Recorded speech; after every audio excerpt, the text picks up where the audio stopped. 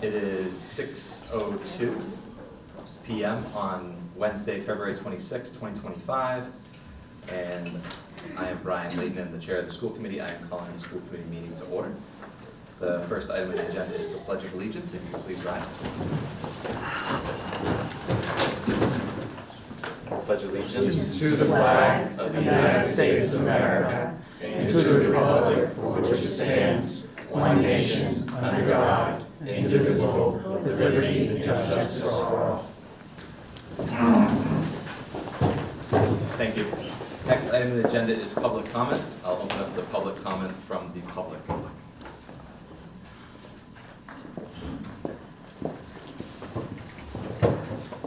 We need to raise our standing desks a little. Good evening. Mary Foyle, 985 Flat Hill Road. Do you want to keep that? I am here representing the Lunenburg Education Association. Obviously, the proposed cuts are concerning to educators in the district, and we will have more concrete details of those concerns in subsequent meetings. Today I'm going to speak more about the institutional history and moving forward in regards to the budget. This is my 10th non-consecutive year serving as union president. I've also spent 19 of my 23 years teaching here as a member of the LEA board. I can attest to the fact that most budget conversations in these past years have had talks of cuts. Your Lunenburg educators believe in the promise of a free and a public education and what it offers for all students. A public school system is a nonprofit, often making the fluctuations of the economy that much more impactful. Lack of overrides, not levying a full 2.5% tax creates and pushing off building projects for decades creates an even larger budget gap. We cannot rely on the lack of raises, 1s and 2% to make up budget shortfalls. The last time we faced significant cuts, we closed a building, removed key administrative positions, and had department and grade level cuts. I say this not to encourage the same actions this time, but for institutional history. Unfortunately, we have been here before, and if we as a school community, committee, and town continue making the same decisions, we will continue to find ourselves in the same situation. COVID, despite all of its negative impacts, actually helped our current budget scenario keep our current budget scenario at bay for a few years. If you watch meetings from prior years, I sound like a broken record. This shows that these budget woes are not anomalies, but rather perpetual. And yes, the Commonwealth could do more and needs reform in regards to school funding. But Lunenburg also needs to take responsibility for its part in the issue. As a school committee, your staff implores you to determine, publicize, and advocate for the school system you believe that our students deserve. Decide if we will be a school system that offers the minimum for our students, or one that is comprehensive, allowing for the development of the whole student. Become more of a mouthpiece for the town in its goals, perhaps a 5 or 10-year plan with steps on how to actually achieve it. If history repeats itself, Lunenburg's budget woes will continue. It is clear that the town needs to make a decision. Will it continue with taking similar actions and do what is needed to simply maintain a status quo? Or will it take steps to imagine a different future? On behalf of educators and students, I implore you as a school committee to consider what part you can and will play in what the future looks like for our students and schools. Thank you. Thank you. Any other public comment from the public? If you're on Zoom, you can raise your virtual hand or your actual hand. Mr. Chair, just to be clear, you're planning for a public Q&A at some point? Yes, on our agenda we do have a budget Q&A. Okay. Just want to make sure participate. Everybody knows that. All right, seeing no other public comment from the public, I'll open it to public comment from the committee. Mr. Beardmore? Good evening. This will be a little bit repetitive, but I told people that I was going to be locked onto this until it was resolved, and I am still locked on. Tonight, you are going to watch 5 people make work to making gut-wrenching decisions that I think we all hope will ultimately prove to be the least bad options. I've been dreading tonight and our next meeting and our next meeting after that since our last meeting. That's the situation that we're in. The previous commenter, though, is not wrong.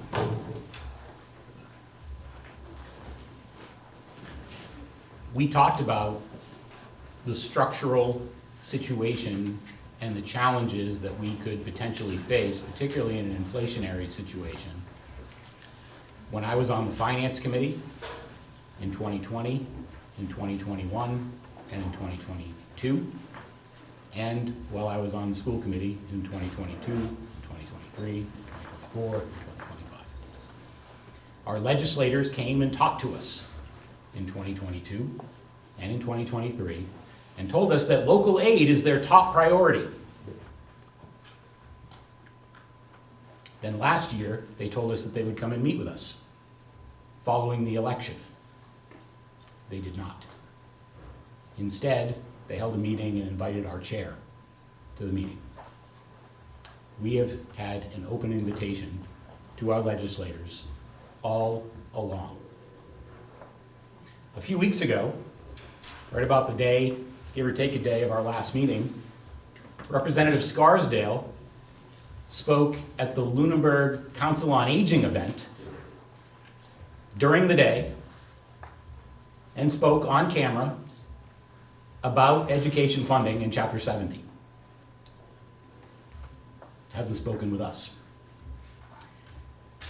In her comments that day, she spoke about the situation that we understand. She spoke about the Student Opportunity Act and anticipated a very long period of time that it would take to resolve the formulas in the Student Opportunity Act. But that there were things that could be done, such as supplemental budget actions, that could serve as a Band-Aid until that time.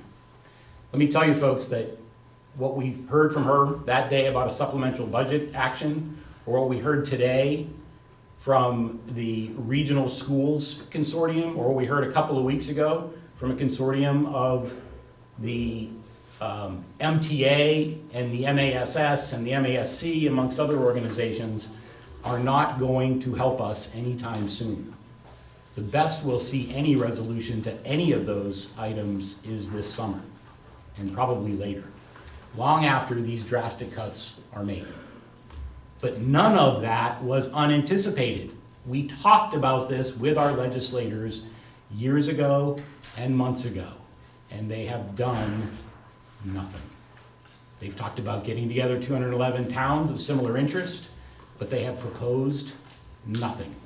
There is no legislation, other than legislation that would form a special committee that will report out in the summer of 2027.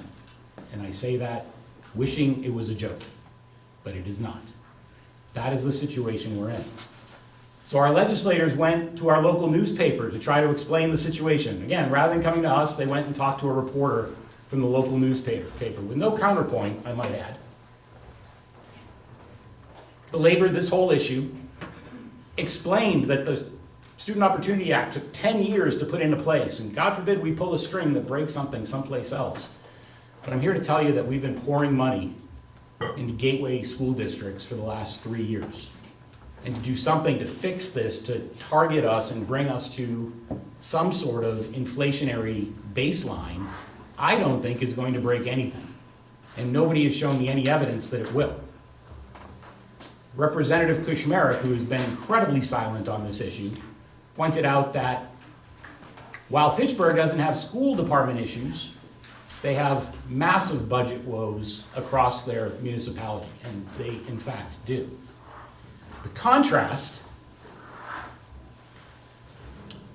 is that in the last 23 years, Lunenburg has passed an override, we've passed a debt exclusion for a fire station, a debt exclusion for a primary school, a debt exclusion for a middle high school, a debt exclusion for our roads. We have poured additional money every year into our pavement management program. We have invested massive amounts of money in Lunenburg, in excess of $60 million just in debt exclusions. Fitchburg has never passed an override or a debt exclusion. Let that sink in. So what you are being asked to do, ladies and gentlemen, and it was said explicitly by our MASC representative when she came and talked to us a couple of years ago, is you are being asked to backstop the state's lack of support by passing more and more overrides. So while your income tax dollars and while your sales tax dollars go to gateway cities, and I'm not faulting them, I think we have to support them, we're also being asked to reach into our pocket again, because the only mechanism to offer level services in our local public schools is through overrides. That is the only mechanism that we have. It is an awful situation. And our legislators lack transparency, they lack practicality, they lack urgency on these topics. And I know that they're hearing from people. They need to hear from us consistently and constantly until this issue is resolved. So I'll sit here in this very unenviable position for the next several weeks and make cuts. But I gotta tell you, every time I do it, I'm thinking about the complete lack of support that we're getting from our partners in education. When Proposition 2.5 was passed in 1980, it was passed in a much higher inflationary period than we are currently in. Much higher. But it was passed on the promise that local aid would serve as a backstop. Because in an inflationary period, income taxes and sales taxes tend to go up. Collections tend to go up. Our state has gone in the opposite direction. Instead of 60% in local aid to support our schools, we're about 40% in comparison. We have to do better, and we have to hold them accountable. Thank you. Thank you. Just make sure your mics are on, everybody. Thanks. Any other public comment from the committee? Mr. Brzezowski?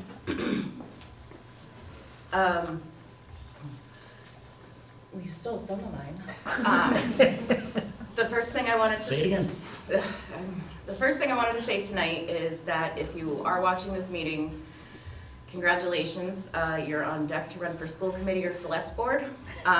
If you're watching in person on cable, not tonight, but on Zoom, on Facebook, or you're watching the recording later on YouTube, congratulations, you are an engaged and informed citizen who cares about education in Lunenburg. And if you are paying attention to the issues we're facing, that means you care about the interests of the students and the town and the citizens who live here. So I'm asking you to run. This town is small. This town can feel a little bit insular, and sometimes it feels like you might need an engraved invitation to be considered for a town government role, but that's not how this works. But if you thought that's how it works, consider this your engraved invitation. Please, I'm asking you to get involved. We have 2 open seats coming up on the select board. We have 2 open seats coming up on the school committee. Select board typically, historically, doesn't have a lot of parents serving on it. School committee often does, but I think diversity of views is important on both boards, so take that into consideration. Right now, you can help make your corner of the world a better place. You can help your community and your town. And if you're watching this, you're already engaged, so if you could consider that, that would be great. If you wanted to email me and talk more about it, if you wanted to email Brian or any of us, would be more than happy to answer questions and talk about what the time commitment is like or what it's like. And you don't have to be a good public speaker because I'm doing it, so that's not a qualification. And the second thing is, I was extremely disappointed after reading the Lunenburg Ledger on Friday. Specifically, Representative Kuchmarek had remarks about the last adjustment to Chapter 70 funding taking a decade of crisis for the gateway cities. They had a decade of crisis to deal with before action was taken to fix it. I've been thinking about that comment all weekend long. I haven't stopped thinking about it since I read it on Friday, that there was a decade of crisis, because my kids don't have a decade. If my kids don't have a decade, none of the kids in Lunenburg schools right now have a decade to wait for it to get fixed. And none of the kids in any of the towns in Massachusetts dealing with it have a decade to wait for it to get fixed. So it seems like, I recommend people go out and seek out that article and read it, because it seems like, I am happy that our elected officials understand the scope of the issue. I'm happy that they've become educated on the issue and that they've sought out the information and they know a lot about the issue. They understand how dire the situation is. But it's becoming clear we cannot expect immediate assistance from the state. Like, it's just not something we can rely on. And yes, I've emailed all this to my elected reps, have not gotten a response back, which is disappointing, but I've emailed this as well. But as a parent, this is kind of heartbreaking. I'm having a hard time taking off my parent hat, because this does affect my own children, and it affects everyone, all the students in Lunenburg. I don't have 10 years to wait for the state to get it together and fix the funding issue, and all I see is this year after year coming. We talked about it last year. We sat here at this exact time last year saying, this is gonna happen again this year. And I think it's gonna happen again next year too. I'm very, very concerned. So I'm having a really hard time knowing that this is a repeating issue, that they know is an issue, and that it's not being fixed. And I don't know what the town can do to fix it, other than continuously raising property taxes, and that is not something we can continuously do. And that was it for now. Thank you. Ms. Archambault? I just wanted to jump on what Laura said and say that the town caucus is March 10th at, I believe, 7 o'clock in our auditorium right here. If you want to run for the select board or the school committee, grab a friend to nominate you and come to the town caucus. You don't have to collect signatures, you don't have to do anything else if you show up at the town caucus and the people there support you. So if you would like to be part of the solution, that is the way to do it. Thank you. Mr. Scullenbrady? So I just wanted to make a couple of points that are a little different than what everybody else has said. The first thing is, in watching other proceedings in other town government boards, there's a question about, like, how did we get here and what happened?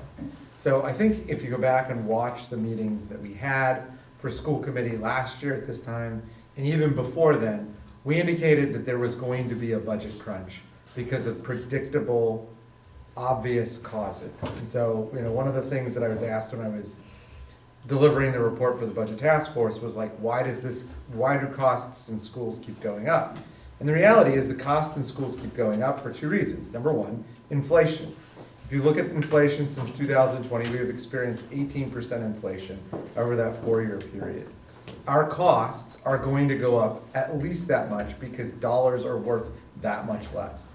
The other issue is, unlike other service providers in town, we have constitutional and legal mandates that we have to abide by. We have to provide a free, appropriate public education. We cannot discriminate based on the amount of need or the cost of the education. And so when people move into town, or when people come to town with children that are gonna go to school, we have to educate them, and sometimes it costs more. So those are the two primary causes for why our budgets are constantly under this strain. The second thing is, I agree with what Peter and Laura said about the need to have action by our legislators, but I want to make sure that it's clear that this is not an either-or thing. We need to be doing both. We need to fix this problem ourselves, and we need to be regularly in contact with our legislators. I know that Mike Kushmarek is sponsoring a bill to help address some of the concerns about the transportation costs. So that's not a fix for everything, but I do think that there are actions that they could take that would be shorter-term solutions than rejiggering how Chapter 70 funding works. The second thing is, or the next thing is, I think it's important to remember what Mary said, but also to think about this experience from your own personal life. I dealt with and I deal with a lot of municipalities in my day job. And this pattern of boom or bust funding for municipalities is not something that is unusual. It is something that is normal. It is cyclical. And when you're in a boom period, it seems like everything is working. And when you're in a bust period, everybody's grumpy, all the belts are tightened, and it's unpleasant. But I want to make sure that if we don't see this as part of a pattern and think that this is like a burgeoning crisis that surprised us and happens for reasons we don't understand, we're not going to be able to address the problems. We've got to understand how this happened and the fact that it repeatedly happens over and over again. And I think that that leads me to my last comment, which is how do we get out of this problem? So in the short term, I think that we need to do restructuring of how the school operates. And I think that that's one of the things that the budget is proposed to do. I also think that at some point, and hopefully sooner rather than later, I think that we need one more town override. And then finally, looking at the numbers and looking how towns generate revenue in Massachusetts, this town in particular needs to adopt the Community Protection Act. We have tried to do it multiple times before. Sometimes it made it all the way to town meeting, sometimes it died at the select board. But this is the only other lever of revenue generation that towns in Massachusetts have. And when our tax rates are locked in place by Prop 2.5, and inflation outstrips Prop 2.5, we have to make up the funding gap some other way. The CPA offers us an opportunity to do that, but it also provides a state match for tax dollars so that things that we are going to spend money on anyway, like renovating buildings in town, renovating Marshall Park, those things will make us eligible for the CPA, and they will help us get money back for things that we are going to spend money on anyway. So it's basically a question of, do we want to spend this money, or do we want to spend this money and get some money back from the state? So I think that we've got to move away from this notion that like, this is a crisis that we couldn't, that was, you know, a surprise. We know this is gonna happen. We knew this was gonna happen last year. We know what the causes are, and the solutions aren't perfect. But we need to take steps towards recognizing those solutions and putting them in place if we're ever gonna solve this problem. The reality is, we must solve this problem ourselves. Thank you. The next item of the agenda is the chair's report. I've prepared a statement. I want to thank everyone for being here tonight. Your engagement is crucial as we navigate these challenging budget discussions. Again, there will be a budget Q&A where the public can participate later on in the agenda. I also want to express my gratitude for all the volunteers in the community, my fellow school committee members, and our dedicated staff and administrative team who are here to help guide us through these decisions. If this is your first meeting, I hope you leave with a clear understanding of the budget situation and the factors that shape it. As we navigate the budget season, I want to provide an update on the significant financial challenges facing Lunenburg Public Schools and over 200 other districts across Massachusetts. This is not a Lunenburg-specific issue, but a statewide crisis that requires legislative and budgetary solutions. The school committee wants to assure the community that Lunenburg Public Schools is committed to fiscal responsibility and transparency. Lunenburg has not mismanaged funds, and our budget accurately reflects the district's needs. We recently negotiated a fair contract with our unions in good faith, ensuring that we stay competitive with other towns while attracting talent to our vacancies. Our staff are working to earn a living wage, just like other professionals in our community, and often take a hometown discount to work in their hometown. Many of our teachers are also our neighbors. We must work together to ensure that Lunenburg remains an attractive place to work while maintaining financial sustainability. While we actively seek and receive grants, they will not solve this large budget shortfall. Many other districts are also competing for the same grants, and these funds typically come with restrictions that limit their flexibility. The real issue is the inflationary measures in the state's funding structure, and that is where we together can focus for our advocacy efforts. The financial strain on public schools comes just 5 years after the overhaul of the state's school funding formula through the Student Opportunity Act. While this law is set to increase school funding by over $1.5 billion by 2027, the majority of those funds are being directed to about 3 dozen districts with the highest concentrations of students in poverty, with disabilities, or who are English language learners.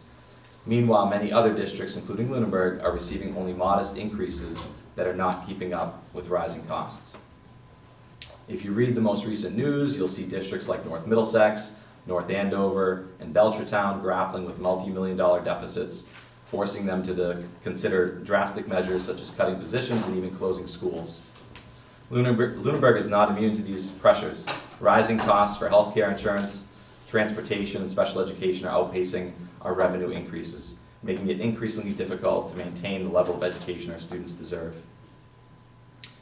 Fixing these systematic funding problems will take time, but we are actively working with key coalitions to push for change, organizations such as the Massachusetts Teachers Association, the 211 Coalition, United for Our Future Coalition, and 15 other partner organizations that are advocating for short-term and long-term legislative solutions to address the inequities in school funding.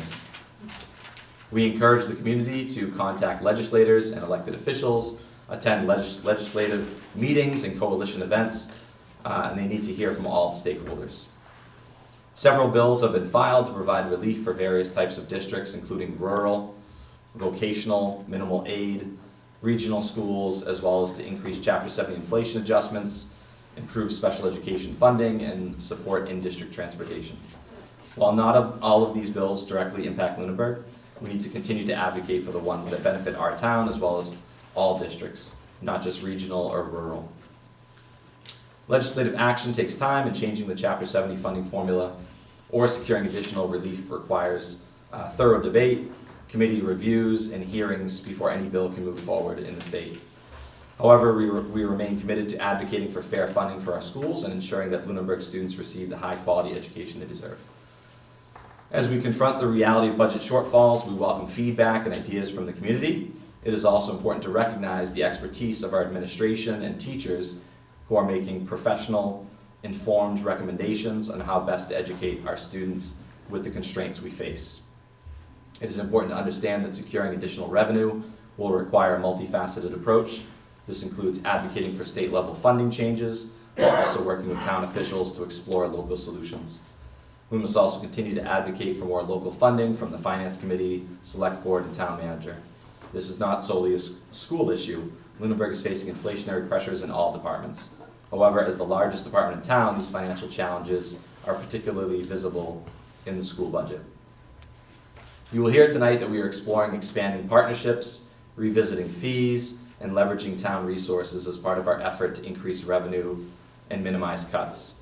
The school committee will make decisions that impact the education of Lunenburg students the least, while also looking at increasing revenue in an effort to decrease cuts. These are not easy decisions. There will be many ideas presented, but not all will be accepted, as some are not in the best interest of Lunenburg or the student's success. A strong school system is a reflection of a strong town. As we have seen in other communities, families may choose to move away if they feel their schools are not adequately funded, and prospective homebuyers often avoid purchasing in towns with struggling schools. Investing in education is not just about our students, it's about the long-term health and vitality of Lunenburg as a community. We appreciate the community's engagement and support as we navigate these difficult financial decisions together. Please continue to reach out with your thoughts, and let's work together to push for the legislative changes needed to secure the future for Lunenburg Public Schools. For those interested in getting more involved, the Lunenburg Caucus is an opportunity to run for local office, including school committee and select board. The caucus will be held Monday, March 10th at 7 p.m. in Lunenburg Middle High School, and the town election is on May 11th, or 17th? 18th. I had the right day. 18th. That's all I had. Moving on to the student report. Hi, I'm here on behalf of the Lunenburg Student Council. The biggest concerns of the council today were around the budget, and we were very worried about the cutting of upper level and like high achieving classes, as they'll drive those kids out of Lunenburg. Because if you can't take the AP classes you want, you can't compete to get into the schools you want.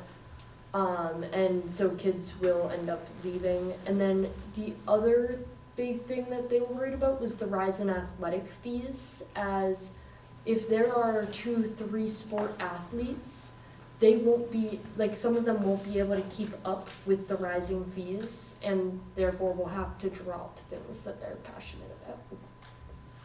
Excuse me. Yeah, I think that was the biggest thing that we talked about as far as school committee. Thank you. Next item on the agenda is to review and approve minutes. We have the regular session minutes from January 22nd, January 29th, and February 1st. Are there any questions, comments, or corrections? I'll look for a motion. I'll move to approve the minutes from regular session, January 22nd, January 29th, and February 1st. Is there a second? Second. Any discussion? All those in favor say aye. Aye. Aye. Opposed? I think I'm gonna have to abstain, I think I was No. going. An abstention? Yeah. No. And one abstention. Thank you. Next item on the agenda is review and approve line item transfers, warrants, and donations. Warrants for February 3rd, 2025 to February 24th, 2025 total $387,798.50. Do you have a line item transfers, I'll turn it over to Dr. Gilson. Okay, I'm requesting as a line item transfer to move $9,200 from vehicle maintenance to the contracted service line to take care of HVAC units that are found on the roof of this building. It would involve addressing 3 particular units. The repairs of HVAC units are very expensive, and I did get a request that asked to explain the repairs that we would be doing. So that is in the folder. If anyone would like any more explanation, I could certainly provide that. Yes? I didn't need a 2-page memo, I just meant on the, Yeah. line item transfer, it literally did not say what was being fixed at all. Got it, okay.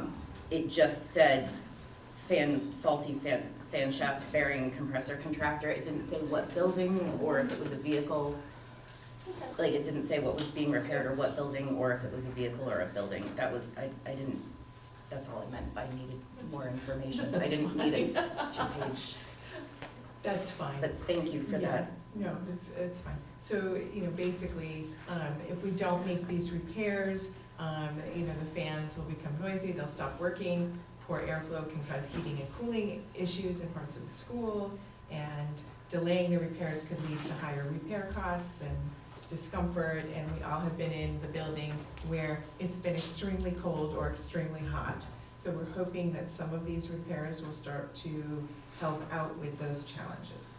Do we anticipate deferring any maintenance on vehicles as a result of this? Well, we're still gonna have some ongoing costs, so it may involve other transfers down the road. And most recently, at the FinCom, we were granted an emergency for the 911 cabling project to transfer more money into the contracted service line item. So we're gonna have to evaluate that as we go in terms of the budget needs. So I may be back to you with another line item transfer, but right now, presenting this for right now, and then the other line item transfer is gonna involve transferring funds from supplies, the general supplies lines in special ed, ELL, and ACE, and a mileage reimbursement. They're going all into a contracted evaluation special education line, and they're gonna pay for 3 outside evals and bilingual evals as well. Are you looking for approval for that one? Yes, I am. We don't have. I don't No, think you we don't have have that one? Okay, No. okay. In So advance. just that one. That will be next week. Any other questions or comments about the line item transfer? I'll look for a motion. I'll make a motion to approve the line item transfer as described. Second. Any discussion? All those in favor say aye. Aye. Opposed? Motion passes, thank you. Next item on the agenda is the superintendent's report. Dr. Gilson already provided you part of the update, that we went before the finance committee a week ago and requested funding for the $60,000 unbudgeted additional cost for the 911 upgrades at the Turkey Hill Elementary. The next update is finally, we are 911 compliant in all buildings. There we go. Yay. I will just skip quickly to a few reminders. We have a PacSal meeting on March 6th. That will be at 6 p.m. That's via Zoom. We will be going before the Finance Committee on March 6th as well to present the school department budget. Our next school committee meeting is next week, March 5th. And the next meeting after that, that is a regularly scheduled meeting, would be on March 19th. And that's all I have for this evening. We'll focus on the agenda. Any questions or comments about the superintendent's report? Okay, seeing none, next item on the agenda is we don't have any presentations. No. New business, action item, increasing new and existing revenues. Okay. So this evening we have several proposals. One you have seen presented in depth before, and that's the athletic fee increase proposal.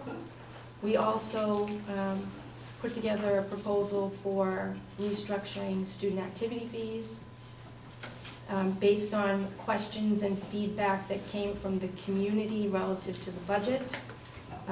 There was interest in taking a look at what a transportation bus fee might look like. So you have that proposal this evening as well. And every few years, we review the facility rental fees. And it's time, it's due. It's been a few years since we've taken a look. So you have this evening proposal for increases on those fees as well. Can sum up the gist of the facilities increases. We'd be looking to bump things up 50% because we have taken a look at some comp districts, and in pretty much every case, we are well below what comparable districts are charging for their rentals. But we have slides for each one of these. Dr. Gilson will review those slides. If you just tell me which one you want to start with, I will pull that up. Why don't we start with the athletic budget user fee proposal? And this has been presented twice, actually 3 times or 4 times between the amount of presentations at the school committee on the athletic user fees. And we talked with the various sports groups in town, there were 2 virtual sessions that we held to allow parents to attend and hear the information about the sports fees, proposed fee increases. So basically, as we went in to look at the athletic user fees, we recognized that as we looked at different fees that were charged to throughout the Midwatch League, which is the league that we're a part of, we noticed as we looked at, particularly looked at like Groton Dunstable, which was charging $600 per sport per season, and Ayers Shirley, which had variable fees that were settling around $300 for the different sports programs. And we also considered, we also looked at Bromfield, which had very few sports, but also was settling in at $300. One of the things that we really made clear in terms of the priority of the school budget is really dedicated to making instruction the top priority in terms of the funding. And I think everybody was in agreement. And looking at the current athletic fees, what we learned was that they're offsetting athletic expenses by 26% when our FY24 numbers are applied.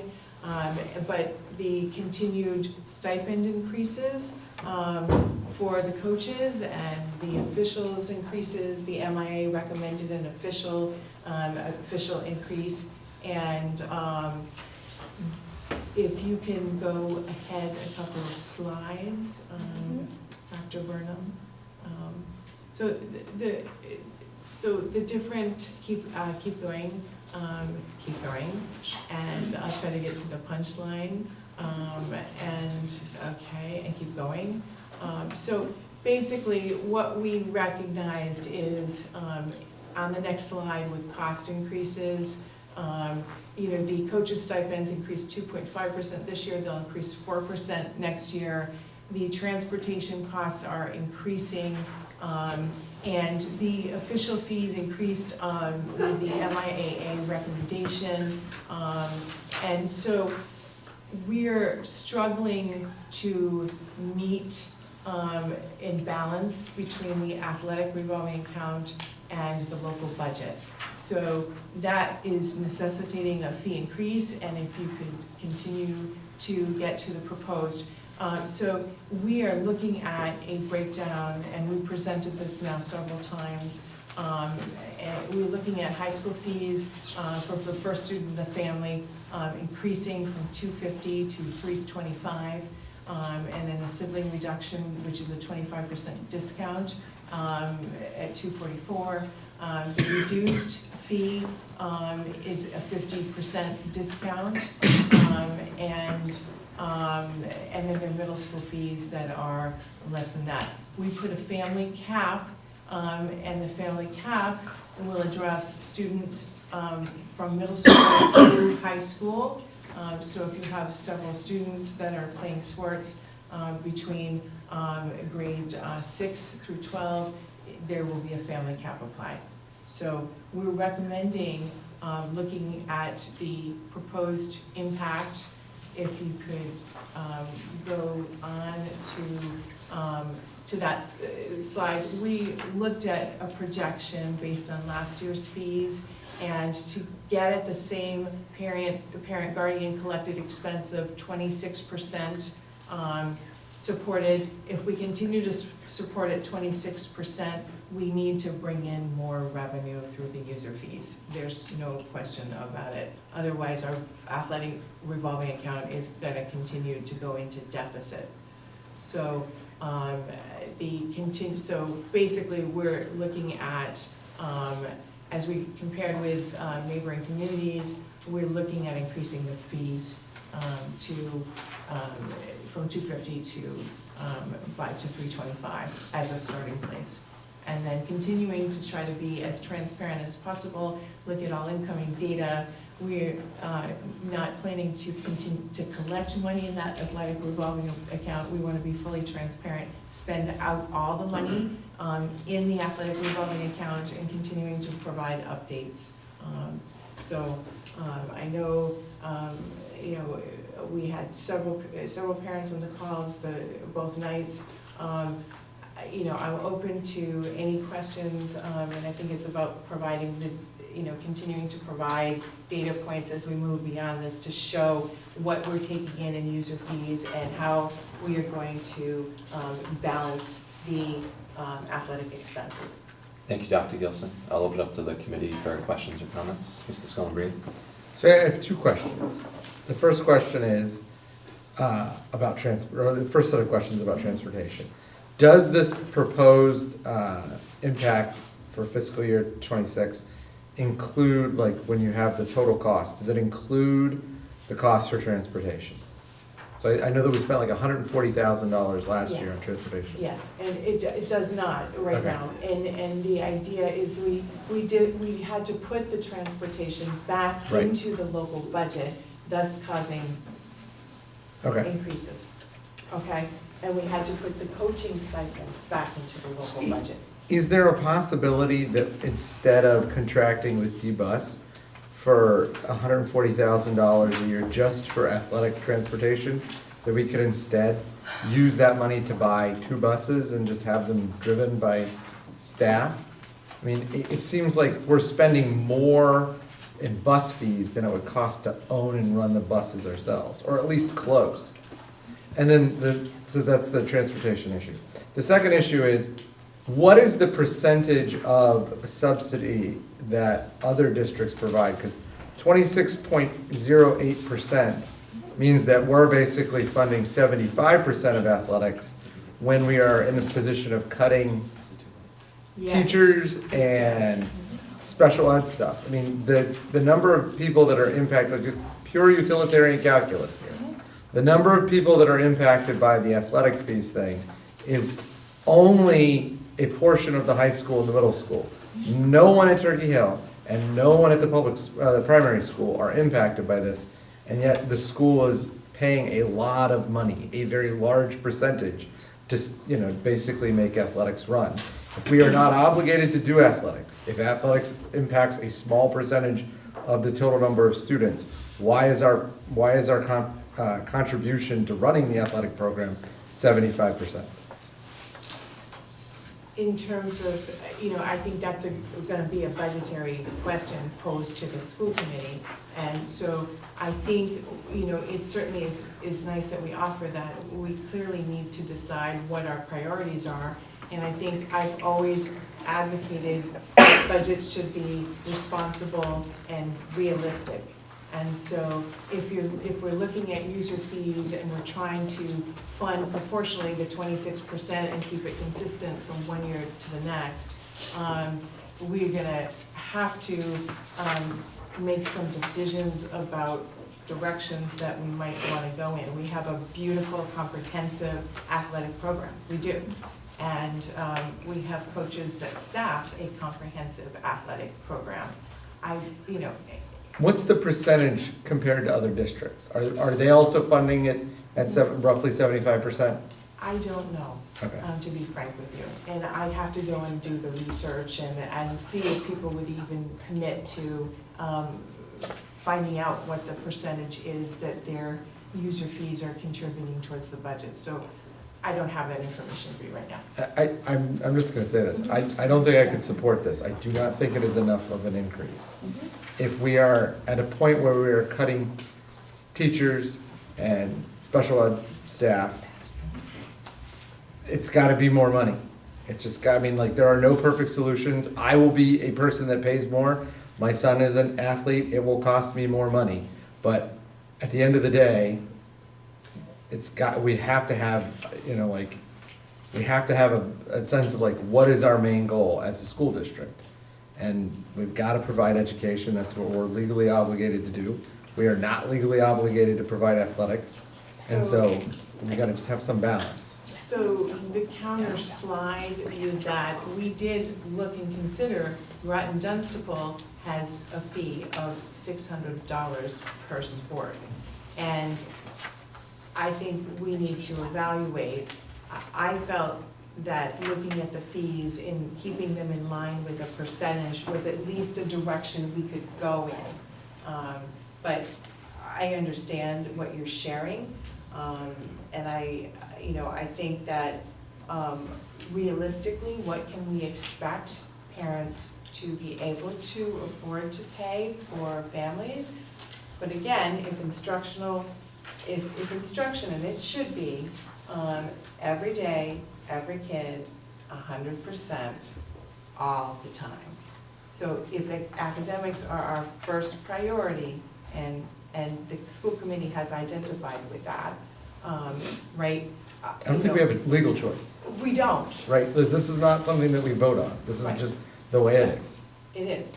So I think what would be important for the school committee to decide is whether we begin with the increased fees that are proposed and gather data, or whether you want to consider a much higher fee. And I don't know what the thoughts are on that, but I think that's the challenge. And you know, as you heard the young lady who just spoke, Yeah. it's a concern.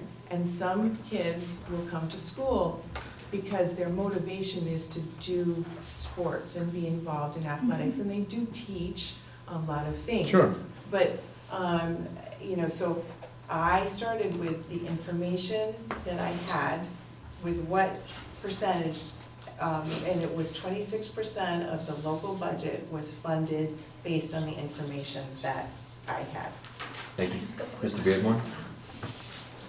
We're gonna go down the line.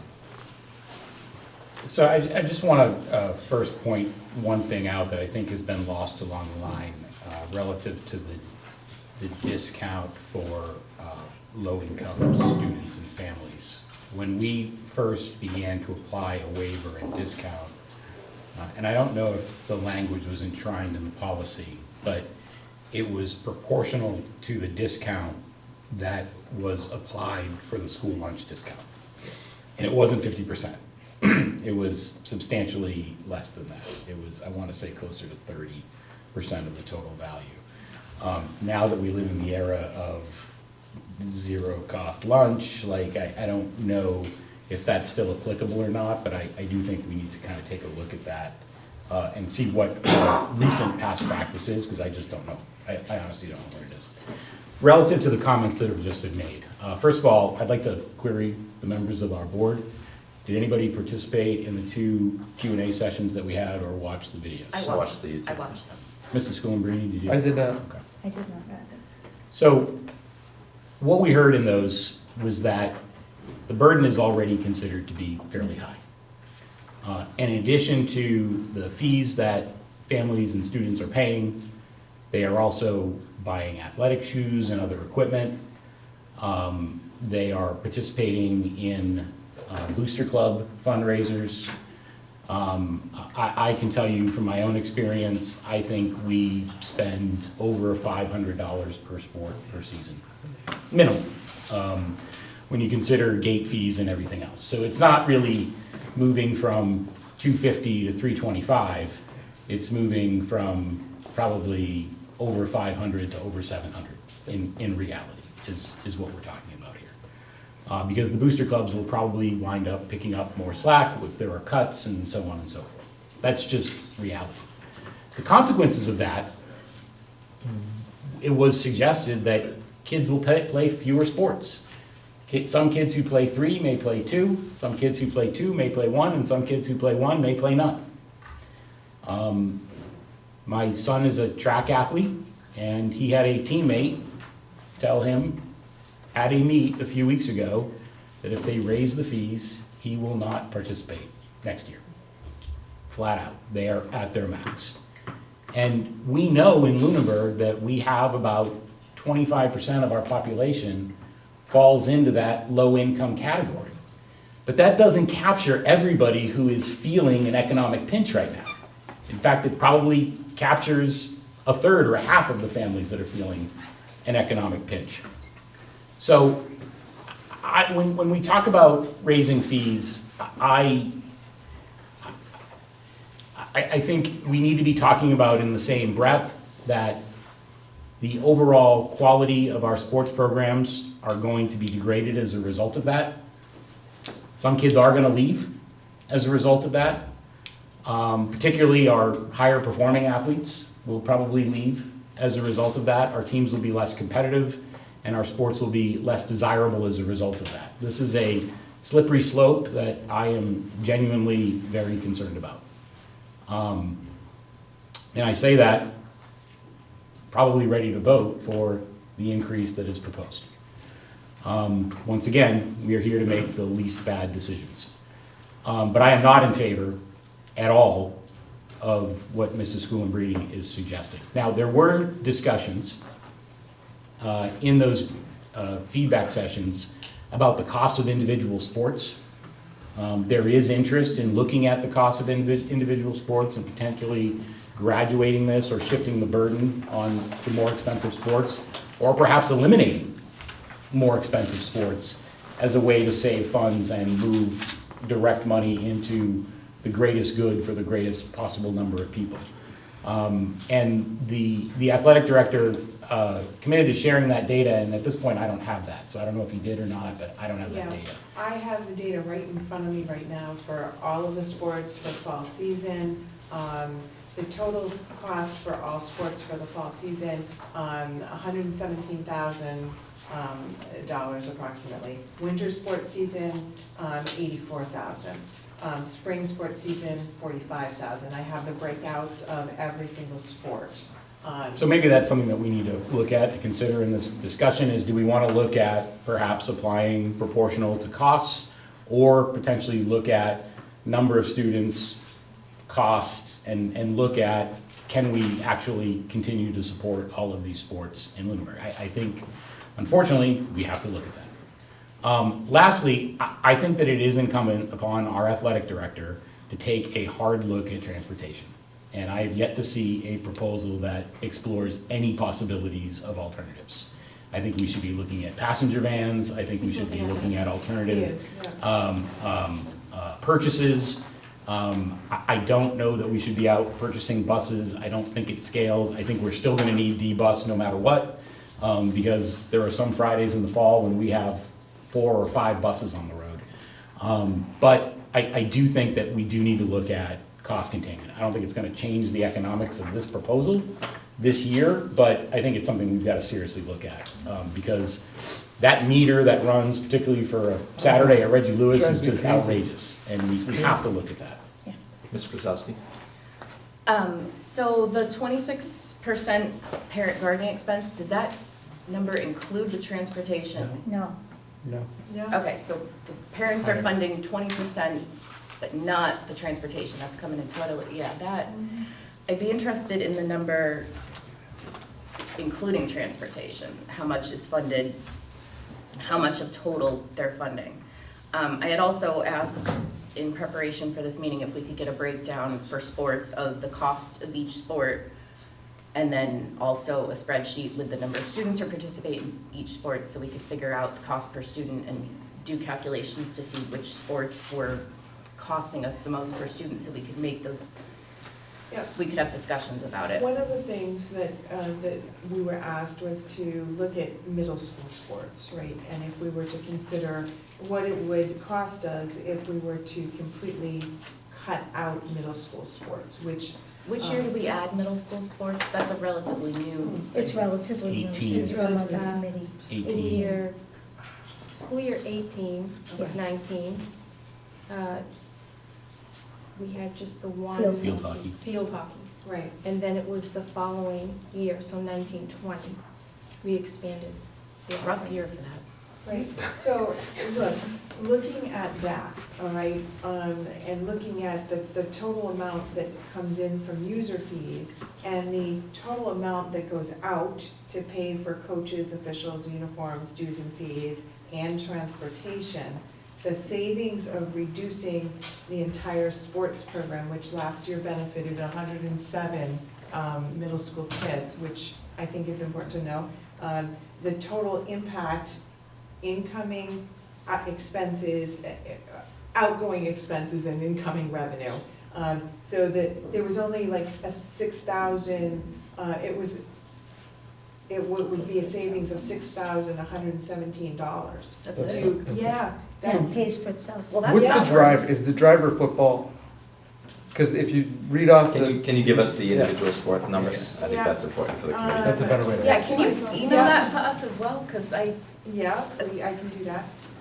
And the football is $31,775, okay? Can you say that again? Because It's almost $32,000. And how many students? And I don't have the number I of have. students in front. You do? We had about 40 kids. And that doesn't include transportation, correct? Oh, my God. yeah, because transportation, that's important too, to know the Right, transportation right, costs of right. these things, because I Yeah. think, Yeah, I would have to, let's see, let me look and see if I've got that number. yeah, if we can get those numbers, including the transportation costs.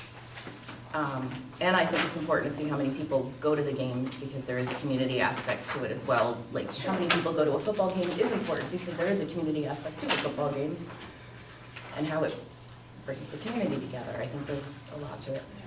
As for Mr. Schoenbrini's point, so I understand what you're saying, Tony, but I do think that sports is intertwined with the academics, and that there are a lot of kids who come to school for the sports, and it gets a lot of them through the day. And I think it's vitally important. I'm not sure, I'd rather raise fees more, and I understand Peter's point about if we raise the fees $75 a sport, there are people who aren't gonna afford to do it. And I think we're gonna have to monitor that, and Yeah, I'm not but proposing, this is like a new I'm- thing that we're we doing. haven't raised fees in a decade. Many people made the point during the athletic advisory meetings that they felt it unfair that we were raising it quickly because they felt they were, what was the word? They were paying for the previous. Sins of the past. Sins of the past, the past 10 years of people who had not been raising it, but we have to do what we have to do at this point. But I would like to point out that on another slide that we're gonna see in the future, after-school activities are, if we implement those fees, would be 61% parent-funded, Yeah. I saw that. and sports are gonna be 26% parent-funded, and I don't think that's what we call But it's equity. proportional to the total number. It's not like, when I say percentage, like the total cost of athletics is about $512,000. Mhm. The total cost for all of the stipends, for all of the student activities is much lower. You're only talking like around a $45,000 amount. And so it's different, so you're taking like the amount that people are paying for the fees and you're dividing it by the total amount and then you come up with the percentage. So it's far less with a bigger number. And that's the difference. But isn't that even more telling that we're not spending as much and the parents fund more? Like, something's gotta, I mean, like, no one wants to make cuts, but like, something's gotta give. We can't like just we can't print money.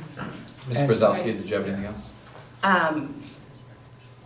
So I think we might have to think about raising fees even more, considering the cost of transportation, or we gotta figure out something about track and those transportation fees to get all the way to Boston. We have to So figure crazy. something out, because that's killing us. And if it's going to capital planning and saying we need to do a van, or if it's, does anyone have a van we can buy real cheap? Does anyone wanna donate a van? Anyone got a brand new van they wanna donate? We need to figure something out, because that's getting very expensive. But I definitely, I don't wanna just cut sports, I would rather look at individual sports maybe that are not serving as many students and costing us too much, but that's why I wanted the numbers of per student. You just have it in your full file folder now. Ms. Archambault? My thought was, I would go with this increase to 325. I would like to see what it does over the next year. I don't want kids to not play. And I'm not, my kids, well, my daughter played, but my son didn't. I mean, we're not big that way into that, but I know kids are, and I know it's important to some kids. I also know that I feel that something in the athletic budget needs to be cut. We're cutting everything else, and I know the parents will be paying more, but if parents could pay $75 more a year and have a smaller class size, they'd be happy to do that. Amen. So it doesn't work that way. So I think we should look at eliminating some expensive sports. And we are not experts in this. I would like to see a recommendation from the AD on which sports he feels have the least amount of usership or would affect the least amount of kids or are outrageously expensive for what we're doing. I don't know anything about that, but I do know that sports are important to many kids. And I don't want to lose the reason a kid comes to school. And I also know that sports, kids benefit. It's a benefit, and the benefit carries over into their academics. I get that. But I also think we're cutting all kinds of things, and it's also very difficult. I think we have to cut something in this area. I don't think we should go to $600 fees, because you're not gonna have anybody playing, because people cannot afford that. So, that's my suggestion. Thank you. I'm definitely interested in the investment of a passenger van. I had that down as notes. That definitely could help with golf or other small sports.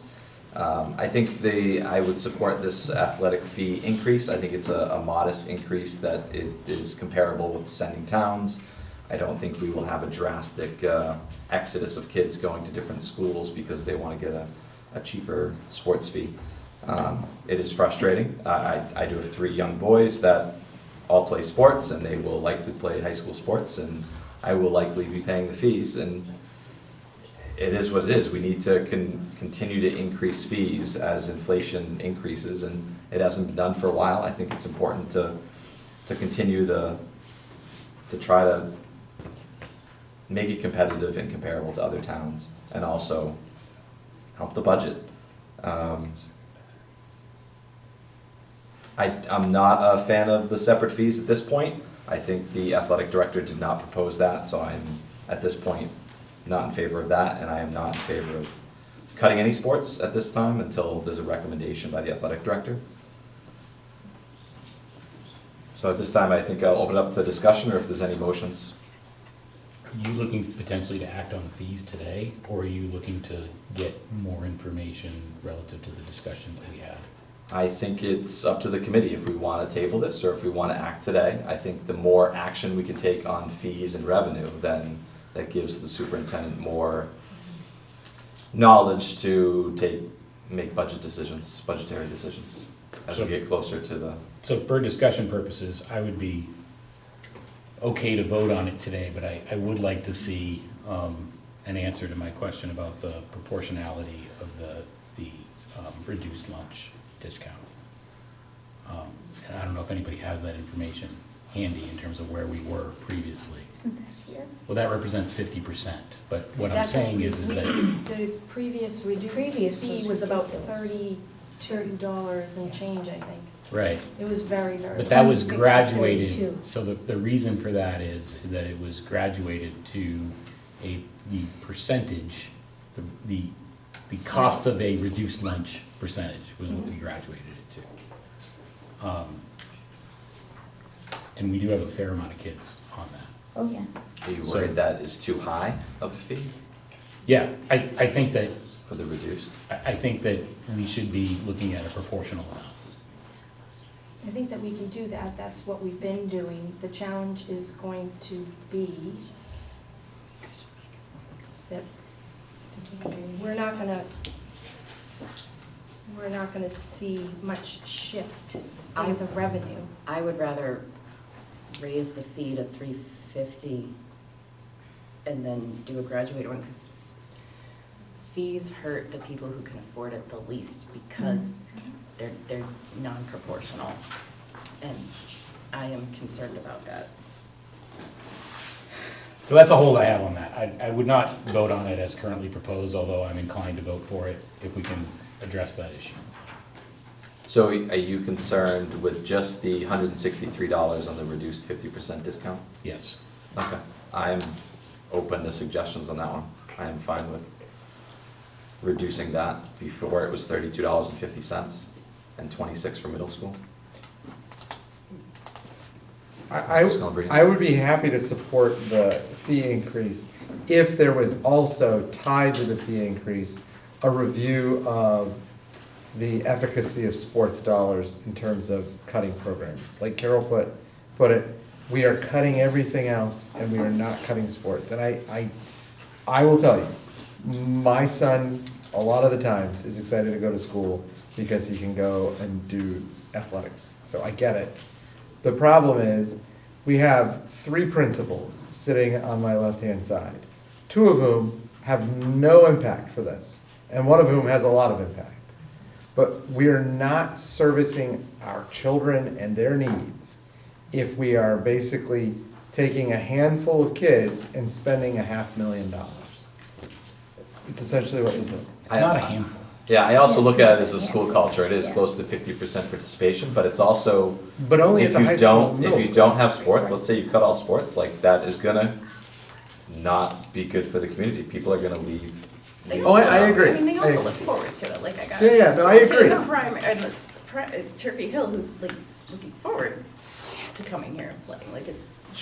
I understand all of that, but I'm just saying, like, from a utilitarian calculus, how many people benefit versus how much of the cost is? Mr. Yvonne, I yeah, disagree we with the don't- logic. okay, I mean, so- a kid who goes to Lunenburg from pre-K to 12, and that kid gets the opportunity to play sports from 6 to 12. Sure. You're not, the comparison of a kid who's in the 12th grade and a kid who's in the 2nd grade is a ridiculous comparison. We run a program for pre-K to 12. right, but the expenses are only focused on some of those children. But that child will eventually. Sure, eventually, but then we'll have the same problem with the kids that are younger than them. It's never going to be something that will have universal appeal because we don't have school sports in the primary and the elementary school. So- It's just too few people. Like, we have a financial gun pointed at our head. And to say that we are not willing to cut a sport, it's just crazy. I don't think that's what we're Okay, saying. I just think. No, we're not saying that, like. The fee I just- increase has got we to be need more. tied to a review of the So, viability of sports Can we programs. vote to increase fees now and We then can. go back next meeting and look at the sports closer, cause I need time to review. We could definitely look at, again, this is the decision that we can look at the But if we sports can make a in the decision future, now on maybe this, it's, we can still maybe it's go back next and meeting, maybe it's review next year. again. If we can make this one decision, then we can move on. That's my hope, is we can make a decision today. Um, In regards to the reduced 50% waiver free, the percentage comes out to 13% of the current fees. The reduced is at 13% of the full price. So if we wanted to go with a percent for the reduced, or the waiver, 325, 13% of that would be something more closer to like $42. How many, sorry, 42 is what percent? 13%. I mean, I'd start by rounding it off to 50, but I mean, it seems ridiculously low relative to the other numbers, but that's where we're at. And the alternative is literally raising the rate at a much higher per, dollar for dollar Well, rate. this is for our than- low-income families. Exactly, so I just can't do that I think it's in an good important thing to consider, that. So I would propose changing the reduced number to $50. Do we raise the high school fee to $350 to offset that though? No. No. No, I don't think so. I think you No, wanna, I- again, be let's competitive run with your this. sending Let's see towns. what happens.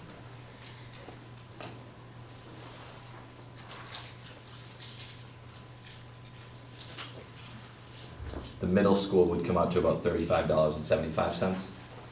Would Again, it make Make sense it to I think go we should make it 40. Yeah, Yeah. 40 and 40 and 50? I think that's All right, right. so I will look for a motion. I will move that we increase the current athletic fees as presented, $325 for the high school, $275 for the middle school. That would be first student in the family with 25% sibling reduction, with the reduced amounts being $50 for the high school, $40 for the middle school, with the family cap of $1,500. That proposal would also include that Mr. Bigelow present to us what athletic programs are expensive, more expensive than others, and have least people using them. If he suppose he needed to cut, I don't have a microphone. Suppose he needed to cut 25%, let's say, just to throw a number out there, which does he feel should be cut? I think it's important that that decision, we are not athletic people trained in that. I think that belongs with the staff. But I think everything else, well, now that motion went out the window. Long motion. I started out. I second the motion. Soapboxing. All right, so we have a motion and a second. You know Any what I other mean. discussion? All right, Carol now, just had it. we're going to do a roll call vote. Ms. Brzezowski? Yes. Mr. Beardmore? Yes. Ms. Archambault? Yes. Mr. Skillenbrady? Yes. And an aye for myself. The motion passes. Thank you, everyone. All right, the next proposal? Bus transportation? Let's go to student activities. Fine, okay.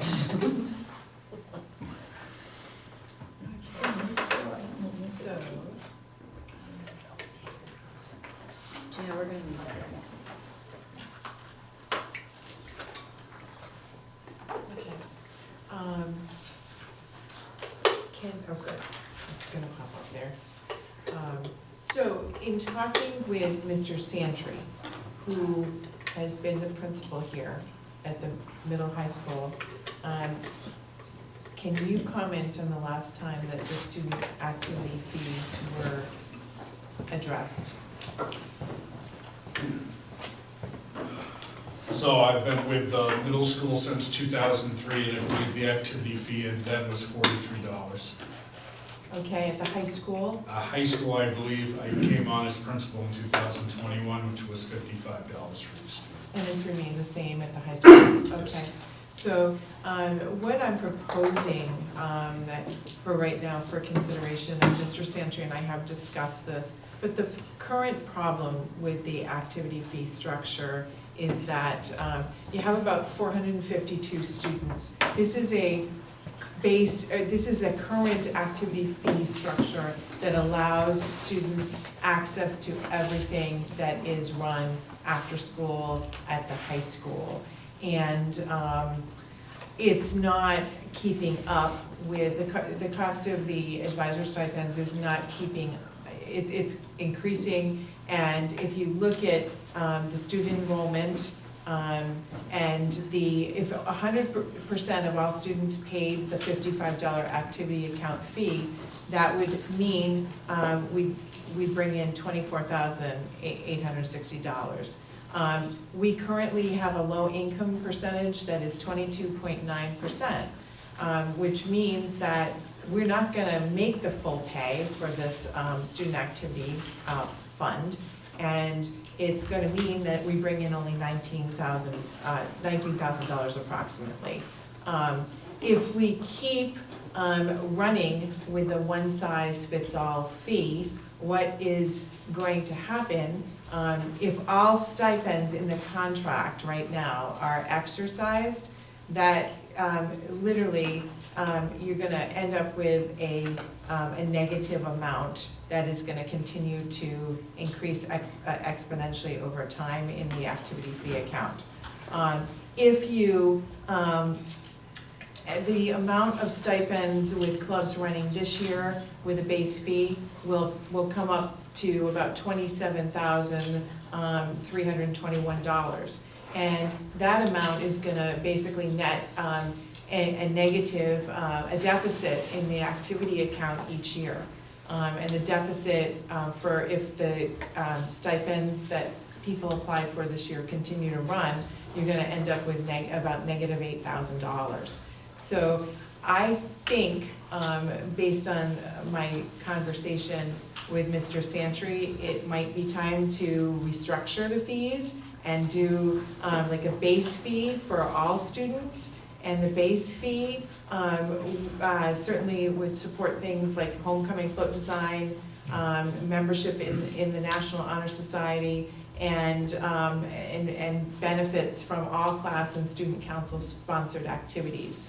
But then I think also it's incumbent on us to propose a special interest breakout fee, and again, along the same principles that the athletic user fee is, created. It allows students a choice to explore and then continue to develop an interest similar to the athletic program. And in the same way that athletics do, special interest activities can be a great experience that lead to future career opportunities. And so,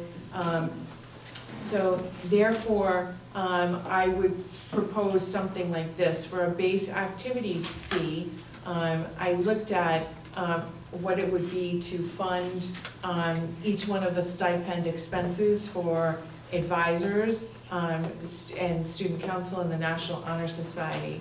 And I came up with about $12,000. And so then I looked at if we considered reducing that base fee to $50 or $45, the amount that would come in, at $50, you would be looking at, if you do a low-income reduction, if it's $45, it would be $55,000, or it would be $15,661.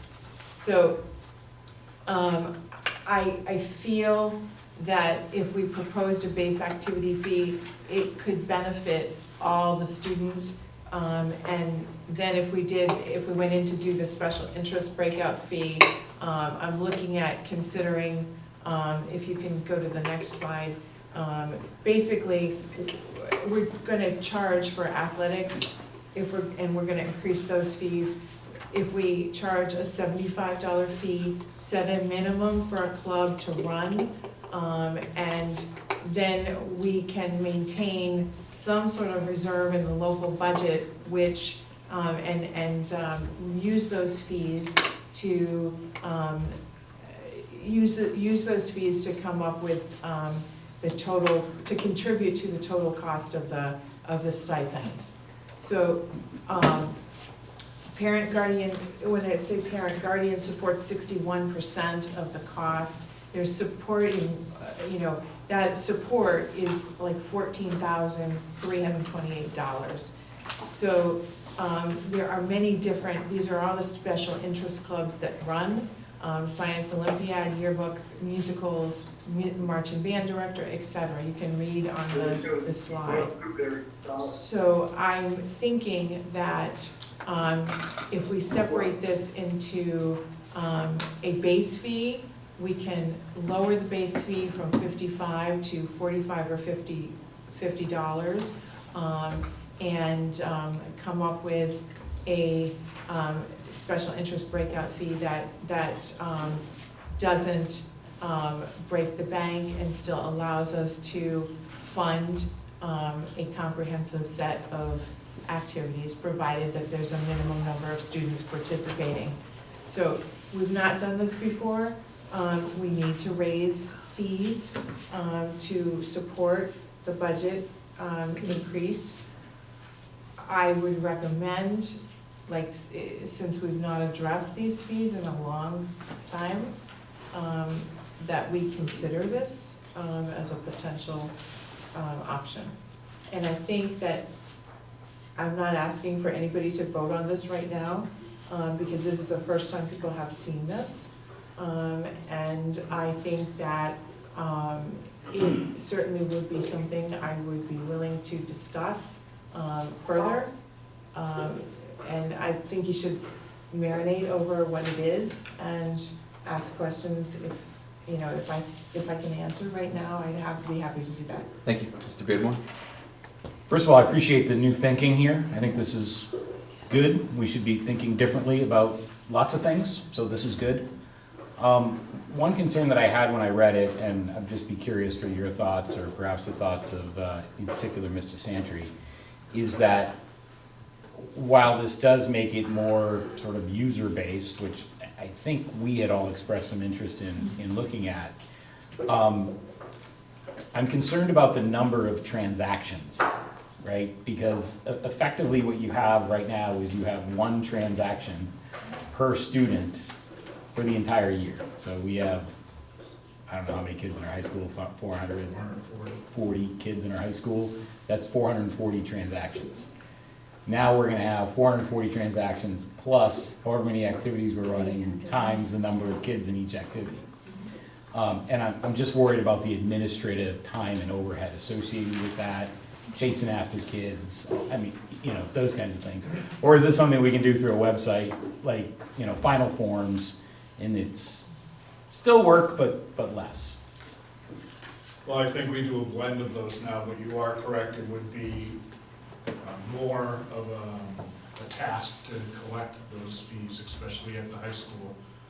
And if we're talking about reductions at the secretarial piece at the high school also, so that's placing it on the burden. So I would look at online payments for these, and maybe even some paperwork at the beginning of school to try to identify kids that would be signing up for the higher tiered payment. But like we said, this is brand new. We're trying to figure it out, think outside the box, and get some programs that are self-sustainable. And I think what we discovered is if we continue with the one-size-fits-all payment of $55, we're gonna continue to run that account into deficit, and we don't wanna do that. And with stipends continuing to increase based on the contract, it's 2.5% increase this year, next year it will be 4%, and then the following year it will continue with another increase. So I think we really need to look at this, and the special interest breakout fees, I paralleled it to the athletic concept. You can try something out, and then you continue to explore it for each one of the 4 years that you're at the high school or in high school sports. Ms. Brzezowski? Sorry, I was just doing math. I take back my earlier statement. Per hour, it's about the same as sports, per hour of time for kids, so it's pretty even split. I just have one more thought Yeah. here. And I'm assuming we're not looking for an action on this tonight. No. This is one that I would actually really like some feedback from students on. You know, this is something that we could potentially take to the student council. Perhaps Dr. Gilson, you could meet with the student council, have a discussion about that. I'd be really interested in their feedback. I think the members of our student council kind of get the situation that we're in and can understand a revolving fund and what happens when you run that in deficit and those kinds of things, and the need to address this. And they are representatives of the student body, so let's try to solicit some of that feedback. We meet next Thursday. Ms. Brzezowski, anything else? There was a slide earlier that is not there anymore that had talked about minimum sizes that mentioned the marching band needing 20 kids to run.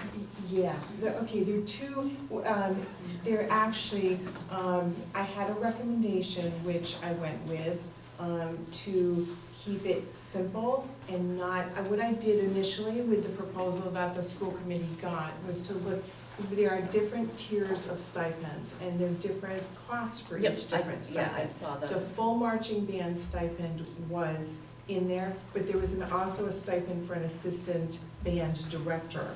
And my recommendation was that you should have at least 20 students who are taking marching band to fund an assistant band director. So that was the difference in the cost. Okay, and the assistant band director is a stipend. It's a stipend, so there are 2 stipends Okay, there. I just wanted to verify this wasn't gonna get rid of marching band. No, Okay. that's not the intent. Ms. Ashenbaum? I would say, I think this is a good idea. I'd like to get the kids' input, but I think this is a good idea from what I can see. And I do like the idea of reducing the base fee, because there are a lot of kids that don't do anything. So I think that's at least acknowledging that. And if you have a student, I had one of each, one that did everything and one that did nothing.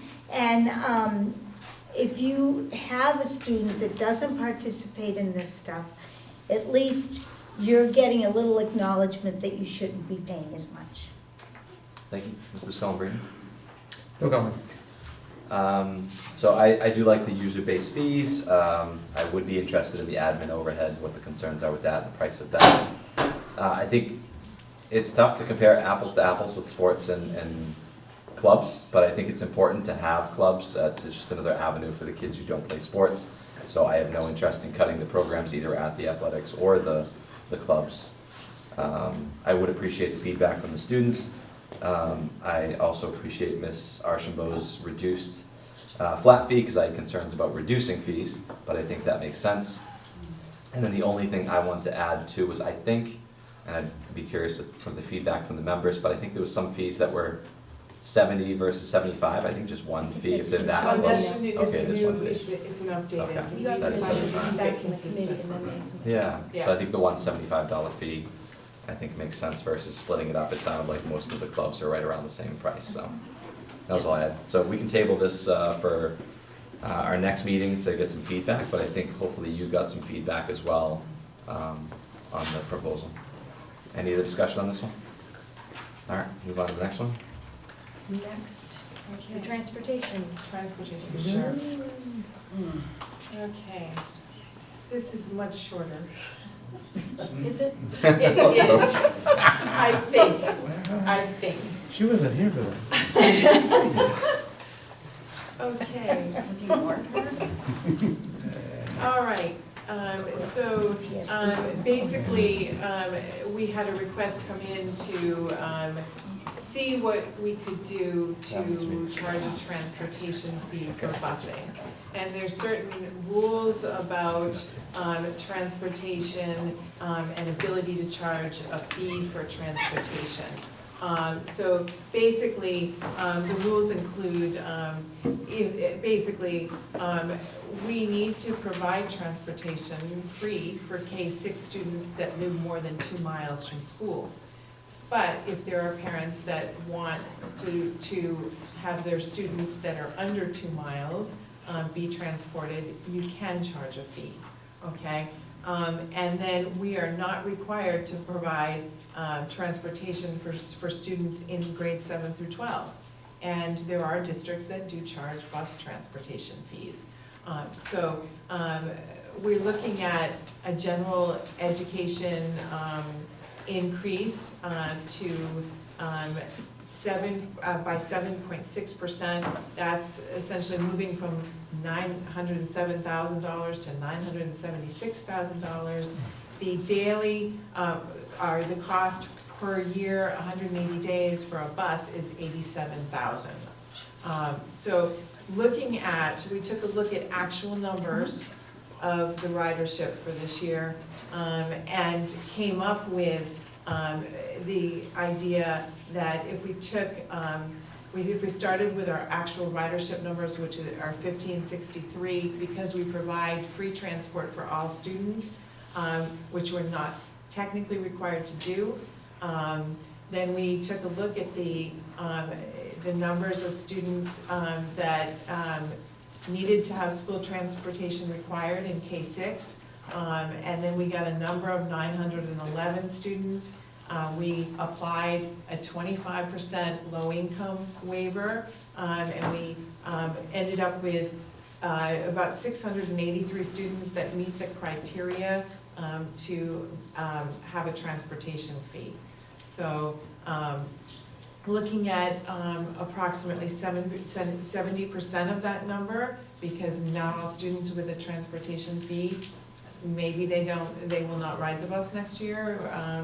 And that if we charge, I looked at it, if we charged $1 a day for busing, $1.25 a day, and also $1.50 a day, and I came out with a $180 fee, a $225 fee, and a $270 fee. And realistically, if we are going to try to fund something significant, the $225 fee would create $75,000 approximately in revenue. So it's something to consider.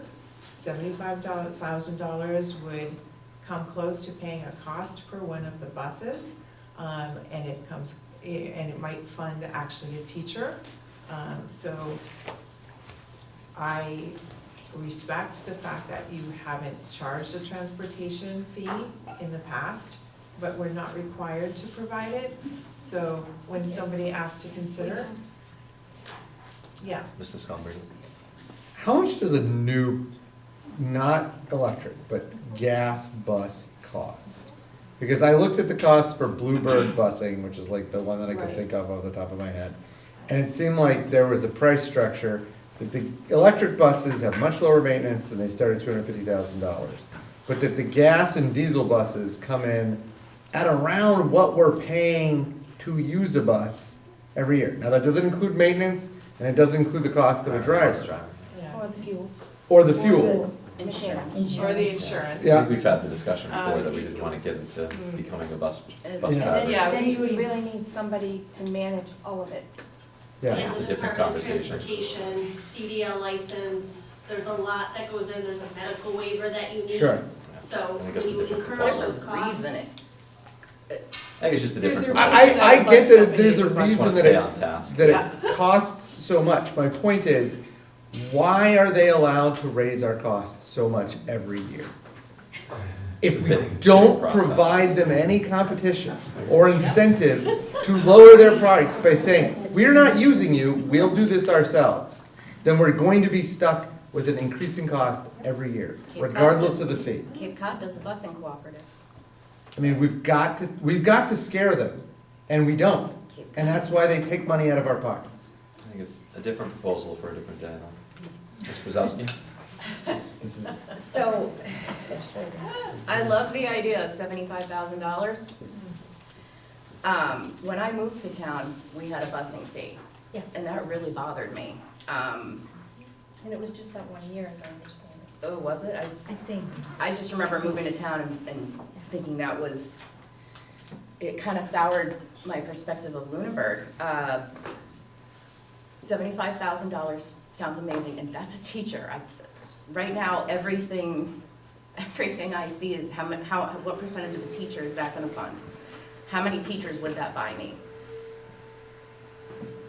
But I feel, as a school system, it's our basic responsibility to transport students to school, no matter what the Massachusetts law says. I know the bare minimum, and I know what our legal responsibilities are. This is really scraping the bottom of the barrel. If we require them to be at school, we should provide a free way for them to get to school safely. We live in a town with lousy sidewalks. I mean, how long were the crosswalks unpainted in the center of town? We don't have crossing guards. We don't have sidewalks. Do you guys remember the walking on Turkey Hill? It's not a very walkable town. If we require them to be at school, we should be providing a safe way for them to get to school. This is one of those fees that is going to hurt the most vulnerable people the most. This is a fee that hurts people because everyone has to get to school. The parents that aren't able to drive their kids to school, those are the ones who are going to work early in the morning and their kids are gonna need to get on the bus. And they're gonna have to figure something out. I really feel this is gonna hurt our most vulnerable students. You can't opt out of getting to school. Like the sports, the after-school activities, those are cuts you can say, I'm really sorry kid, we can't afford it this year, we're gonna have to suck it up. What are you gonna tell your kid, like, sorry, I know you're in 7th grade and we live, 3 miles away, but I can't drive you, so, stick out your thumb and start hitchhiking? Like what, This hurts the most vulnerable people. I would be fine with a nominal fee, like $25, to gauge our actual need. If it could decrease, if we thought it would greatly decrease the number of students who were taking the bus, because I know we have empty seats on the buses. And when we did the transportation form, people fill it out to save their kids a spot, and there are a lot of people who do drive their kids to school. But in order for that to make a difference and let us get rid of a bus and save the cost of a bus, which would get us a teacher and a percentage of a para, we would need about a 10% 50% decrease in bus ridership in order to lose a bus. So I'm not sure that would even work. Yeah, and the tricky thing about Is the kids space. in seats, it really is where are those kids distributed around town? Because the timing of a bus route, getting the turnaround to get on the second run, so like in the morning, the first run out, they go out and they pick up the middle high school kids, drop them off, get back out on the road to go pick up. Yeah, we Right, can't so plan that. timing on bus routes, so we may reduce the number of students in a seat and still not be able to reduce a bus because we have to keep the 11 routes, so. But this is one fee. You can't not pay the bus fee and make other arrangements. I feel that this is one fee that $75,000, I'm real tempted because $75,000 is a very nice, that's a teacher number, it's almost a teacher. But this is gonna hurt people. Mr. Beardmore? I am, I don't know on this one. I'll tell you straight up. I don't have a strong opinion either way on it. I could go either way on this one. Ms. Archambault? I don't like it. I was a parent when we had a bus fee. My kids lived further out of town. I lived further out, so my kids still got to ride the bus. They were little. They still got to ride the bus. But I agree with Laura in that this is a tax on people who can least afford it. People who are home and have the ability to drive their kids to school, that's one thing. But I agree that you've got families that maybe only have one car and dad has got it at work and, Or you no know, car. or no car, or, I don't like this. I think it's a tax on people who can't afford it. While we have in the local budget paying for sports transportation too. Yeah, well. More than $75,000 for sports transportation. Mr. Scolberti? Thank you, by the way, for letting me go on my once a meeting rant about bus costs. The one thing that I'm curious about is, Dr. Gilson, what do you think the impact would be on ridership? So that if we could generate some fees and cut a bus, is that possible? Because then that would not be just $75,000, that would be 75 plus 87, which would be nice. Two teachers. Right, that's two teachers, and then I think we gotta think long and hard about this. If it's just the 75, then I'm swayed by Carol and Laura's argument. But if it's a teacher and we get to drop a bus, then I'm thinking it's a lot harder. Because that's $150,000. What's your guess? As I said, we were asked to consider this as an option, okay? And so, There's really no way to tell. Because years It's ago, just a there was a projection. fee implemented, right? So we don't have any historical data. Yeah. I think the only way that you could assess would be to do a survey of the parents and ask the direct question. There is an easy way to do that. yeah, When you made this proposal, you did assume 30%. Sorry, so this is a closed meeting, sorry. It's a public meeting, but you Yeah. can't participate, sorry. Not yet. Can we survey parents? I mean, information is We can do a survey of parents if that's what you want, Do, for do sure. just we, a very quick one question.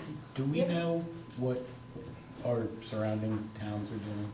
the relative to- interesting thing, because I did also consider that, most of our surrounding towns are regionalized, and regionalized schools must provide transportation for all of their students. Okay, and so, like, that's, however, there are some surrounding towns that are municipalities, and like Littleton does charge a fee, Harvard does charge a bus fee.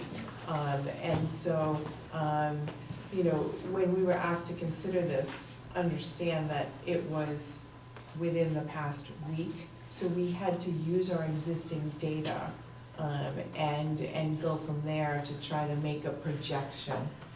So this is another strategy that could be used to raise revenue. So it's not, I think that as you look at it, it's something that I know, Tony, you've always asked the question, are we legally obligated to this? According to the state, we're not. And so, yet, you also honor and respect the fact that every student needs to get to school, and you don't want to put up any barriers in that form, okay? And so, but this is one proposal. It is up for you to consider, and whether or not it will actually decrease by a bus, I don't know. And that depends on the students that are riding the bus and the way the routes are designed. Because if it does work, that's wonderful. If it doesn't work, then we're just raising funds. Right, but we've gotta do something to raise some funds, and, so so all of these proposals are directed towards a strategy of just raising user fees. But this is probably the one that can raise the most significant amount. Thank you, Dr. Gilson. Mr. Chair? I did. So just for my feedback, I did, there was a question on tax on low income. There is a low income waiver in this proposal. There so they is. would- Yeah, they There's would a lot of not people sell. caught in the middle. Yeah, I just wanted to share my thoughts, that's all. There was also talk about tax on parents. I think that is totally true. There's totally a tax on parents. And personally, I think the community should be paying for it, and the whole town should be paying for it. But there's definitely a different avenue to get the whole town to pay for the income that we need, the revenue that we need. The impact on ridership, I think it would take a year. I think we would likely have to figure out who would sign up and who would not sign up. They would probably figure out the bus routes, and then we'd probably have a year of data to get that information, hopefully be able to drop a bus and save even more funds. I think a survey would be important, so that we could even table this and get some data and get some feedback from parents and get a survey out. And I also, so full disclosure, I have 3 boys that will all take the bus. But also in that regards, I'll be selfish a little bit, and I think we should also consider a family cap as well.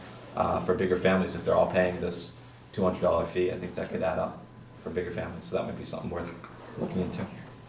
Any other discussion on this, Mr. Beardmore?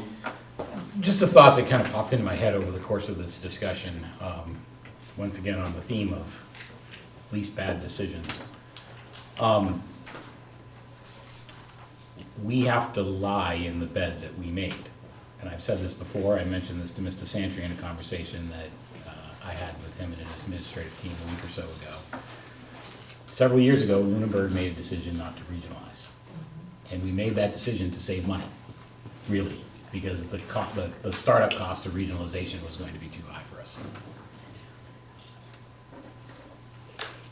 If we were in a regional school district, we would be eligible for transportation reimbursements from the state. Our legislator, who represents most of the town, top of her list of cures that she has for the funding issue in towns the size of ours is to improve the reimbursement for regional school transportation, which would not benefit Lunenburg one iota. We are lying in the bed that we made. And in that regard, I don't like it, but it is what it is, right? We live in Lunenburg, we have a school of 440 kids in the high school and 300 and some odd in the middle school. And we don't get help from the state. Towns right next door to us, who are otherwise, residents who are otherwise no different, are in a regional school and the state pays for their transportation, or a good hunk of it. So, again, I'm not sure I'm swayed either way here, but I do kind of think like, this is the burden we share. Any other discussion? Again, I would like to point out that, when we talked about not transporting the sports students, it's this cost. we're paying more to transport students to sports games. Why would we not transport students to school? We're paying $976,000 to transport our kids to school. But the $75,000 that we would ask parents to offset the cost of? It's apples to oranges. We're not asking our sports families to pay a proportional amount. In fact, we just raised the fees for, like, I don't know. That logic holds no water with me. No. Mr. Scully? I think Laura's right. If we are asking everybody to pay a small amount, but we are not asking anybody to pay a large amount, like the proposal here is to generate $75,000 in revenue for the entire school district's transportation of kids to school. But just the athletic fee transportation budget for a small percentage of those children is $140,000. So I think the logic does hold. It's about how many students per dollar or whatever, however you want to, frame the calculus. But like, it is fair to say, why are we considering imposing a bus fee on everybody, but still subsidizing, the high school, middle school students who take buses for athletic events? You just Well, the bus fee will be- You just raised fees, $225 per year for a student athlete. You Dude, just I'm not did saying I it. Wait a wanted minute, to. let me finish. This has $225 a year for 360 rolls of a bus. Yeah. But this isn't for every student either, like, I mean, Well, that's- this is. It's a good hunk of them though, you know? Saying I mean, 478 potential. That I they'll just- be paying for the buses. This is our basic job, and we require students to be at school. If a kid can't get to school because their parent can't drive them, are they still marked absent? I think everybody's got their own opinions, that's fine, but that was the idea of the debate and get the discussion out and see if we had a motion, but it sounds like we can table this and discuss it at our next meeting with some data. Let's move on, we'll table that.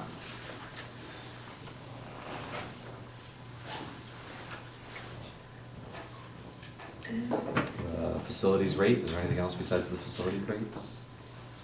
Now, is there a need for me to screen share that one, or?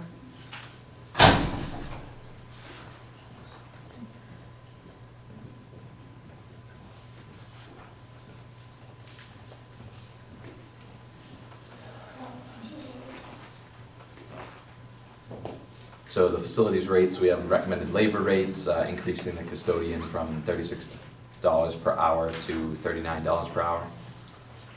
The AV support would stay the same, the kitchen would go from $29 to $30 per hour. The concession stand monitor would stay the same. The field monitor would increase from $30 per hour to $39 per hour.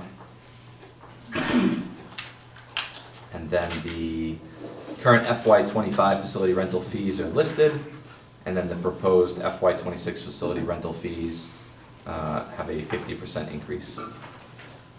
So I'll open it up to discussion. And this keeps, as I said earlier, most of the fees well below the lowest comp community that we looked at. Most of their gym and field fees were $20 when ours were $3 and $6, so.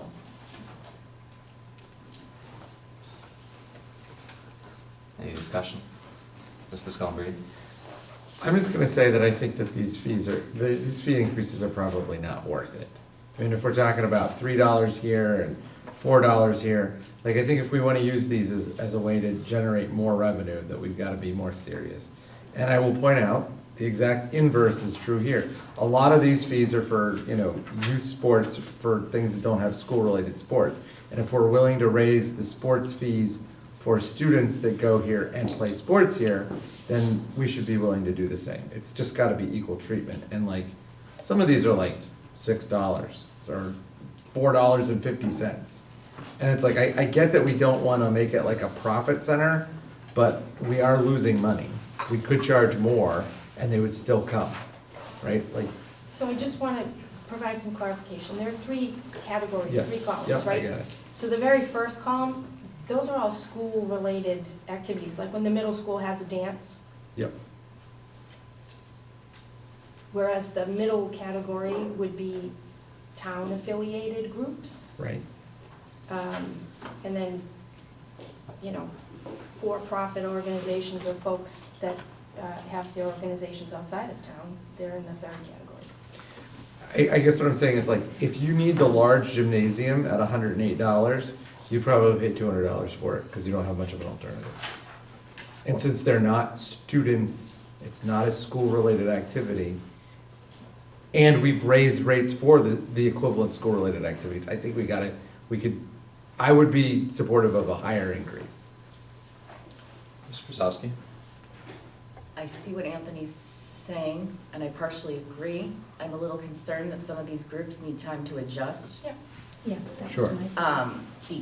Because they've planned. When would they take effect? Just, Not until the next fiscal year, July. so July? Yeah. So, okay, okay, so they have time.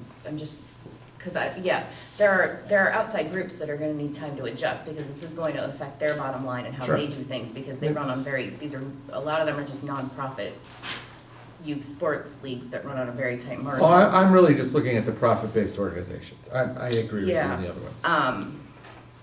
So I see what you're saying, and I would be up for even raising category 3 more of Yes. more of a thing, but I think we need to give the category 2. Who's in category 3 that uses things regularly? Dance studios that have their recital in the auditorium. There aren't a lot of for-profit organizations or groups that frequently use the facility. A number of years ago, there was a men's football league that used the turf field later at night. They would be in that group. But we don't have a lot of those groups. There's some adult soccer teams that I think are still using our fields, but I think we're talking about very small numbers here in the third column. That's my guess. Do they know we're doing this? No, we did not call all the dance Oh, it's- studios. yeah, I just- know, because Yeah. really, again, this is a first look to get some Yep, I'm just, feedback from the committee. I support this, as proposed. yeah, Ms. Archambault? I support this, and I'm okay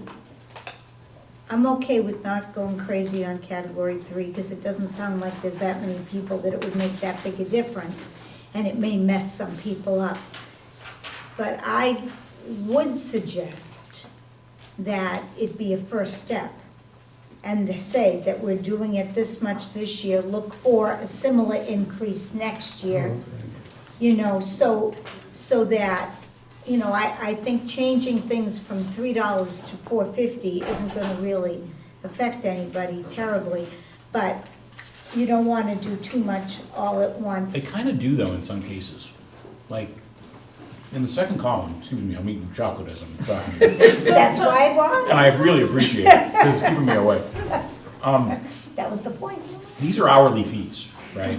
So like a sports team, right, like think of like a youth football team or a Okay, soccer team or yeah, something, right? yeah. They're practicing All day. 2 hours 3 times a week, right? So Okay, it's yeah. not, you know, so they do add up. There's a That does add multiplier up, effect yeah. on some of these. It's not thousands of dollars, but it does add up. It will affect the budget of And they LISA will or end up whomever. passing it on to their participants. Yep. But I think I'm fine with this, but I think I would put down that this is probably the first step of maybe something else coming. Thank you. I think the fees in general should always be kind of continuously relooked by the school committee members Do we of vote? the future. do we vote on this tonight, or should we We leave it? can, or we could table it. I think We'll look for a motion. I move for it. Yeah, I move to accept this as proposed. I'll second. Any discussion? I'm kind of in favor of leaving it for 1 week, just in case it turns out never mind. We have a motion, yeah, and a second. Any other discussion? All right, we're gonna do a roll call vote. Mr. Brzezowski? Yes. Mr. Beardmore? Yes. Ms. Archambault? yes, Mr. Scullabrini? Yes. And an aye for myself. Motion passes. Thank you, everyone. All right, is that all we have for Just want to say for the record, 26th. I'm glad we're making these decisions. These are least bad decisions. All right, moving on, we have a discussion on a joint meeting with the select board on proposed March 11th. So the select board chair reached out, trying to get a joint meeting with the select board and the school committee to try to discuss anything and everything. Are they So coming? I didn't wanna speak for the school committee, so I said I'd get back to the select board chair and Sure, see if we're sounds good. interested in a joint meeting. What's the agenda? Probably schools. We should talk about the budget. Yeah. I think there needs to be a comprehensive town plan over our urging where we discuss. Yeah, I think we're gonna likely speak to our concerns and they're likely gonna speak to their concerns. We really need to cooperate Yes. about budget stuff. Yeah, I think it's good to collaborate, so I think we should try to do a joint meeting as long as we can try to find a date that works. Hopefully the March 11th works. I know I was watching the select board meeting, they were kind of iffy about the date, but hopefully the March 11th will work for them. Any other discussion? I would like to see some sort of agenda or outline of Yeah, I can work with the chair of If you the could select board work to with get a good chair of agenda the select of board. topics, and if people have agenda items that Yeah. they'd like to see, I mean, I. reach out to me and I can get that on the agenda. Just one editorial comment here, which is, both of our boards are gonna substantially change in a few months. And I think that a meeting on March 11th is a good meeting, because we're in the middle of That's another the hot idea. budget season, and we gotta get to town meeting, and we gotta get some things worked out. But I think a meeting in June is probably just as important. Yeah, I think that would be because- great for Because we gotta get this the thing. next school committee to That's work not on Brian's problem. a joint meeting again. I think it should be a regular I think thing though, it's a I like good that. idea. Yeah, I think we. It's a great idea. What if we did it, and I'm just gonna point this out, what if we did it so that there was an alternation between, it's a joint meeting where we go to them and a Oh, joint meeting where Lord. they go to us? Cause we always go to them, and I think that We like. do meet And I at town can't do hall. Tuesdays. Yeah, every no, other I meeting. And it's always on That's on their their meeting day, day, I gotcha, right? yeah. So we Yeah. have, essentially, they So have we no can extra alternate. meeting, we have an extra meeting. I think the next school committee should invite them to a school committee meeting. Okay. Yeah, We'll go to them Okay. This first. is a lovely room. We Extend have that olive lovely room branch. here. Yeah. I agree, I Okay. like that. All right, that sounds good. Next item on the agenda is protection of students and their information. And Well, either way, Whoever wants to go. It's up to Brian. Up to you two. I think it's just a general comment. I think that there's been a lot of concern recently around access to individual data, the breach that we had with Power School. I just want the committee to know that we have protocols, we have policies. I would alleviate any worries that some entity could come in and ask for information that they're not entitled to. Student records are confidential, and we don't share that information with anyone who doesn't already have legal access to it. So, Thank you. Any other discussion on this? All right, then we'll move on. yeah, that's fine. Next item on the agenda, old business, discussion on FY26 budget update. Just a few slides. just to feel, let's summarize. we aren't gonna go through every single slide. Thank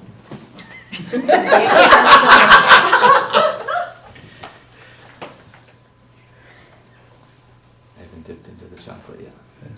You might wanna take a break, Once you right? break the seal, it's hard to stop. Okay. And then we'll be following this with the FY26 budget Q&A, where the public can participate. Right, and this slide deck is available, posted on the website, under the school committee meeting for tonight. All right, so what you'll see are a bunch of slides that actually have links to another mini slide presentation. So as an example,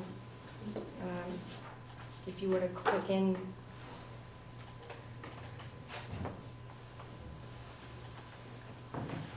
there's a whole new slide deck. We're not gonna go through every slide that's in every mini slide deck. A lot of this is information that we've covered in previous presentations. And this is not all going to be narrated by me this evening. We need to mix it up to keep people, I think, from nodding off a little bit, because there's a lot of information here. But we thought it was important to provide context, right? We make the decisions that we make because we have decades in the field and are aware of research, we're aware of the data inside our own districts, and draw on professional experience, right? The community doesn't have decades of experience and background in education. So we think that, you know, it's important for folks tonight to understand how we think about the cuts that we're facing. So, important to note that we are always guided by the mission of the district. That's at the forefront of the things that we think about when we're making these decisions.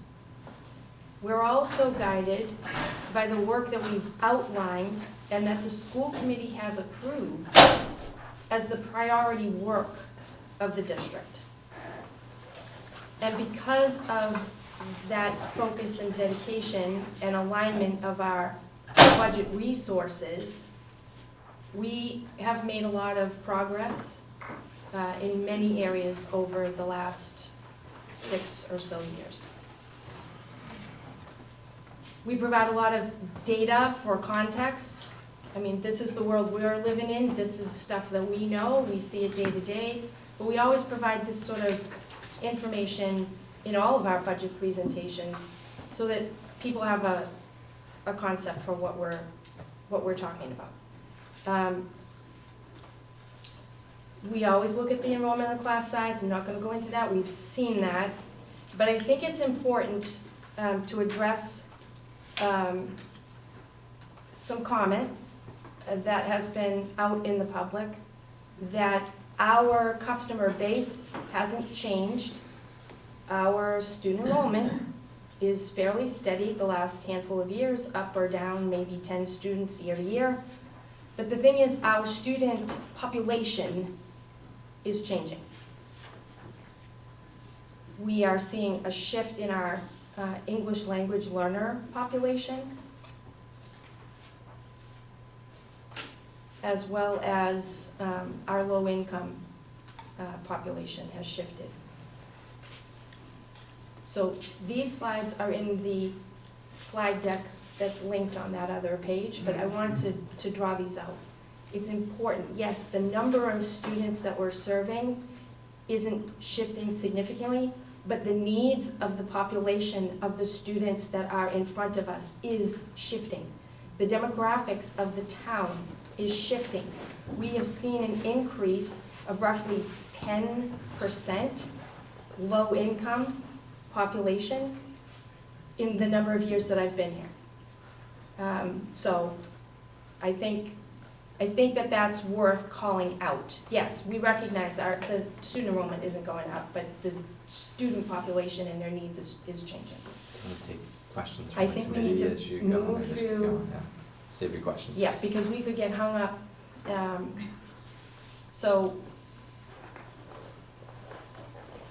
We're not going to go into the performance and achievement growth data. We've presented that. Special services data, we've presented all of that.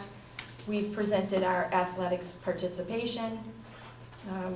No changes there. That's all the same information, but anybody in the community that missed all of that when we presented it with the level service budget in January, they may want to, look into this, get caught up.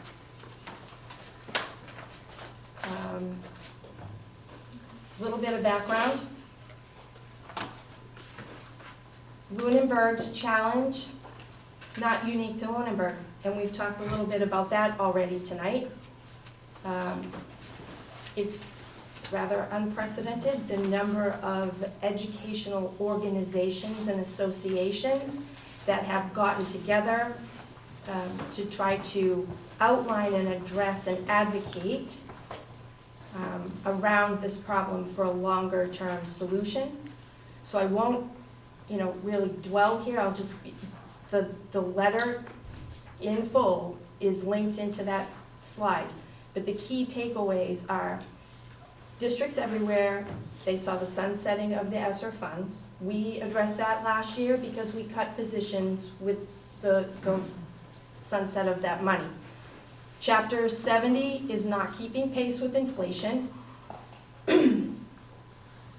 Out-of-district special ed tuition rose 14% in '24, another almost 5% in '25, and projected another almost 4% for next year.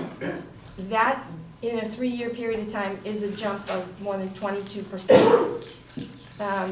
And transportation costs. Again, this is taken out of the letter. This is not Lunenburg's pointing out what the issues are. This is multiple educational organizations working together to identify the more global problem that public education is facing in Massachusetts. Okay. School department revenue sources. Again, there's a whole slide deck. You can go click in there. But big picture, and this slide is in that mini slide deck, we use money from Chapter 70. We use money from competitive and entitlement grants, circuit breaker, and revolving accounts as we develop a budget. And in past years, there have been more competitive grants. We've been able to fund some things.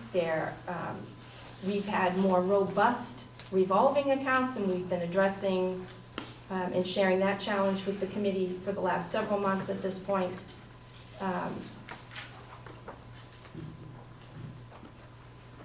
Important to see that the Chapter 70 money in FY23, Chapter 70 increased 4.5%, but the rate of inflation that year was 7%. In '24, again, Chapter 70 increased 4.5%, but the rate of inflation was 8%. And Chapter 70 increased 1.3% in '25, but the rate of inflation was 3%. So every time that we're not keeping pace with the actual inflation, essentially we're losing ground. We're cutting. We're absorbing that lost ground. I know that there are people who have interest in understanding circuit breaker. I'm not going to go into this. Juliana Hanscom, our Director of Special Services, did a whole slide deck on this last year. It is also linked into this document. It does also address the extraordinary relief funds that we're not eligible for, nor are we looking to get ourselves in a situation that we're eligible for them. So anybody who needs to, that video, Kate, yep. And for all of you too, that's a new video that Desi has just put out. So it may be a little bit easier than, it's just a different format, right? Some people might look like the PowerPoints, or you can look at the video that just, like I said, it's the new and improved Desi video. Thank you. So the revolving accounts. We've been talking about individual revolving accounts and the status of those accounts since November through December in advance of the first budget presentation in January. The key takeaways from all of those presentations, the theme is the same. The revenue coming in is not equal to the expenses being paid out of those revolving accounts. User fees have not been increased in the last decade. And our low income percentage, the people who are eligible for waivers, that is that is increasing. Important to note that our extended day program and our school lunch program are completely self-sustaining and funded through those revolving accounts. We've had a lot of questions about grants, and can't you just pay for that with the grant? Use the grant money to pay for something different. Again, there's a whole slide deck embedded here. Some key slides. These are the grants that are the federal grants, again, that everyone was really concerned about a month ago when there was a federal grant freeze. We've learned that that freeze does not apply to the special ed grant nor to the title grants. So those funds are not frozen, or they should not be frozen.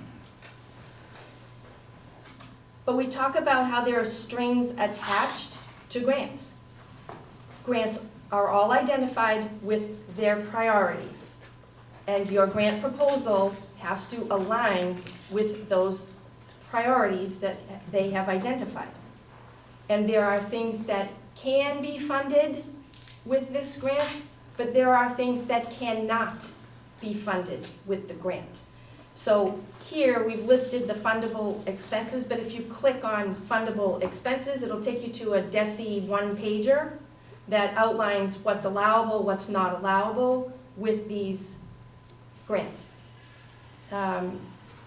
So there are 2 special ed grants, this one here, really targeted to the early years, and this grant here, which is a bigger grant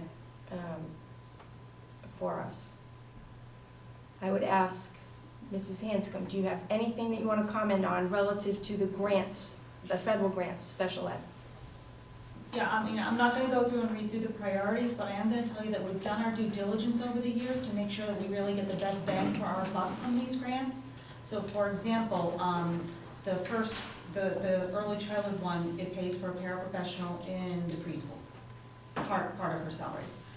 Because that's a small grant, it's usually less than $15,000 a year. The bigger one is our IDEA grant. And so with that, how we've capitalized on that grant is we pay for a lot of our paraprofessionals out of that grant, because if we were to pay for teachers, we would also then have to pay for a 9% MTRS fee, right, for their retirement. So with only taking paraprofessionals from this grant, and then I do save some monies for those costs that might come up throughout the year for specific IEP needs, we don't have to pay the MTRS fee. So we've been due diligent throughout our years with this grant shifting to paras rather than teachers, where we also have to pay an MTRS that we take away from. We get more mileage for the dollars.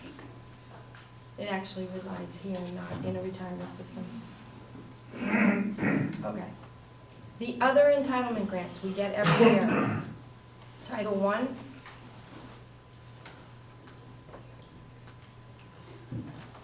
Title II. And Title IV-A. And I would ask if Dr. Bookus has anything that she wants to say about any of the title grants. Title I is used to support students who are low achieving, and pretty much the entire grant that we receive pays for our coach specialists, our MTSS specialists, and one of our MTSS tutors. So pretty much that entire grant, save for a few $100s, is used towards salaries. So a lot of it's already spoken for. Title II-A is used for high quality professional development. 2/3 of it is to support our mentor program, which we are required to have for new teachers. So, and for a Google admin stipend. So again, there's, a handful of $1,000s left to provide other kinds of professional development in the district. And then the last grant, Title IV-A, is for safe and healthy learning environments. And we use that quite a bit for professional development to support creating safe, inclusive, supportive learning environments, which is our theme this year for professional development. That grant, again, is about $14,000 to $15,000, so it's not a big grant.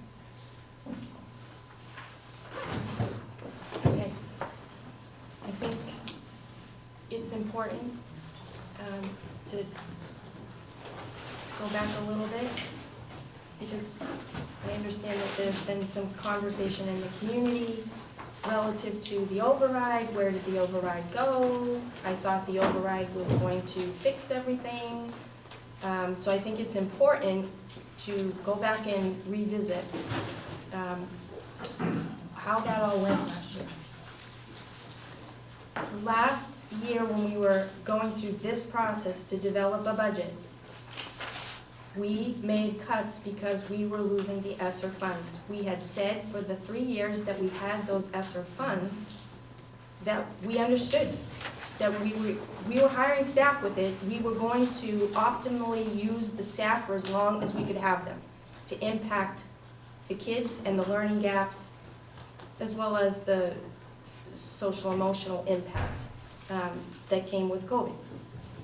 We made those cuts, we honored our word, we made that reduction. So we did lose positions from last year to this year, but the override did save many positions, and it also restored some funding to expense lines.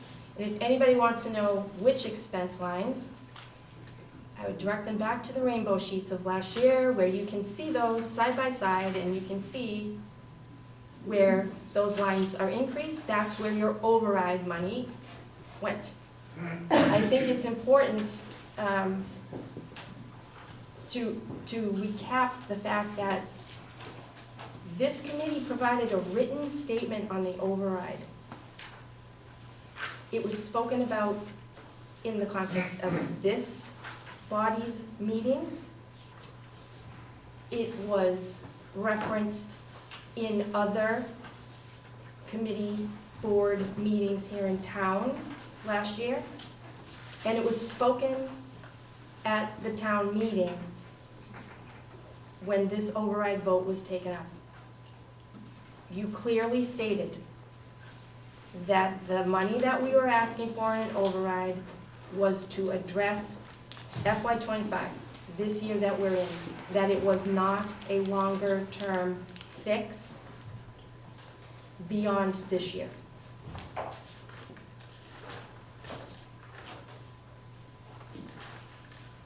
Okay. This is where we're going to share a little bit, and there's a whole lot more. You can go into the slide deck and many more slides that outline information. We'll hit the highlights here. We made our decisions based in what we know as educators and the research in the field. Excuse me, there are 2 other folks who are going to join us. They are online for this part. So I'm going to be joined by Lisa Cannon, who is our literacy coach specialist, and Amy Resnick, who's our math coach specialist for this portion. And just make sure that they're here with us. There they are. Hi. All right. So we're going to start with the research on class size and student achievement. And I want to just be really clear, you can probably find a lot of class size research as it relates to other kinds of outcomes, like class size and how it relates to building and developing relationships with parents and guardians, class size and how it relates to impact and how it impacts educator workload. This research is very specifically about how class size relates to student achievement. So a meta-analysis that was done in 2023, there were about 62 studies, and this was for K-12, found that the statement that students learn faster and perform better in smaller classes is inconsistent with the bulk of empirical evidence. The implied class size effect is close to 0, so there's basically no impact across all methods, level of students, grade students are in, by school, by jurisdiction, and also by subject. There's also no systematic evidence to suggest that disadvantaged students benefit from class size reductions. The STAR student achievement ratio research that was done in the 80s is really considered the most influential study on class size, and it's been quoted quite a bit in the literature. In 1999, an independent investigation of the STAR experiment found some important design and implementation issues. What they found was the effects of class size were really only in kindergarten and possibly first grade. So just sharing what the research tells us about class size. Next slide. The next slide. So thinking about the district priorities, and I think Dr. Burnham alluded to this earlier, the Lunenburg School Committee has held a stated priority of student achievement for the last 3 years. These are 2 of the 3 district priorities for this school year. The first priority, priority number 1, is to improve the equity, access, achievement, and opportunity for all students. Priority 2 is to ensure a high-quality, interactive, deeper learning experience with appropriate levels of support and challenge for all students. From the Teaching and Learning Office, as we looked at those priorities and all the action items, the role of the Director of Teaching and Learning and the Literacy Coach Specialist and Mathematics Coach Specialist have responsibility for 8 of the 14 action items listed for priority number 1.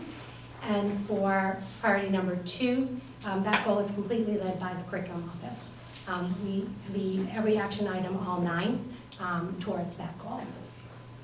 So, providing a little bit more context for you all, these 2 graphs depict the spring 2024 MCAS math and ELA results for grades 3 through 10. You'll see that for multilingual students and for special education students, we only have the data for grades 3 through 8 because the group of students is below 20, and so therefore is not reported by DESE. But you can see that at our aggregate for all students, we are just above in both categories, the state aggregate. So we've made some progress over the last few years, but there's still quite a bit of progress to be made. And again, looking at our different student groups, again, focusing on our efforts for all students. And as you know, our district goal this year is specifically around our special education student group. So I'm going to turn this over to Lisa. She's going to talk a little bit about the early literacy reporting that's come out of DESE recently. And Lisa is our literacy specialist instructional coach. Good evening. Can you guys hear me okay? Yep. Okay, great. So one of the main shifts in the Department of Ed is really looking at that early literacy. And some of the research that has been stated and discovered is that oftentimes when students are at risk in reading or for math in one grade level, they're going to shift and have that same at risk or more risk come the next year. And evidence shows that if we can get service and support to students who need it sooner and faster, we close those gaps rather than grow them. And identify groups such as English language learners, low income, special education, Black and Hispanic, they are at significant risk of being in need of intensive support or below benchmarks. And so being aware and thoughtful about how we approach these to early literacy and making sure that everyone's getting everything that they need. And Massachusetts overall has performed fairly well, but we know that there's a lot of work that still needs to be done in that early literacy reading of skills. So there's been 4 major shifts that the Department of Ed had focused on. And the first shift, it says, provide explicit systematic instruction in foundational skills to every child. And that's really that big shift. We know that there has been different data that we've looked at and saying this is kind of an area of need for us. And that's why come the end of spring, we'll have chosen a component that's really going to focus on that systematic and explicit instruction for early foundational skills and thinking about what that rollout is going to look like for next year. And if you could please go to the next slide. So this is our 3rd grade winter assessment benchmark for iReady. And what it's showing is that about 80% of our students are already at benchmark, fantastic, and grade level for reading. And one of the things that we know is that like third grade is really that sweet spot. If we're not having proficient readers and writers at this grade level, the gap is only going to get bigger. So by really focusing on those early foundational skills and having an evidence-based program, K-2, is really going to help pinpoint those students or groups of students who really need early literacy support at that Tier 2 and Tier 3 intervention. Thanks, Lisa. So when we think about what are some of the different levers for academic improvement, and before we get started talking about the 3 that are listed there, I want to be really clear that this is in addition to the assumption of having a highly qualified educator in the room. That goes without saying. So what are the 3 other additional levers that really drive academic improvement? And so the first is MTSS, which is the multi-tiered system of support. That is the framework that can be used to support academic improvement. Next slide. So a multi-tiered system of support has 3 different, Yep. So first let's make the connection between IDEA and MTSS. So in the context of education, the way to fail refers to a practice where students are only considered for special education services after they have significantly fallen behind academically. Basically, essentially, waiting for them to, their struggles become so severe that they qualify for special ed. So to address the way to fail model, many schools now use MTSS. You might have heard of RTI, response to intervention, that preceded MTSS. And that's a system where students receive tiered interventions early on, allowing for earlier identification of learning difficulties and intervention before significant academic gaps develop. So again, looking at now what makes up for an MTSS framework, if you click on Strong Foundation in Tier 1, Tier 2, and Tier 3, it will take you to what our current and ongoing efforts are. It's a sampling of what is happening at the different grade levels, K all the way through 12. The first level is Tier 1, and that's that foundational level where every student is receiving high-quality, evidence-based curriculum and instruction every single day.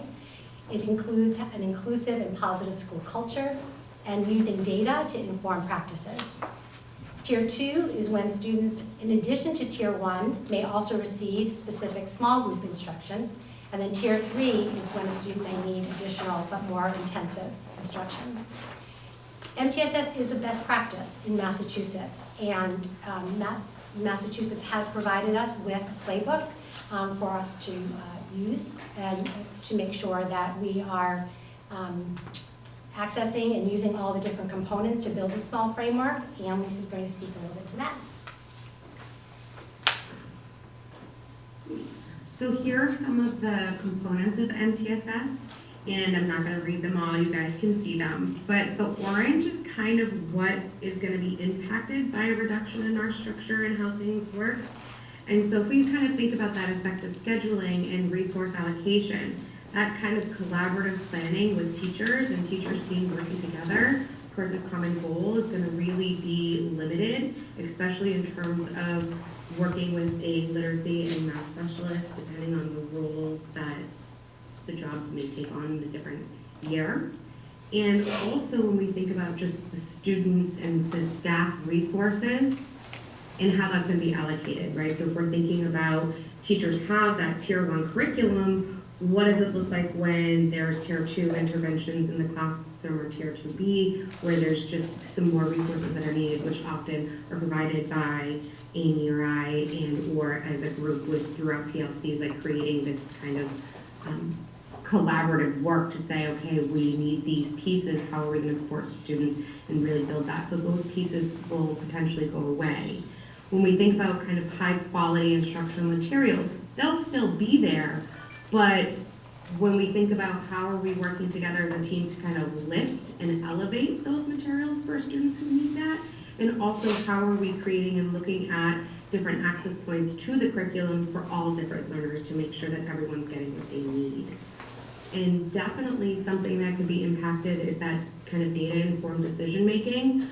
We will have to continue with our universal screeners, but really taking a lens and looking deeper on what that means at a school, district, and classroom level is going to look very different. And then when we think about kind of those deep dives in progress monitoring, is the intervention that we have in place working? What needs to shift? How can we make those balanced changes for student success? Those are some of those limited things that are going to be taken away when we don't have this team working together between teachers and the curriculum office and everybody in a partnership. Thanks, Lisa. The next lever for academic improvement is high-quality professional development. Sometimes we use development, sometimes we use learning. The most current literature and research uses the word learning, so just know that we're using those words interchangeably. So back to some of the research. Evidence shows that professional learning can lead to shifts in teachers' skills and instructional practice and significantly improve student learning. Effective professional learning can help teachers substantially improve students' academic and non-academic performance. And those are those important skills for learning. So it actually works on both areas, which is really important in the classroom. One recent meta-analysis that incorporated 60 causal studies that featured instructional coaching found that the difference in effectiveness between teachers with instructional coaches and those without was equivalent to the difference between a novice teacher and a teacher with 5 to 10 years experience. So there has been a lot about the last 10 years literature around coaching and its impact on student outcomes. And it's all been very positive. Next slide. Molly, stop. I agree. Another research finding. This is not budget related, let's move on. But it is budget related because it substantiates decisions that will need to be made and That's how they're fine, we made. gotta speed this up. Another research finding is that pairing high-quality instructional materials and high-quality professional learning leads to enhanced improvements in learning. So the curriculum can only do so much. It needs to be paired with professional learning. I'm going to turn it over to Amy to hear a little bit more about that. Thank you. I just want to talk about a couple of specific ways that we're working on lifting the high quality curriculum with the math department and teachers and special educators. This year our focus has been at the primary school. Next year we hope the focus will be at the elementary school doing the same things. Classroom teachers in grades K to 2 are working with a math consultant named Shelby Strong. She's got years of experience in math instructional practices. And the goal is to look at different instructional practices, lifting the curriculum through these instructional practices by getting live training, where teachers are actually participating in some of these practices as learners. We've been doing walkthroughs in the classrooms, providing feedback to teachers, and setting goals for what we want to work on next. Our next step is to take an actual lesson from the material itself and lift it using these best practices for instruction. Special educators and MTSS teachers have also been going through a different training where we're taking a class together with Becky Lord from Lord Math Consulting, and they're working on identifying math learning disabilities and dyscalculia and working on finding strategies to intervene at the primary level, which can really help stop math learning disabilities at the early ages before they begin. They're being provided with understanding and activities and tools to actually take back and work with their small groups of students while they're also supporting the curriculum that we have right now. So it's been wonderful to work with the teachers and really provide them with training that they feel is relevant. So, research shows that these 4 takeaways are the critical aspects to supporting a high-quality curriculum. So as we're doing this work, what's really happening is that our teams of teachers, grade levels, are really feeling like there is a unified belief, a shared belief that they can make a difference. And since we are focusing on all students and the achievement of all students, it's really important that our special educators and MTSS staff are receiving training that enables them to support even more of the students that they have. The collective efficacy that is happening among these groups right now really makes a very big difference in helping all of our students achieve the success, and partnering with outside experts just enhances that learning. Amy, thank you. The last lever for academic improvement is educator evaluation, and that's really to develop a culture of feedback and growth. This year, as an ILT, we have been working together with the goals to focus on professional dialogue and collaboration, making sure that student learning and educator impact are at the center of the process, that we're focusing on learning for all students, and that we have consistent common evaluation practices.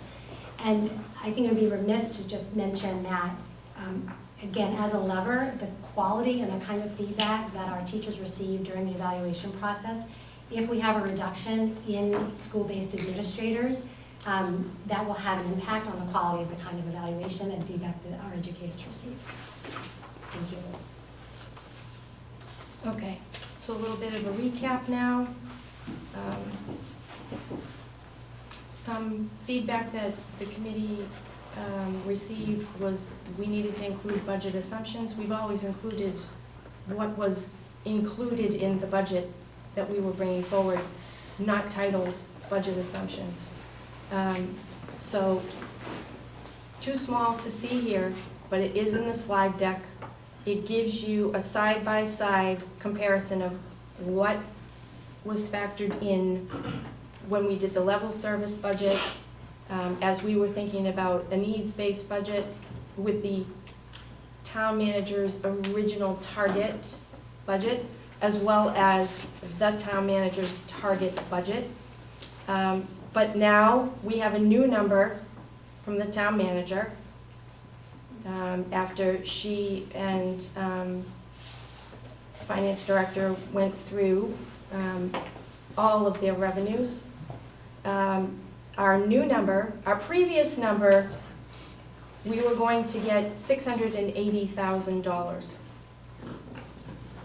Our new number is $904,098, which is essentially a 3.5% increase.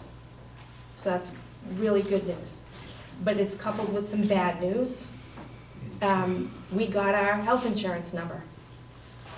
And we were told to budget for a 12% increase, and the increase actually came in at 14.8%.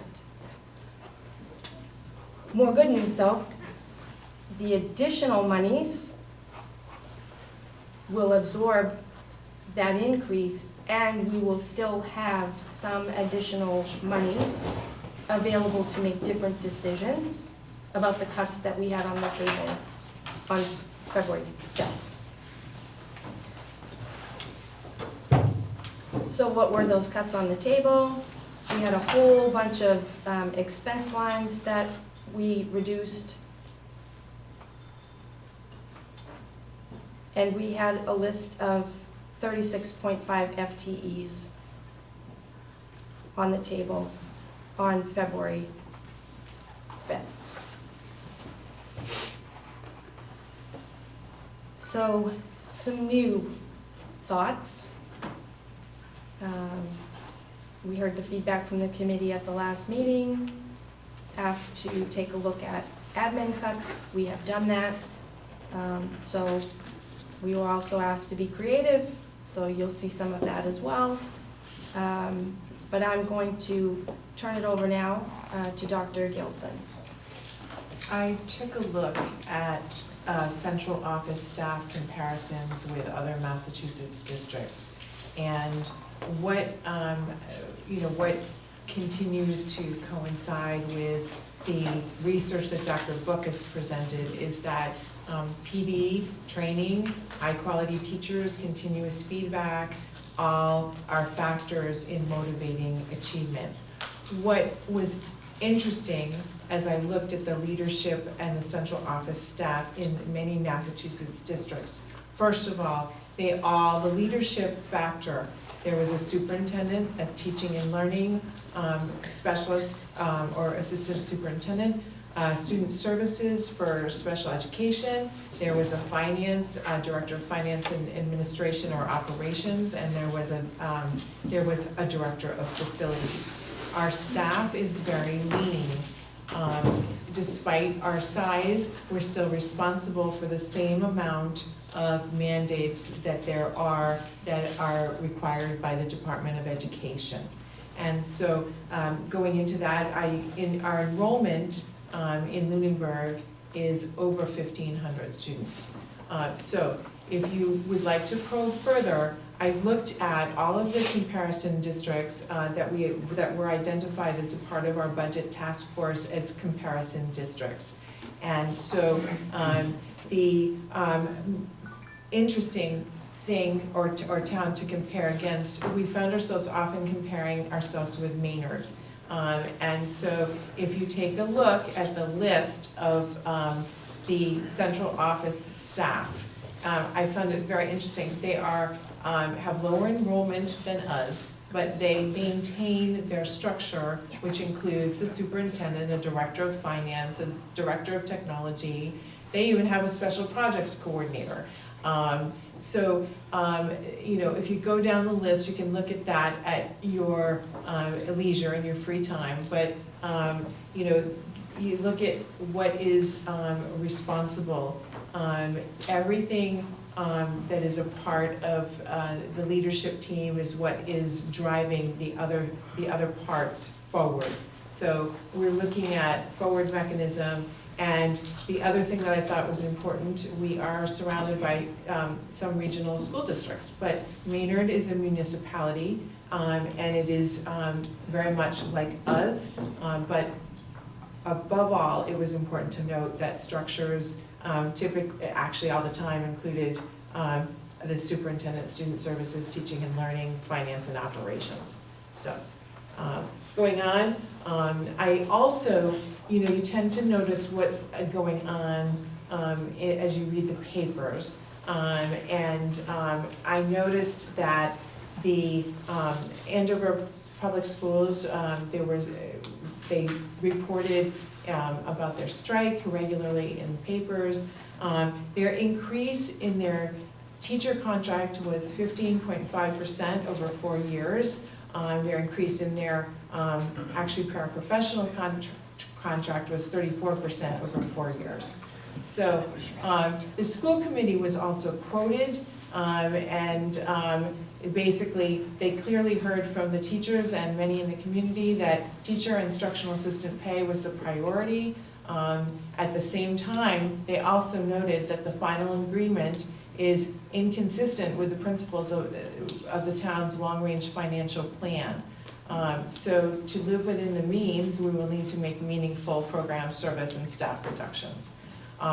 This year, Andover was in the news again, they are proposing to possibly eliminate as many as 24 full-time positions to close a budget gap. And the new school committee chair was quoted as saying, "I just want to acknowledge the gravity of this because it was a challenging cycle last year." We had a challenging cycle here last year, and we know, and even though there was an override, the override was really, we anticipated the need for continued challenges in where our directions were going. Okay, so we're gonna go through these slides really quickly. Lots of things for the committee to consider, and some of them you may rule out right away, and that's fine. But we thought we would put all kinds of options up for discussion. So you see on this side of the slide what we have currently for central office administration. You could decide that you want to hire a part-time retired superintendent. That could save you some money. You could reduce the director of special services to part-time. You can't eliminate that position. It is a required position by state law. You could eliminate the teaching and learning position. You could eliminate the finance and administration position and downgrade that position to a business manager and hire an accountant. That would save you some money. You can also opt not to fill the director of facilities and grounds. Although I will say, we have a candidate that we were ready to offer the position to and put a hold on that following the last meeting. Creative ideas, we were actually approached by North Middlesex's superintendent. His chair had asked him to reach out to other districts in the area to see if they could consolidate, I guess, central office. In other words, I think initially when they started looking, it was, do we have a position that you don't have? You could cost share with us, we get to keep the position and not have to cut it, but you also get the benefit of it. When we had a conversation, there really weren't too many areas that they could have offered us something that we didn't have. However, if you wanted to, you could eliminate all of your central office administrators, throw in your tech consultant, and if you pay 40% of the cost of the central office of North Middlesex Regional, you can have 2 days a week of their time. The commitment was that 2 days a week, you would have either the superintendent or the deputy superintendent on site. No commitment about on site for any of the rest of that list. By the estimates of North Middlesex, we could save about a little more than $300,000 if we let the central office administration of North Middlesex run your district. There is a summary slide, I'm not going to go into it, but basically I gave you estimates of how much I thought you might be able to save. It's not a hard, fast number, because we've never done these things before, and you'd have to negotiate contracts. So, building administration. Again, what you see as options are things that were asked of me, or suggested or proposed by members of the committee and or members of the community in the emails that they sent in. So you have your current setup here of your administration. There's an option that you get rid of all of your assistant principals.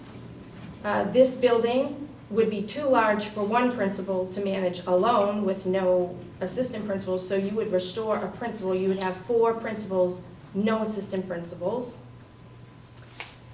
Another suggestion was just to reduce the number of assistant principals at the middle high school from 3 to 2. We did have that cut as a possibility last year. Another proposal was to reduce the number of assistant principals at the middle high school and eliminate assistant principals at the Turkey Hill and the primary. Again, you have a summary slide that gives you some estimated costs if you decided to go through any of those. Relative to athletics, again, these are things that were conveyed to me as suggestions. You could revisit elimination of your full-time athletic director position, and when you factor in health insurance, etc., you'd have some savings there. You could opt to eliminate your full-time athletic trainer. You could eliminate your part-time secretary, and again, same as last year, she's currently paid out of the revolving account, the athletic revolving account. But if that money was not being paid to her salary, it could be applied to either the athletic director's salary or the trainer's salary, and that would reduce the budget about $20,000. So what could restructuring athletics look like? Well, maybe you go from a full-time athletic director and trainer, part-time secretary, to the part-time director, full-time trainer, part-time secretary.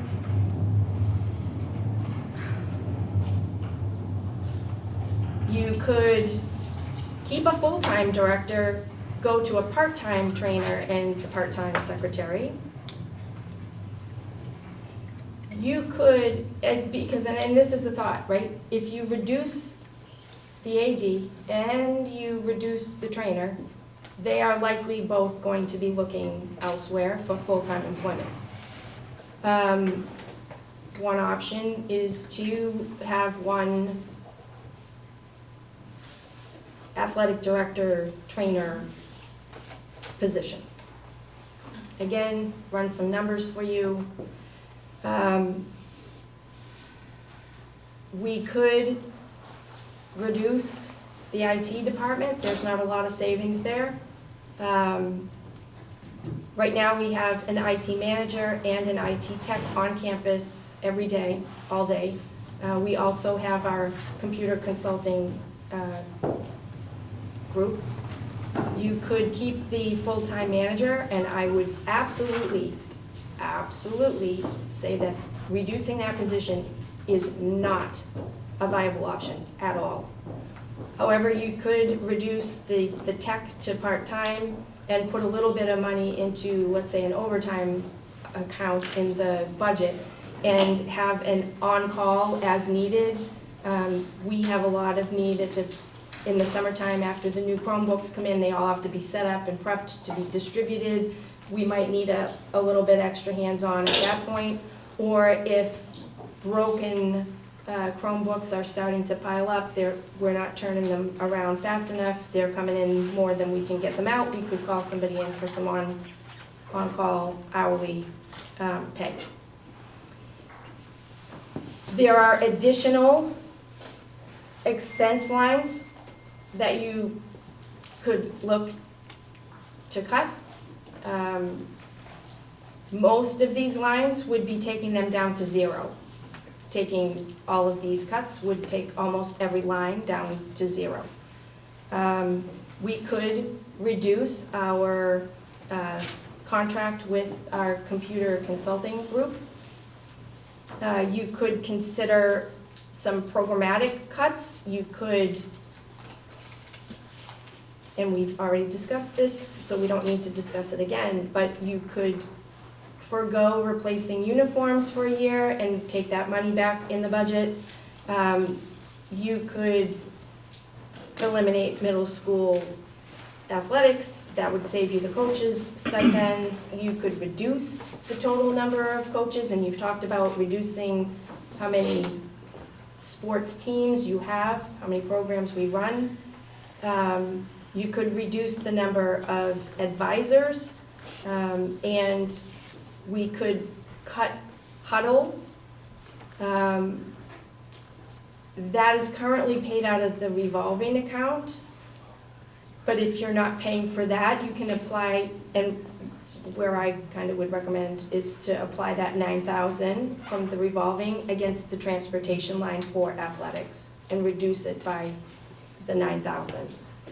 If you were to do all of those, and I know that you're not ready to say that you're committed to doing all of those, but if you were to do all of those, that gets you $187,510. There was a thought about, could we save money by closing Turkey Hill? If the goal is not to cut K-5 teaching positions, we will have too many teachers, too many classrooms to move 3rd and 4th grade down to the primary school, and parking becomes a major issue because we have barely enough parking available for the staff that's there currently. All of the teachers and the paras would be going down to that building. Not to mention that we all just agreed that we were going to leave and vacate TCP. Central offices have to go somewhere. The only place that can absorb us is the Turkey Hill. So I can't, and the nature of the HVAC over there, if the heat has to be on, I can't just shut down whole sections of the building readily based on the design of the HVAC. I'd still have to have a Comcast service coming in, phones, all the utilities. I mean, the utility costs might be reduced slightly, but the building has to stay open, and there's really not enough savings there to make that a viable option. There's been conversation in a variety of capacities with different boards about the need to relocate ACE somewhere at some point. So there is a slide deck, a couple more slides, but this is the key one. Okay, we can look at that to move our kids, because we have to educate them. They are entitled until they age out at age 22. We could move them over to the Keystone Collaborative, but we're going to be paying a tuition. And the net cost is somewhere between $646,000 and $767 and change. North Middlesex has a program that they allow kids to tuition into at $30,000 a head. So it's cheaper to send them to North Middlesex at between $431,000 and $491,000, depending on the number of students. But it's a lot cheaper to keep them in district. That is the most cost-effective way. Set that aside. The goal of the program is to get them ready to be able to be involved in their community and be familiar with their community. So if they're going through a program in some town, somewhere not Lunenburg, they are not being coached how to navigate and participate in their own community. Ms. Anscombe, do you want to add anything to that? I think you've said it all. Even if we saved money sending them somewhere else, I would still recommend them staying in town for that specific reason. So we would not entertain the proposal to move them elsewhere. It's not going to save us any money, and it's not going to benefit the students. Okay, we're not going to dwell here because we've had a lengthy conversation about all of these things, with one exception. We could start a sponsorship program whereby anyone could make a donation and sponsor a club activity. As an example, as a former science teacher, I might think that the power of the Science Olympiad activity is so important that I would want to donate and cover the cost of the advisor stipend, or donate and cover the materials cost for the program, or pay for one of the bus trips to a competition. You might have an engineer living in town that really would want to get behind this. You have artists in the community who might want to get behind the art club. Any number of people may be interested in sponsoring an activity, not advertising. This would be somebody coming forward, making a donation, earmarked for a certain thing, and the school committee would accept that donation and allocate the money as the donor wished. Something to consider. Okay. All of the proposed cuts, all of them. There are several links on this slide. I'm not going to go through them all. But what I'm going to show you is that central office by department, the superintendent's office, that's what we have now. Anything that's pink is a cut that you might consider that's new on the table tonight. You have anything highlighted in yellow, that was something that was discussed February 5th. And this goes through central office, it goes department by department, it goes school by school. So for anybody who's interested in seeing what we would keep, what we would lose, that's a good place to look. We have, again, we're not going through all of this. It would take us another 2 hours to go through.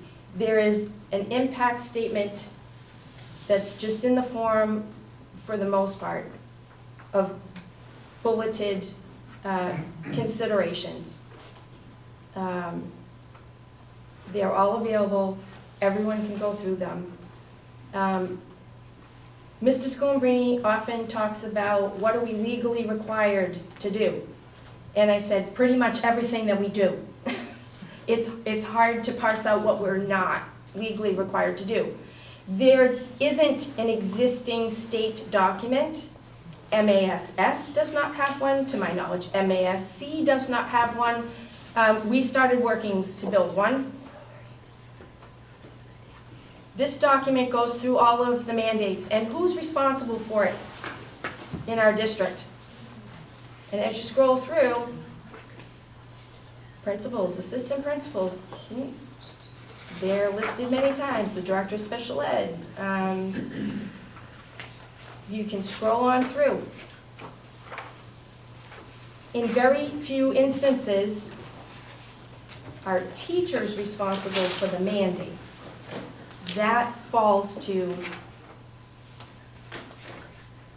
the administration. And there are a lot of mandates. Again, we can revisit that another time. But factor that in as an impact if you decide to reduce or eliminate admin positions.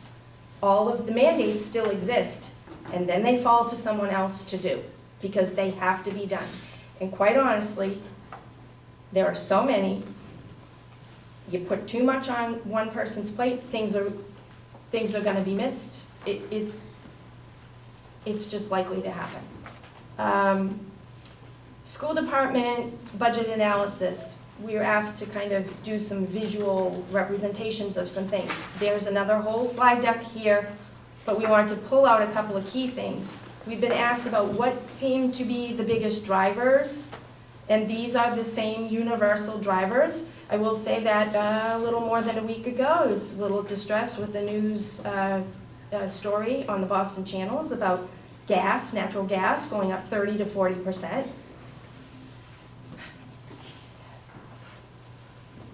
I'd like to know we're going to be able to pay the heating bills next year. So that's a worry. So we're looking at that to be sure that we don't have to put additional monies into the budget line for those kinds of things. But these are the things that were outlined in that United for Our Future. This is impacting everybody everywhere. We took a look at, just kind of summing up the numbers that we've put on the table, right? So we start with that big number, level service, with absolutely nothing else applied. That's just the cost to keep everything that we have, except now it's got to go up by $87,000 and change because the health insurance went up. But if you apply the title grants, you've got a figure there. Applied special ed grants, another figure there. Little bits of money from extended day, facilities revolving, athletic revolving, student activities, right? You get another total figure from our own revolving accounts applied. If you were to take all of the expense cuts that we put on the table on February 5th, there's a number there. If you were to take all of the expense cuts that we put on the table tonight, there's another number there. Good news, we are always, paying attention to fluid and changing situations. We have gotten some information just in the last couple of days, actually, that some placements we were planning for in the budget, there will be placements, but at a lesser cost. So we are able to reduce that out-of-district tuition line and apply that money somewhere else. So when you take a look at all of that, it brings the number down to $27,422,795. The new town manager's total budget with that $904,000 would have us at a target of $25,787,474, which means the gap for personnel cuts is about 1.6.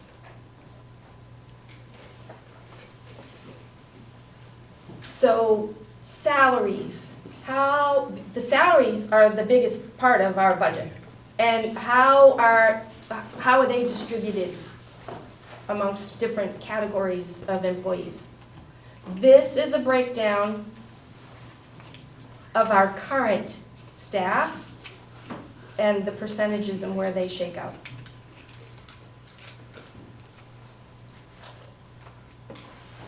If we factor in all the cuts that were on the table on February 5th, and we know we don't have to make all of those cuts because we have a little bit of money to play with. With all of those cuts, this is how it shapes up for next year.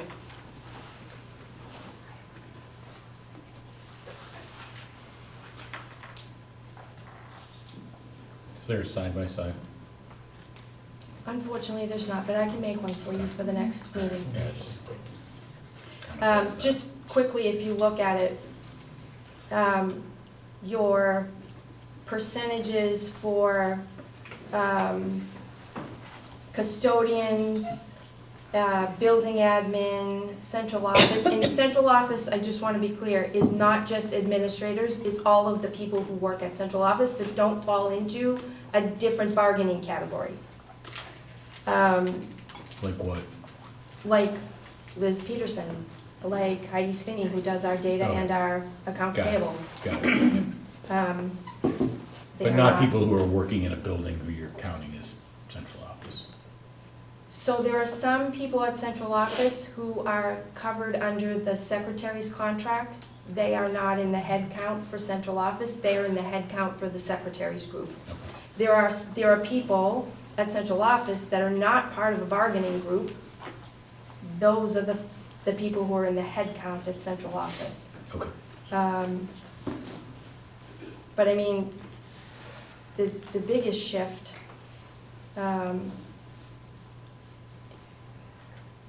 with all the cuts that we put on the table,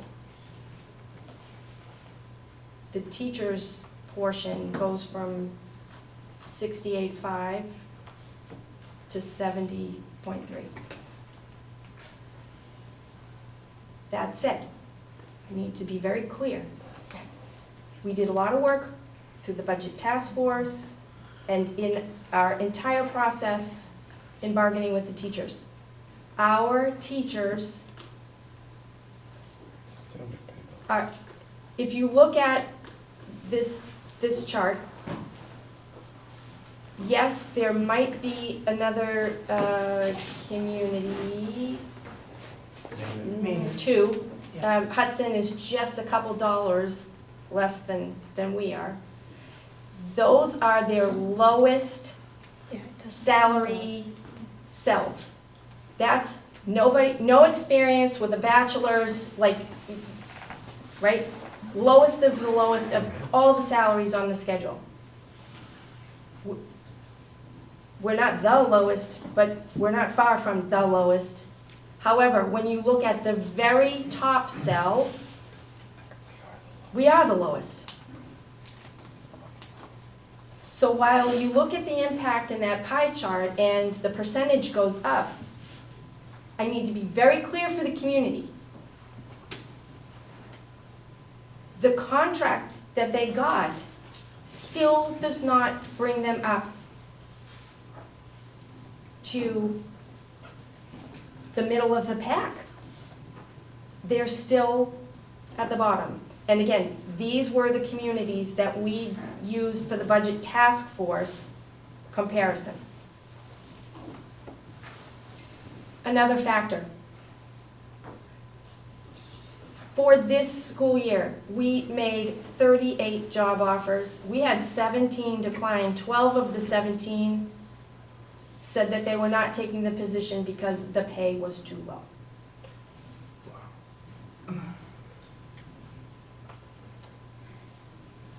I had a lot of questions come through, either to emails that went to the committee or to me directly, so I just wanted to summarize some of those. I don't need to read through every single one of them. Folks can go to the slide deck and take a look.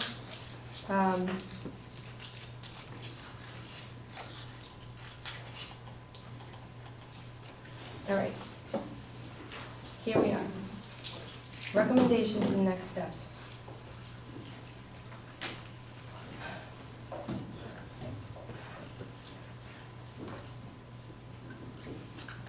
when we take a look at where are we at, after you take a look at the additional money we're getting from the town, but take out the increase that we now have to absorb for the health insurance, we have wiggle room with 136,000. If you take almost all of the expense cuts that we put on the table tonight and leave the advisor cuts, the coach and the activity advisor cuts out of the mix, you got about 210,000 to play with. If you recognize that we're gonna drop that out of district tuition, we've got about another 310,000 there.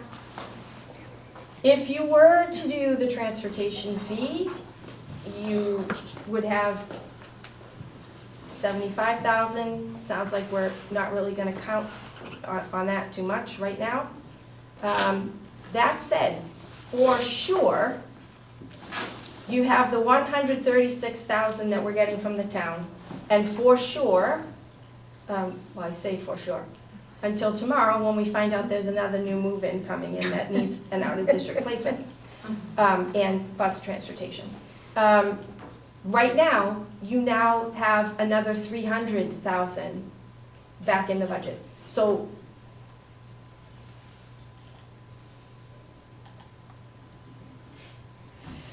if you ballpark, and you can't, there's no perfect science, for the benefit of the community, teachers with 5 years' experience don't make $65,000. They have varying levels of education that put them in different columns. They come to us with different years of experience that put them on different steps. Some of them take health insurance, some of them don't. So the cost attached is extremely flexible, like in some cases by tens of thousands of dollars. By contract, the teachers have bumping rights. Seniority matters. So we need to figure out what positions you want to put back so that we can figure out who that individual actually would be and what money is attached to them.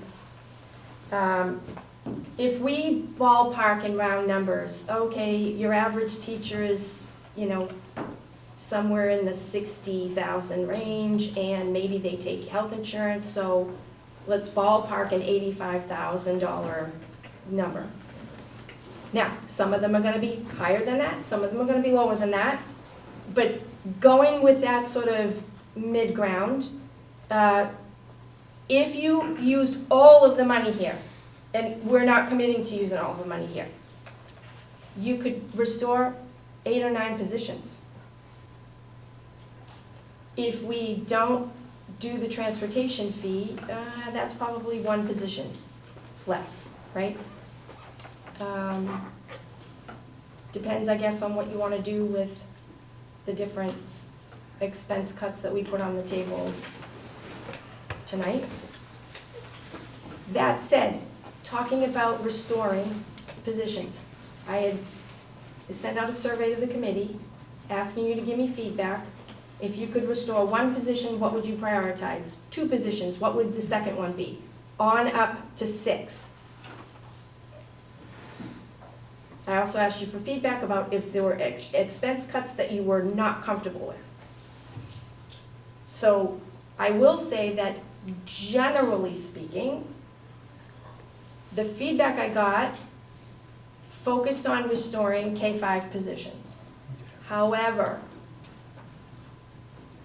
we met as a leadership team for almost an entire day today, going through the impact statements, making sure that we didn't miss anything, and talking about, okay, well, what would we say we would recommend to restore? We had a different list, but there are impact statements associated with the different list that we had. So what I would like to do is turn it over to those who are leading the building and why they feel the restoring of this particular position is more critical than restoring a K 1, 2, 3, 4, 5, right? So special education, I'm gonna ask for Juliana Hanscom to kind of tag team comments on any of the thoughts on why we would choose to restore a position connected to special ed, but I'm gonna turn it over to Mr. Santry because the first one is connected to the high school. Mr. Chair, before we move forward, could I just ask a question? Yes. What are your expectations for the remainder of this meeting? Oh, man. None, yeah. Okay, I just, as the primary audience here, I'm fading fast.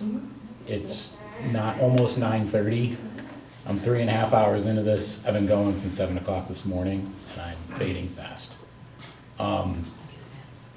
We had set expectations that there'd be a Q&A, Yep. We gotta do that. which I think we need to do. I think we need to have more meetings, like, we gotta figure this out over the course of the next couple of weeks. But there's just no way that we're gonna do what I think we all set out to do tonight, at the rate we're going.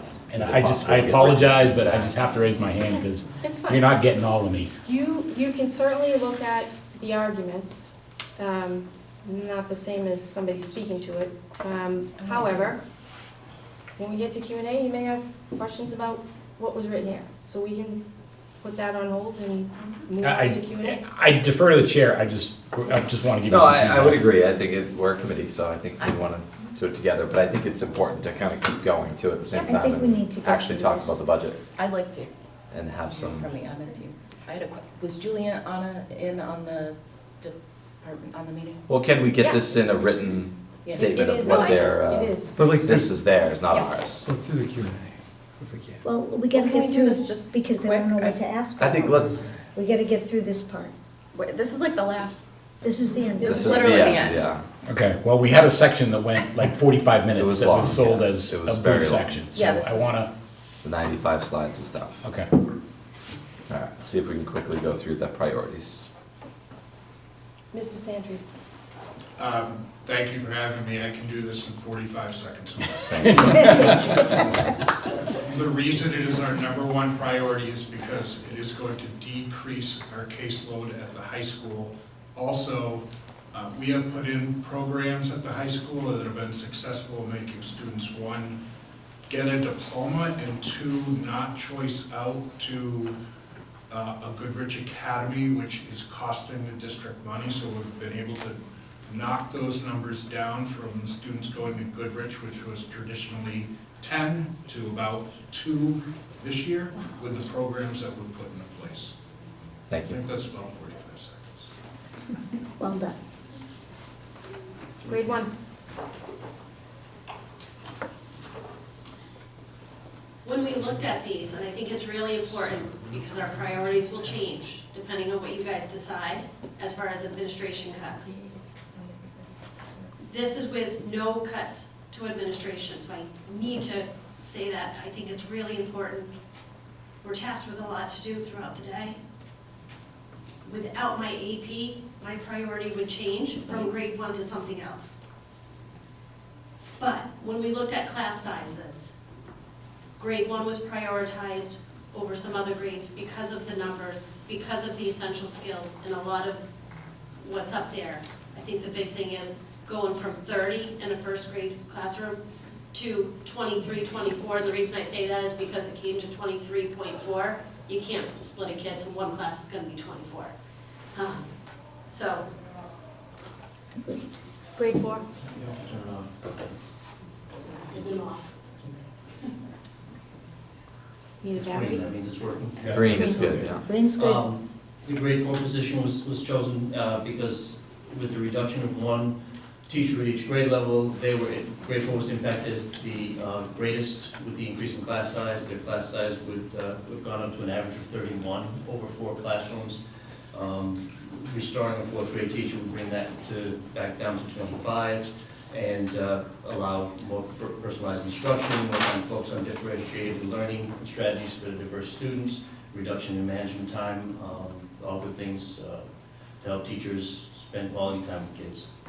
The next priority would be to restore one MTSS teacher that could be supporting the two buildings. We would prioritize grades 1, 2, and 3. I think the key thing here is when you're looking at the types of assessments that you're doing, how many assessments you're doing, and what it provides. We are mandated to do the universal screeners. So at the primary school, you're doing universal screeners 3 times a year. Yep. Each time is 700 students that are being screened at the primary building, K through 2nd grade, and then you have to do that at 3rd grade as well. So looking, if we could get one back, it would have to be split.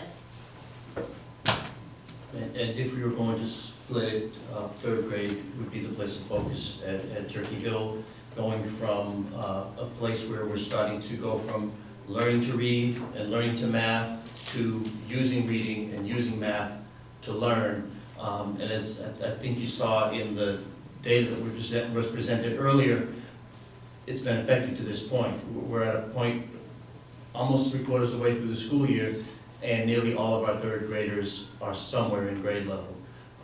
So it's been effective. We want to keep that because that benefit then moves on to 4th grade, 5th grade, right through high school. Thank you. Middle school special ed? So same rationale for returning our LMS special education teacher. Caseloads of 29 are becoming untenable. If we reduce those to 18, we continue to make progress as we have in our accountability scores on MCAS for our subgroups with students with disabilities, and where we're making good progress in those schools. Thank you. Social worker at the K-5 level, it would be shared across the 2 schools? So currently, the current budget proposal is to go from a full-time social worker at both buildings to having a .5, so they'd be .5 at Turkey Hill, .5. If we restored this, that would bring us back to at least 1 full-time social worker at each building. So it's an increase of a .5, but it really brings our buildings back, and our social workers are essential. With a .5, we're only hitting IEP students. So this year alone, we've had families, or students that have had deaths in their families. My social worker is essential to meet those needs and help with a crisis, help with support, and provide wraparound services to families that need it. And without that, we're just focusing on our IEP students. Dr. Books had said something in our meeting this morning that I think is important. If our kids aren't ready to learn, they're not going to learn. And we've got students with some intense social, emotional needs, and having that person in the building full-time to help intervene in time of crisis or dysregulation, or to help, better yet, prevent that crisis and dysregulation coming so those students can focus and learn is important. And it also then adds to reduced disruptions in the classroom, reduced distractions in our students so that they're able to focus and learn. Thank you. Social worker at the middle high school? So a restoration of that position benefits both of my buildings. It drives the social worker numbers down at the high school, as well as builds back our guidance department at the middle school, which has suffered cuts over the last few years. Thank you. Kindergarten? So kindergarten, again, it's one of those early development. We need to get that social emotional. Without that foundation, they're not ready to learn. So I think it's important that we look at lower class sizes, so it would go from 29 to 23. And that 29 is a projected, that's not an actual. Yeah. At this point, we have 88 kindergarten registrations. So it's projected that we'll have about 116, so that's just an estimated number. And the grade 3 runs along the same lines as with our grade 4. Grade 3 would be the second largest impact in increasing class size. Restoring a grade 3 position would allow us to lower the proposed average class size from 29 to 23. Again, providing opportunity for more personalized instruction, time to focus on differentiating learning strategies for diverse students. And I guess it's important to note that both for every grade, we're working with, outside of kindergarten, the current numbers in the grade before. We may have students move in, we may have students move out, but we're working with the number that we know. Thank you. And then, an MTSS teacher at the lower grades, which would restore one full-time intervention teacher in each building. And the middle high school secretary position, Ms. Cassandra, you want to talk about that? Sure, if you've ever stepped foot into the secretary place at the middle high school, it's a very busy area. Cutting a secretary is going to have a direct impact on parents and students. Our tracking of chronic absenteeism, it's an important position that I'd like to restore. Thank you. So those were just some thoughts how we would prioritize restoring positions. So, do we want to open up to the public first? Yeah. So we're going to open up the Q&A to the public. If you're in person, come up to the microphone. If you are on Zoom, you can raise your virtual hand, and we will take questions, and the administration and admin team will take questions. There's so many people still watching. And just as a reminder, state your name and address, please. Hi, yes. My name is Lauren Correa. I'm at 44 Whiting Street. I have a kindergartner who's enrolled at the primary school. I also had 2 high school students already go through Lunenburg High, so I've kind of seen all the different levels. I just want to say everything I said today was spot on. I appreciate all your comments. I wrote down a ton. Get to the questions, though. One question I had was, you were talking about these meta-analysis studies, which, again, I think there's a lot of different studies out there. Do you know what that range of classroom size that was studied? I don't think, obviously, there's an end point that classroom size may cut off. You know, I don't think anyone's going to argue that a 50 classroom size is the same as a 5. So do you know actually which range was studied in that study? So it's a meta-analysis, which meant it looked at many studies, like over 60. Mm-hmm. The range that they pinpointed that actually had an impact on achievement was from 13 to 17 students in a class. Okay. And so it's a very expensive way to get that impact. And it's rare that a district is able to sustain class sizes of 13 to 17. Okay, and so beyond that to a certain point had no difference? Do you know like what the biggest classroom size they were studying in these? There were some that were over 30. Okay. But again, it depends on different levels. So the high school level may have been 30 to 35. Most of the elementary studies were within the 20 to 28, 29 range. Okay, thank you. And then on that note, I so appreciated your comments on the MTSS because my daughter utilizes that and I think it's a wonderful program. Can you just clarify what the current proposed cuts to MTSS are? I noticed when I looked at the Excel spreadsheet, kind of things were grouped under special ed, I think, so I wasn't sure exactly what the current proposed number of MTSS tutor. We currently have 3, and the initial proposals were all 3. Okay, so we just talked about how wonderful this program is. Yep. And, okay, just to clarify that. The other question I had was physical classroom sizes. Has that been assessed for actually how many students can kind of safely and appropriately fit in these rooms? I know, again, my daughter's kindergarten class has 24 students right now. I've been in there with 24 5-year-olds, and it's hectic with not a lot of space. Has that been looked at, and is that, I mean, primary is my daughter's school, but just for the general So public, yeah. we can fit 30 kids in the classroom, but with that said, some of the materials that are out would be limited. Yeah. You would have to rearrange classrooms, so teachers would have to take away some of their materials that they have out to safely fit the students. It does limit your carpet area as well, so we're looking at that, so more objects will have to come out of the room to safely fit the students, and more so at the kindergarten level because they're tables. The other classrooms have desks, so at other grade levels it's easier to move students around. Okay, thank you. And then my last question, well, a question and then a comment. One question was, and this wasn't talked about tonight, but I saw it on the Excel spreadsheets, a salary increase of 71,000 for an HR specialist. I'm just curious what that represents, and especially if we're cutting jobs, why a need for further HR support. That's a teacher salary to me, so that's the That's reason. not a new position, it's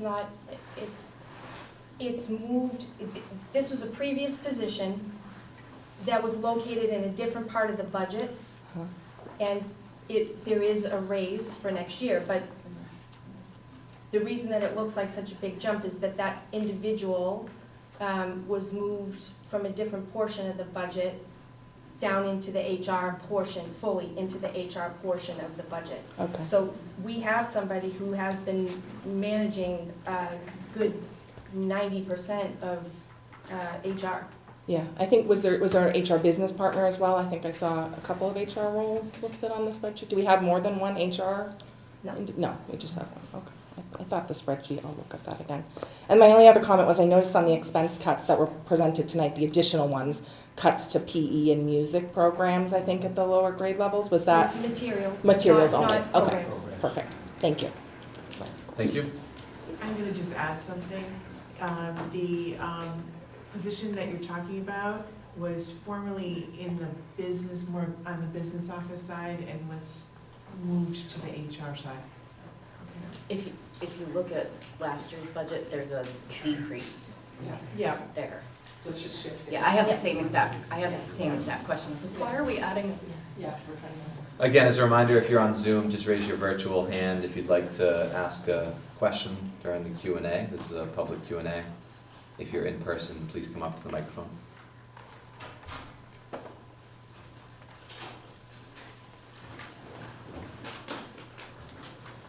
Ms. Perugian on Zoom. Hi, good evening. Thanks for hanging in. This is a long one. Laura Berusian, 389 Milpas Road. And just a couple of quick questions. Can you repeat again, where are the slide deck that was just gone through on the website? I was trying to locate that. Yep.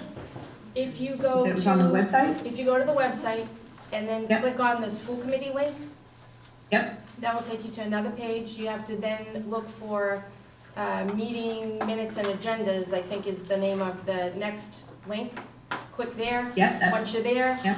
scroll down a little bit, and then you'll see today's date for the school committee meeting, and then all of the documents are linked under that date. Because I do find a revised meeting agenda. Yep. I didn't see any additional documents there. There are, I will yeah. look again. Okay. One question, please, on the, there are obviously lots of rumors flying around, lots of comments, the numbers are staggering.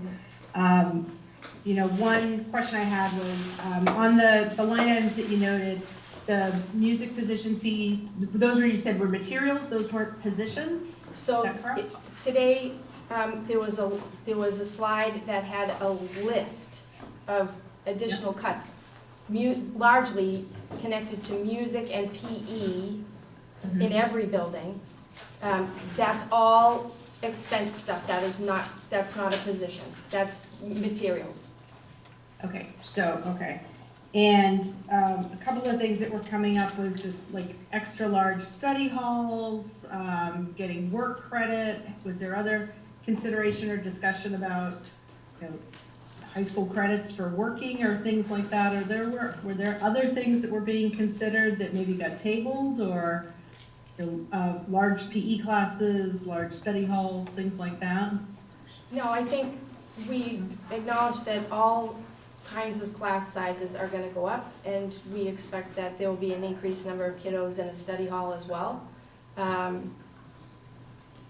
we did not, or not that I'm aware of, if there's any conversation, Mr. Santry, at the school level around a work program that would give students credit. I know it's something that we've talked about, No, but we're never actually, came to a proposal. we're piloting that work-based program this year. We'll have more information for you in June, but we did come in front of school advisory.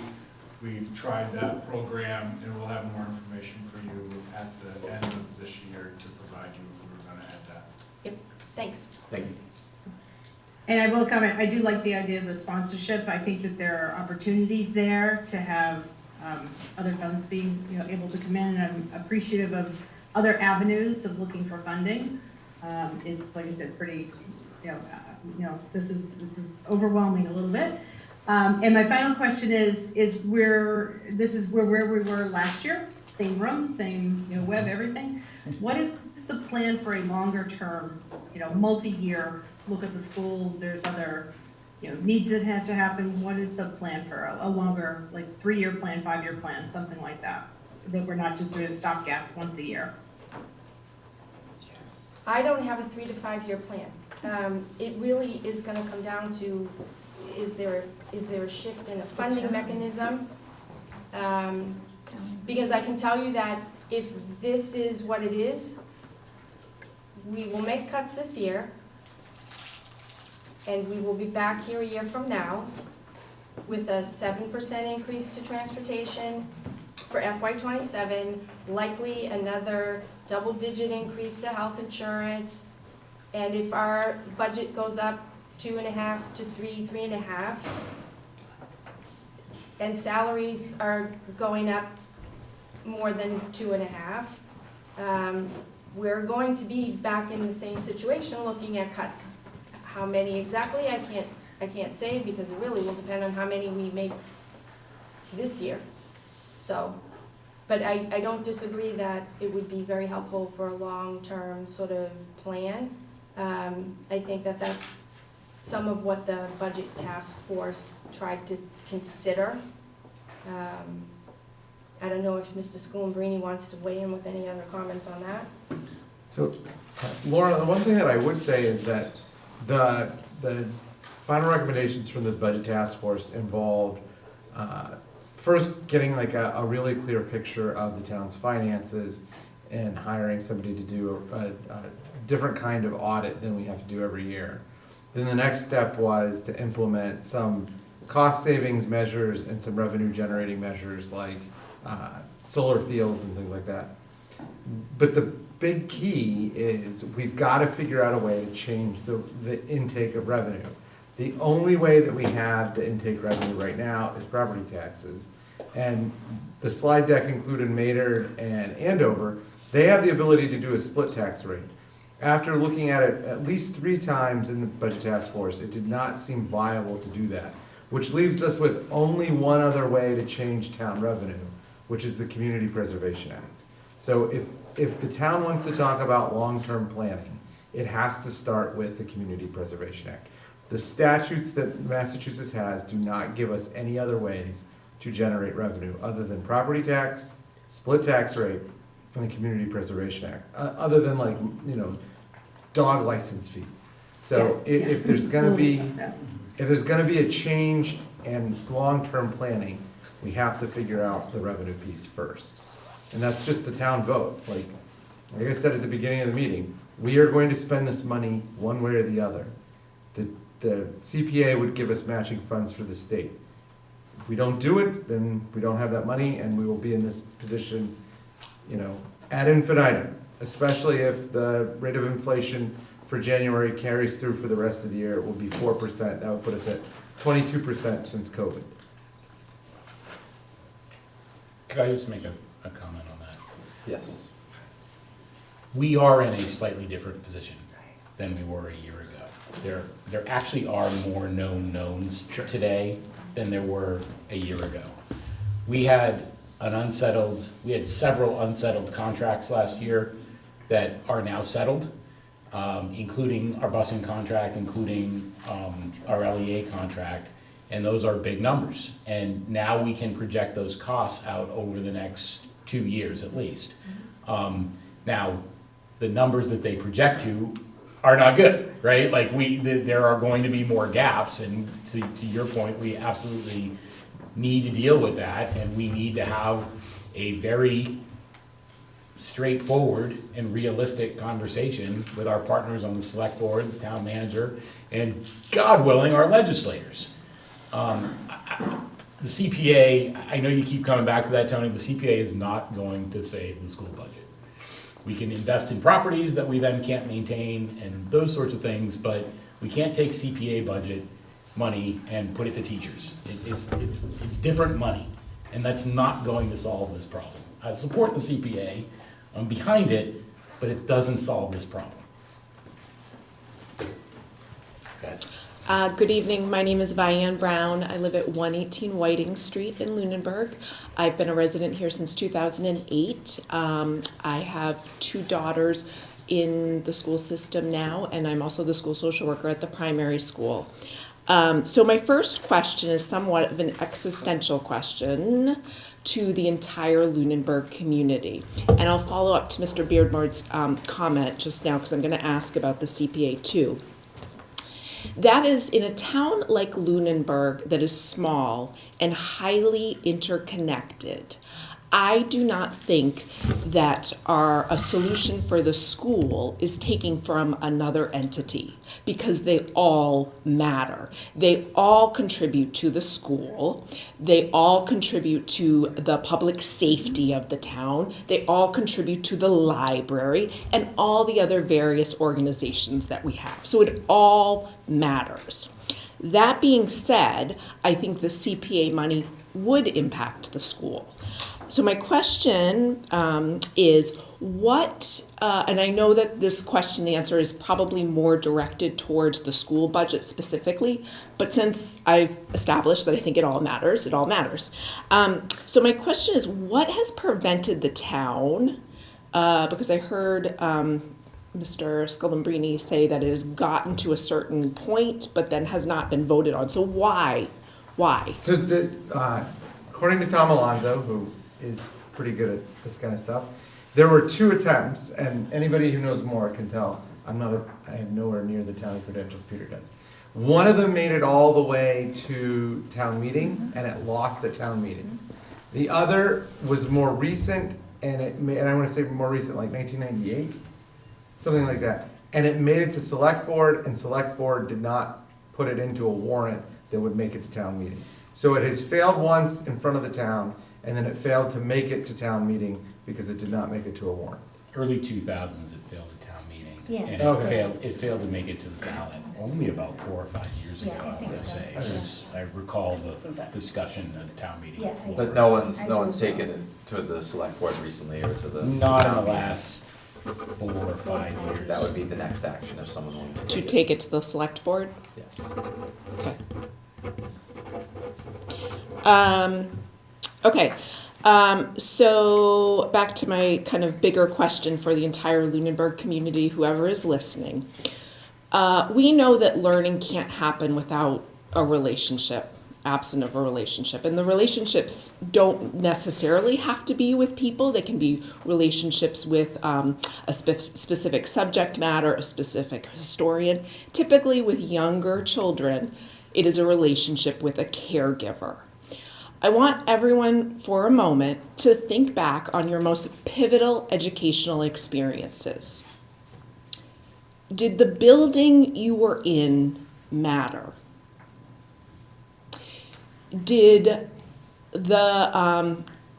anything about the grounds or the physical what you could see environment matter? Likely not. It was the people that mattered. So Lunenburg, we are a community here, and we actually get to make the decisions. We get to make the decisions. This is not about the school committee making decisions. It's not about the select board, although they are important. It is about all of us. So I would implore you, when you are making your decisions, whether to vote, whether to make a public comment, to think about what mattered to you and your educational experience. My final question is about, so I too was very fond of the sponsorship program. One thing that has been super impressive to me about this community is the willingness, the kind of the scrappiness of it, and the willingness for people to just roll up their sleeves and do what needs to get done. The volunteers in this community are exceptional. You know, the pasta parties that have been thrown for the athletics. Some families are even silly enough to open up their house for an entire month in the fall to let ninth graders come in and build a float. And so my question is about tapping in, and I've asked this question a few different times, tapping into volunteers and things like the sponsorship program. What are the limitations that currently exist in allowing parents or other volunteers to come in and support the school community? And what would we need to do to kind of get through those barriers? That's a big conversation. The long and short, I'll just give you a couple of highlights. We have a flyer on the website. We've listed all kinds of volunteer opportunities. We don't get a lot of volunteers. I'm not sure exactly when that sort of shifted, but definitely after COVID, because we couldn't have extra people in the building and in the classrooms. You don't typically get as many volunteers in the school at the 6-12 level as you might at the primary or the Turkey Hill. I think really the primary is probably the greatest place for that. The challenge, if you were looking for volunteers to do certain kinds of tasks or basically free work, there are limitations. We have a lot of confidential material. Student records are confidential, employee information is confidential. And for a non-employee, you couldn't give them access to those kinds of things, right? I'm thinking primarily for the extracurriculars. Like, I know a lot of people in town who have coaching experience, who would lead some sort of group, just supporting and supplementing the extracurriculars. Just Cory checks, maybe? Cory checks for sure. I think we may have a challenge if we're getting volunteers for positions that are stipended in the contract. Right.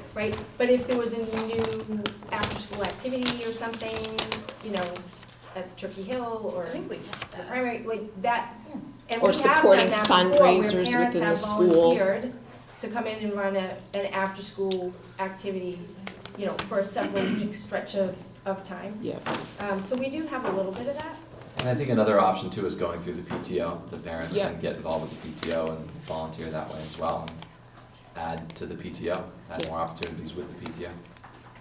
We have been lucky in getting a couple of the senior tax program folks come in to help out with some things, and that's been a huge benefit. So I think one of the challenges to having parents come in and volunteer, when you're alone with children, in addition to a Cory in a public school, you have to have fingerprints. You can't be alone, which is a cost to families. I want to say it's 55 if I'm correct.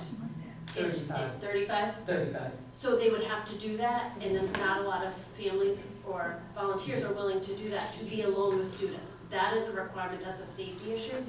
Volunteers, and at the primary school I can speak to this, we have a lot of volunteers that come in. They come in and do our photocopying, laminating. We have families that come in and do stories within the classroom. So and it's at the younger levels, it's easier to get, parents want to come in and volunteer. As the children get older, when I was at Turkey Hill last year, we couldn't really get anybody to come in and volunteer, and that's 3 to 5. You start to see it shift a little bit. So volunteers can't come in and replace teachers. They could volunteer to come in and support a class. There's a lot of uses for volunteers. We'd have to be a little creative around how we could support classroom teachers, because there is some confidential information. Thank you. All right, next up we have Amy King on Zoom.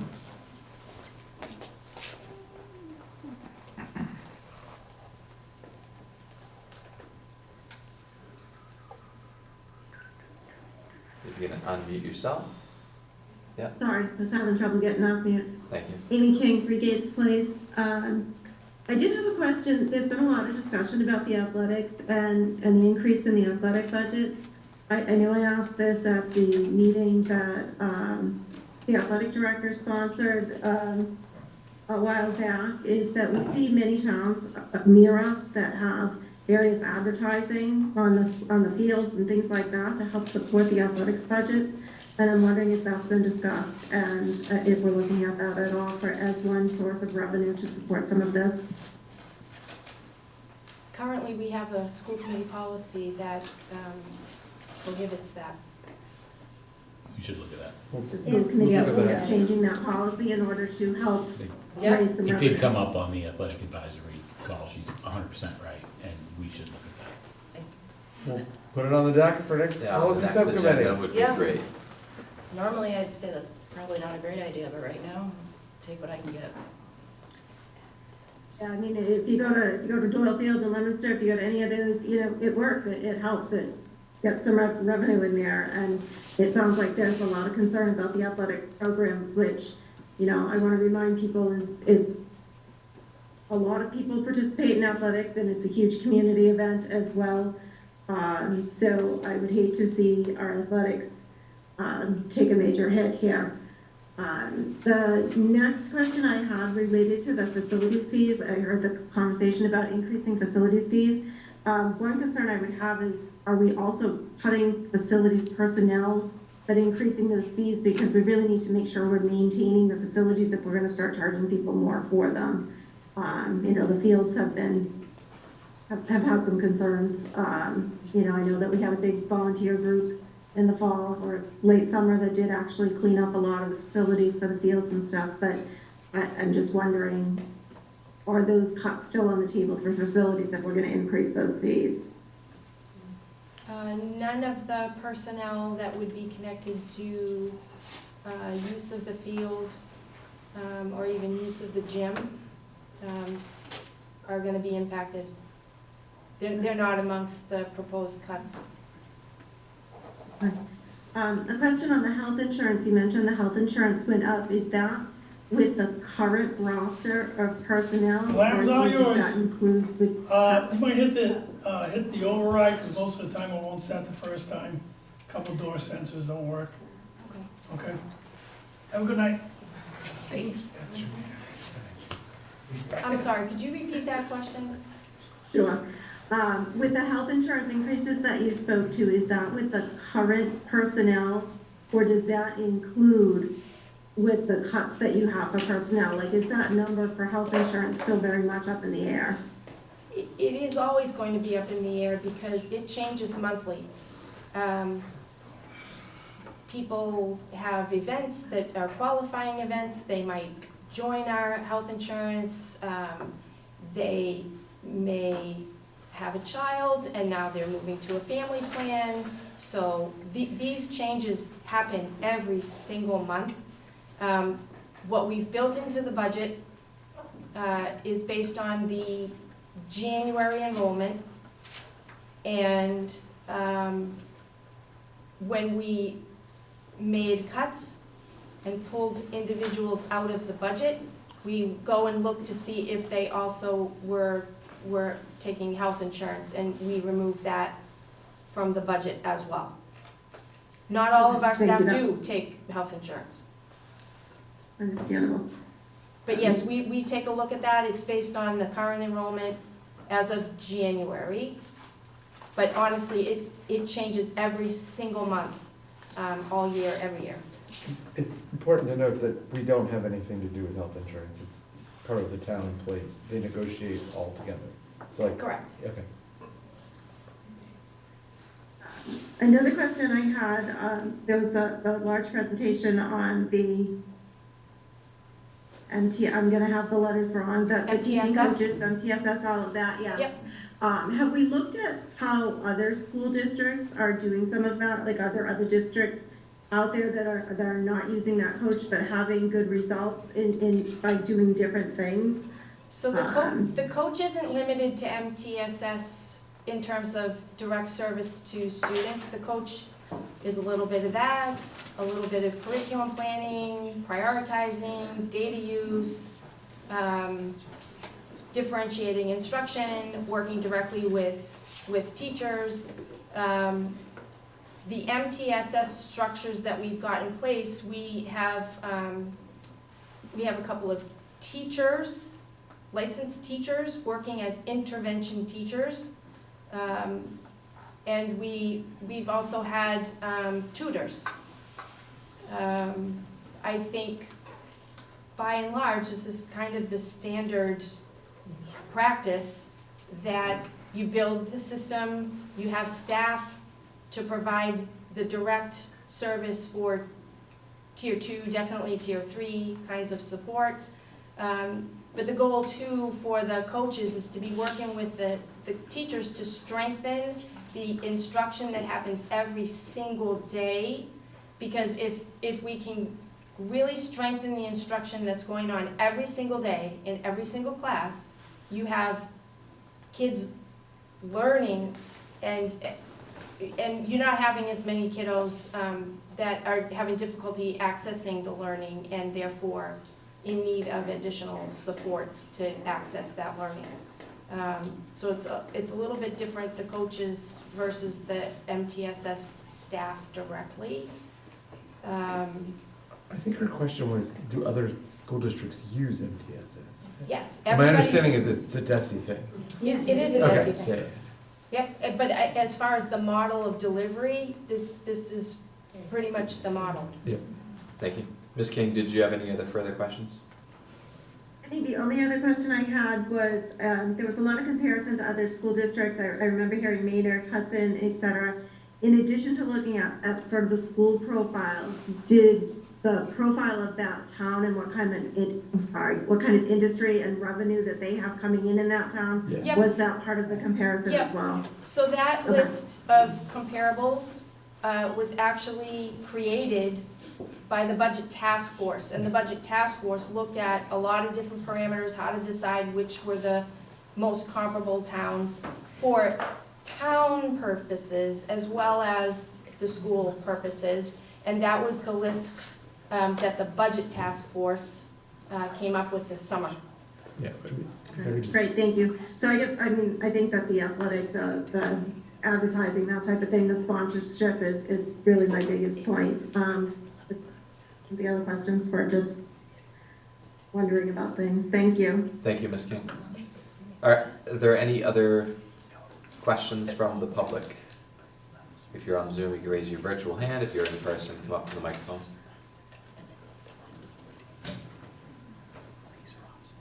All right, at this time, I see no hands up on Zoom and no people in person up at the microphone, so I will look for a motion to close the Q&A, the public portion of the Q&A. So moved.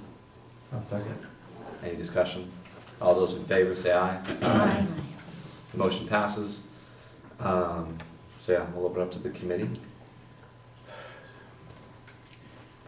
I would come back to my earlier question about what are your intentions for this evening? I would like to give feedback to the superintendent. So I have a list, and maybe we can start with that.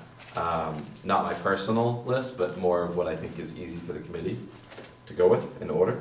I think the facilities and grounds director, I think we can give her some feedback on that. Just hire him.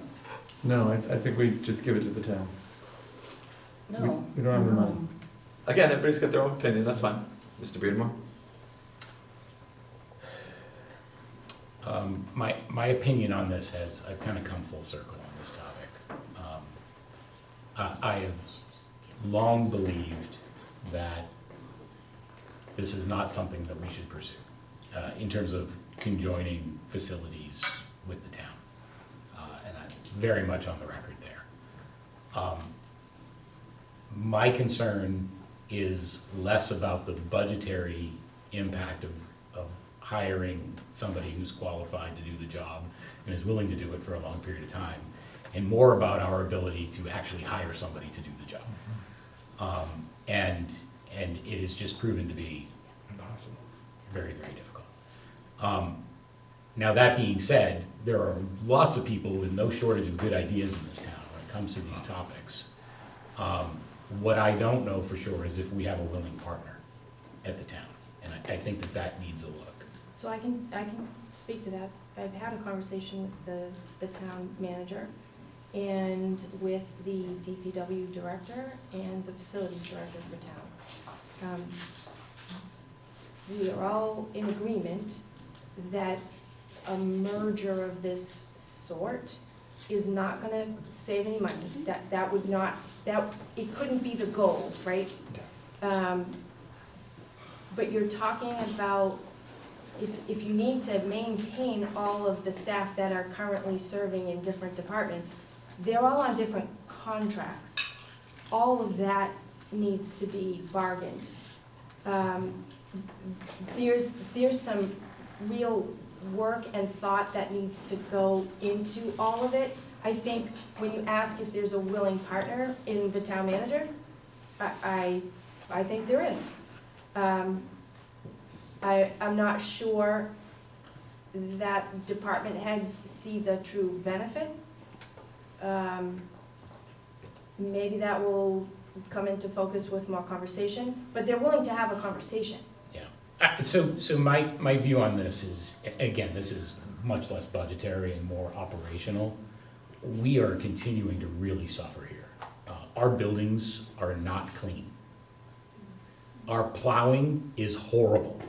I scratched my car door this morning, opening my car door and hitting a snow banking where there shouldn't be one. It has nothing to do with our ability to hire and retain people to do the job. It has everything to do with supervision and holding people accountable. And we need somebody to do that. And I just, whatever the shortest path is to that, I say we take it. Ms. Ashenbaum? I would hire the person that you have interviewed. I would also say hire the person you've interviewed and interested in the job. Are they I think you have- qualified? I think you have the direction of the committee. Are they ready to start? I spoke with them after the last meeting and told them that everything was temporarily on hold until we had this conversation at this meeting tonight, because I knew that you were looking for central office level cuts. Easier not to fill something Fair enough. as a cut than to. I understand that, and I So don't I wanna would spend say, money. as to whether or not they're qualified, I would say that they are qualified. This would be a bit of a career advancement move for this individual. They've indicated that they're eager to learn and develop into the role, and went through 2 rounds of an interview with a panel. And everybody agreed that this individual would be a good fit. I mean, You have direction. Yeah, go. I don't wanna Alright. spend more money, but So we don't again, need this. it's a position we need to fill. We, Okay. as a committee, we Save money. feel Do we need to vote, or you as a just- majority. No, there's no votes on this right now. Yeah, it's in the budget for this It's just year. the discussion. It's not adding a position. The other aspect is just going through the new personnel cuts and restructuring proposals. We can hit up a few, or as many as we can. The North Middlesex merger, is there any interest in the North Middlesex merger? No. Oh, it seems like a great idea, let's Well, just. hey, look, I asked for creativity and we got some creativity tonight. So for whatever it's worth, I just Yes. want to thank everybody. Like, Creativity is there was good. some creative I thinking appreciate the creativeness. that came out tonight, the and I research. think that should be, that should be applauded. If you're not a job share position. But I don't think, so let me say at a high level, I think first and foremost, we need leadership right now. And I don't think that part-time superintendent or shared responsibilities in that role in particular is anything that I would want myself or a future school committee member to have to deal with. It's already too big of a job for one person, in my opinion. It's a lot too big of a job for 40% of a person. So that's not. I think we're all on the same page then on that one, or at least this is the direction of the committee on that one. There was another one, reducing director of special services to part-time. No. No. She's already doing. Moving on, yeah, again, we can do this quick, this is Yeah. not hard. Eliminate director of teaching and learning position? No. No. No. So I think that we need, I think that there needs to be a conversation about where we are with respect to the work that we've done in curriculum over the course of the last 5+ years, and what needs to be done over the course of the next 1 to 2 years. A lot of feedback that I've gotten is we were stagnant for 10 years until 2019 when we staffed this position. We've done an enormous amount of work from here to there and revamped our curriculum and got the thing moving in the right direction. We've invested in coaches and all these things. Should we be focusing on other things that need to get fixed and not that? And I think that that's a fair question to ask. And I say this not being an educator, not knowing. Right. But, you know, and I'm not saying that we eliminate the position. I'm saying, could it be consolidated with other functions that we're paying in the buildings? And I'm asking that as a open and honest question. I can address a little bit of that. I haven't taught a very long time. My school district that I taught in lost that position for a while and totally lost focus. Everybody was doing their own thing and it just did not work. I think that position has to maintain. However, with what you said, combining it with something else or adding, I don't know if that's a discussion for another day. But I think that position, curriculum is a living document. You can't say we're done. You're never done.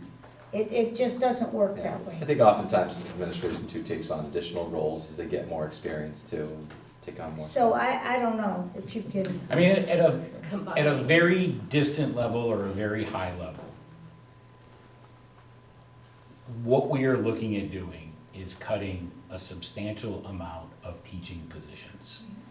People who are in a classroom teaching kids 6 hours a day.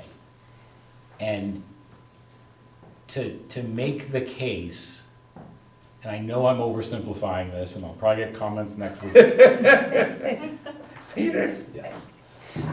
But I have to try to articulate this, is that we're cutting the people who are doing the teaching while we're not cutting the people who are telling the people who are doing the teaching how to do it. Right? It's like that old picture that you got where you've got like the guy shoveling in the ditch and you've got like 7 supervisors around him telling him how to do it. I know this is an extreme example, but I kind of feel like that's where we're at. And I think we spent a lot of time tonight talking about why we need to do that, but that's what we're doing. And again, this is I'm back to my least bad decision here, Right. but I feel like that is a position that we are put in. Yeah, and I think that And we can look at this is a movie that you've seen before, Mhm. right? This position was eliminated,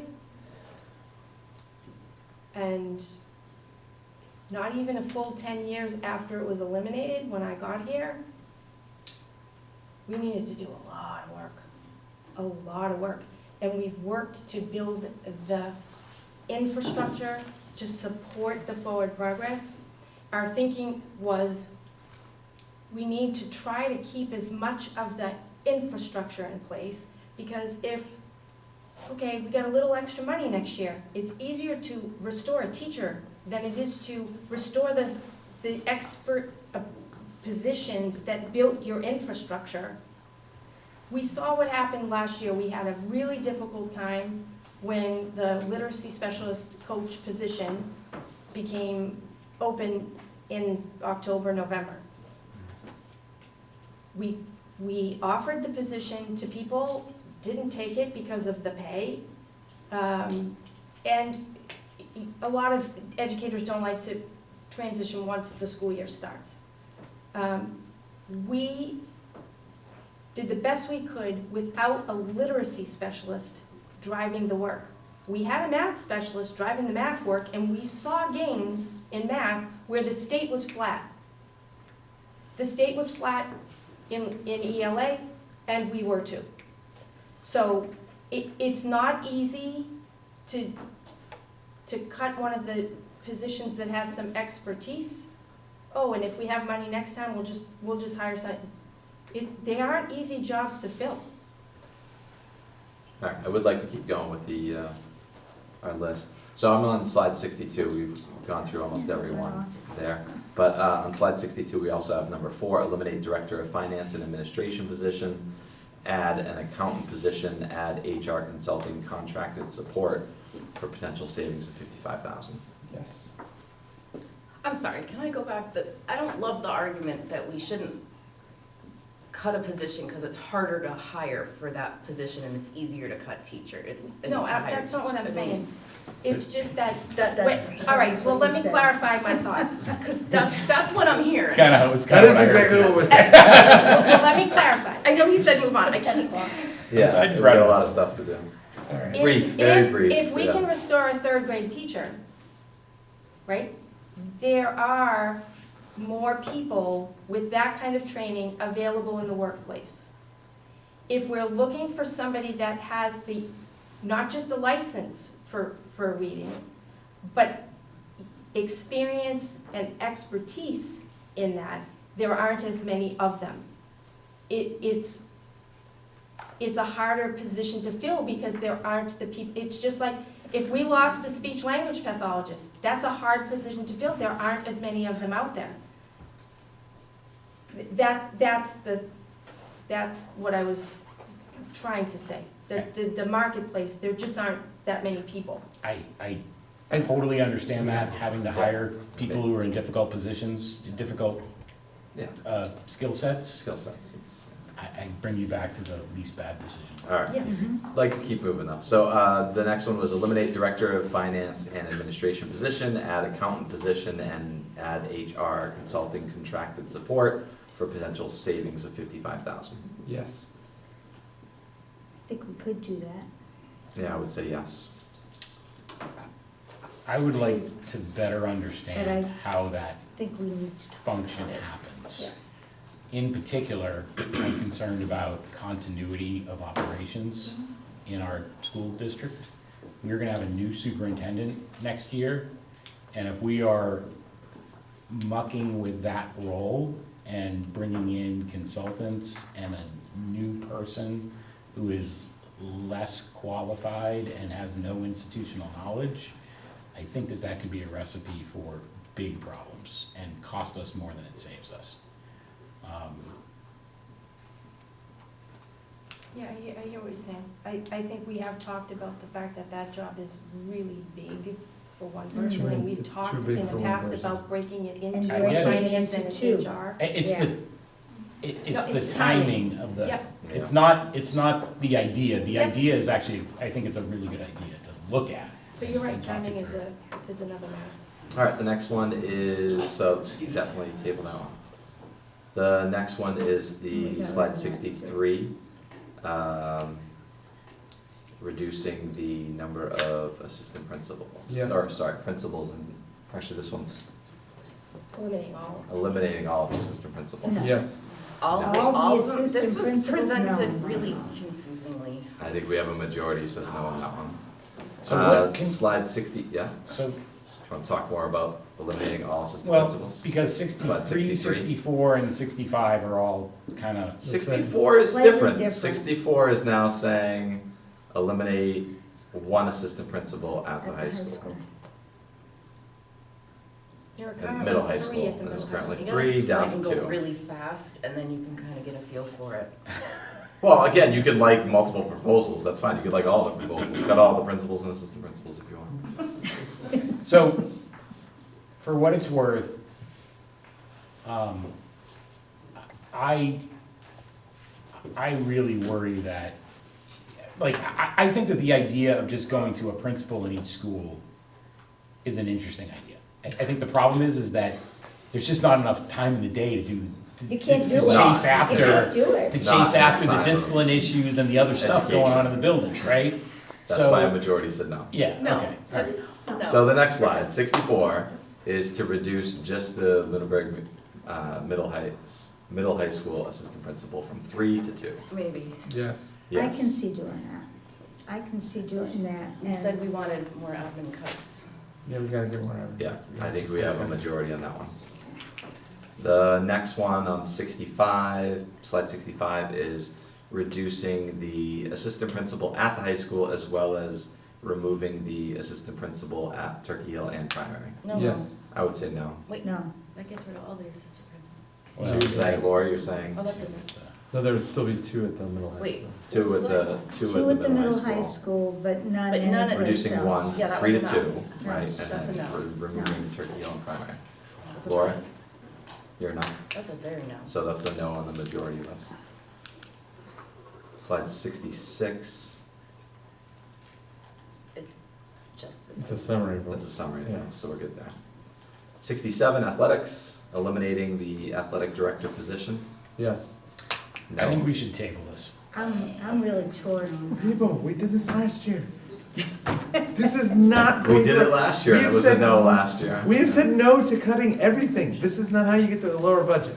I think you're gonna have a hard time running athletics, we've had this discussion before, you're not Wait, gonna have an I- assistant principal run I had athletics. asked for numbers on if we got rid of the athletic trainer, how much it would be. Cause you're still paying for a trainer, but not Well, a hired because trainer. we It's have to more of a have, per diem on Per we diem. have to occasion. do the per Trainer. diem, and every time I ask about it, I'm told, well, there's gonna be costs and.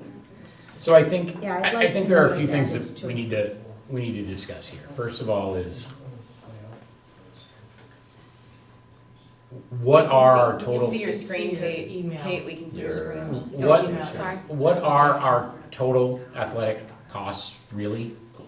We've seen confusing information still when it comes to athletics, when it comes to substantial increases in busing for athletics, whether it's in or outside, being covered by the revolving account or not.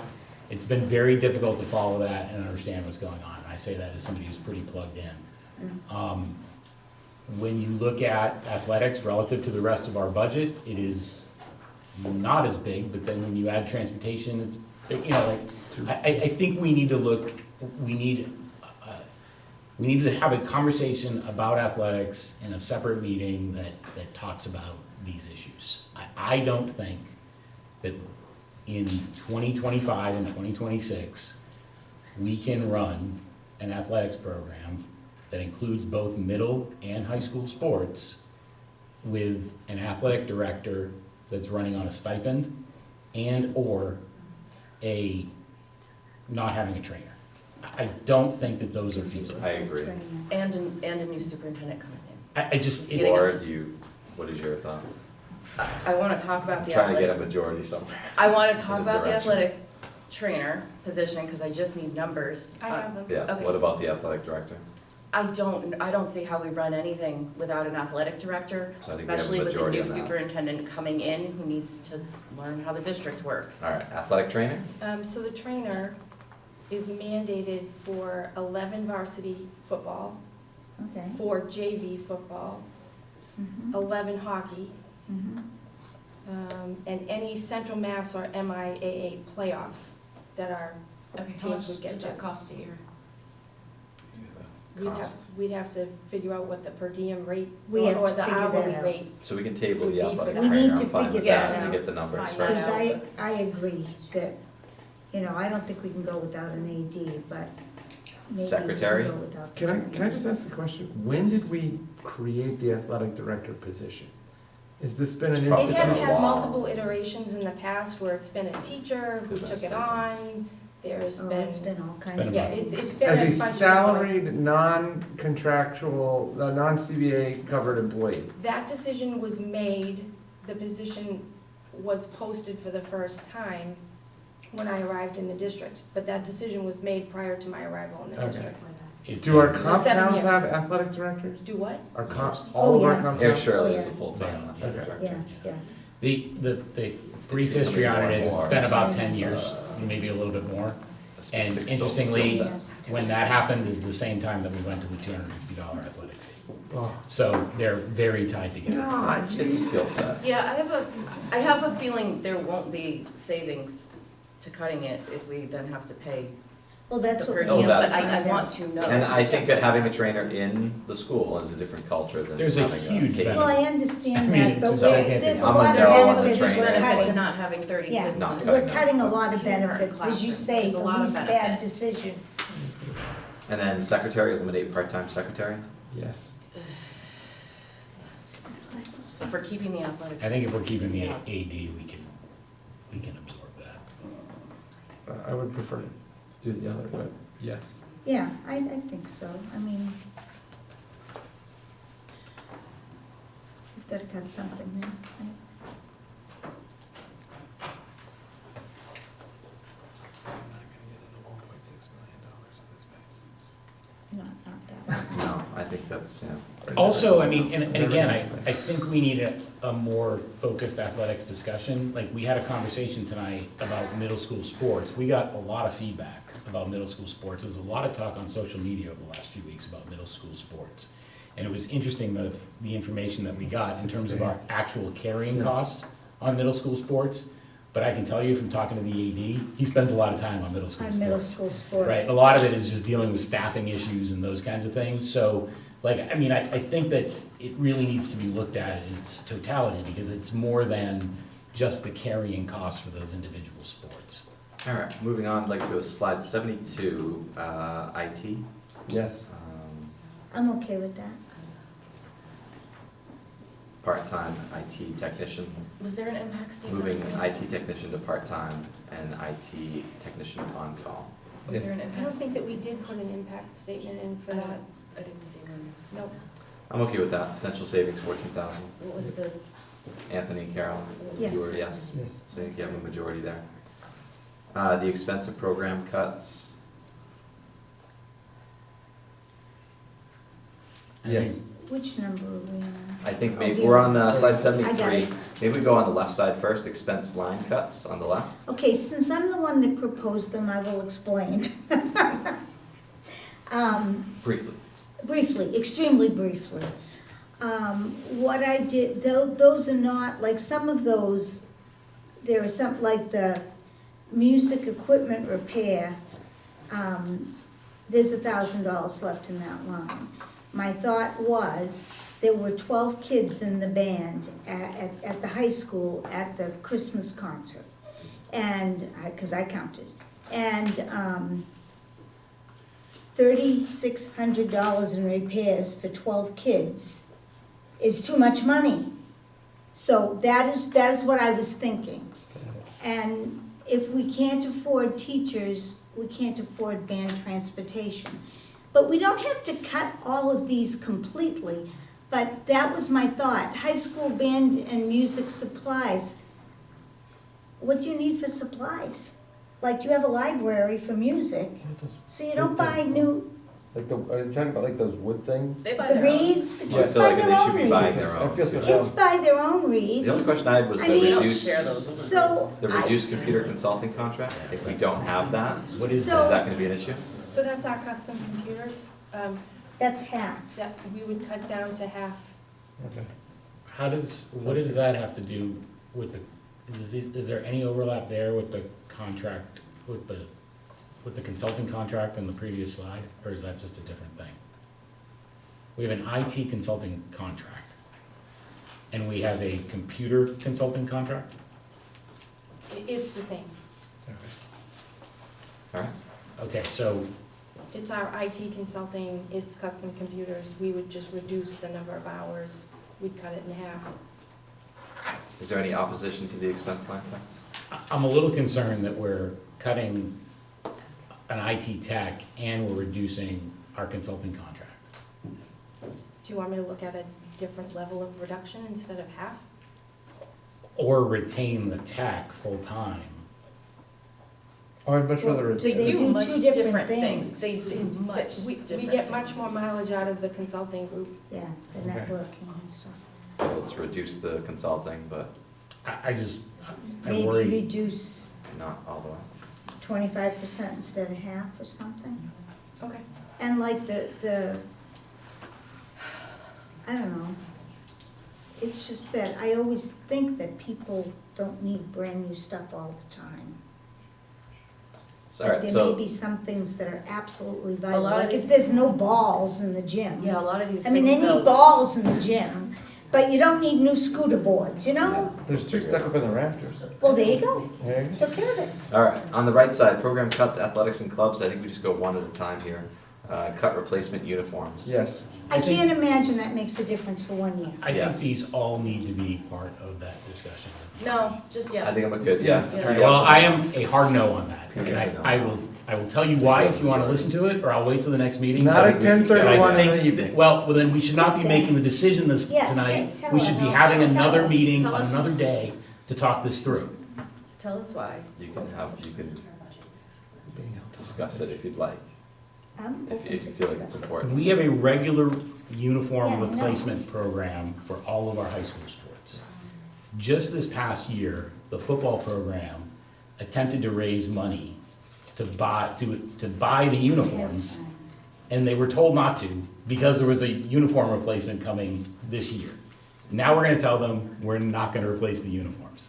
We're the old football uniforms. In my mind, you just raise the fees.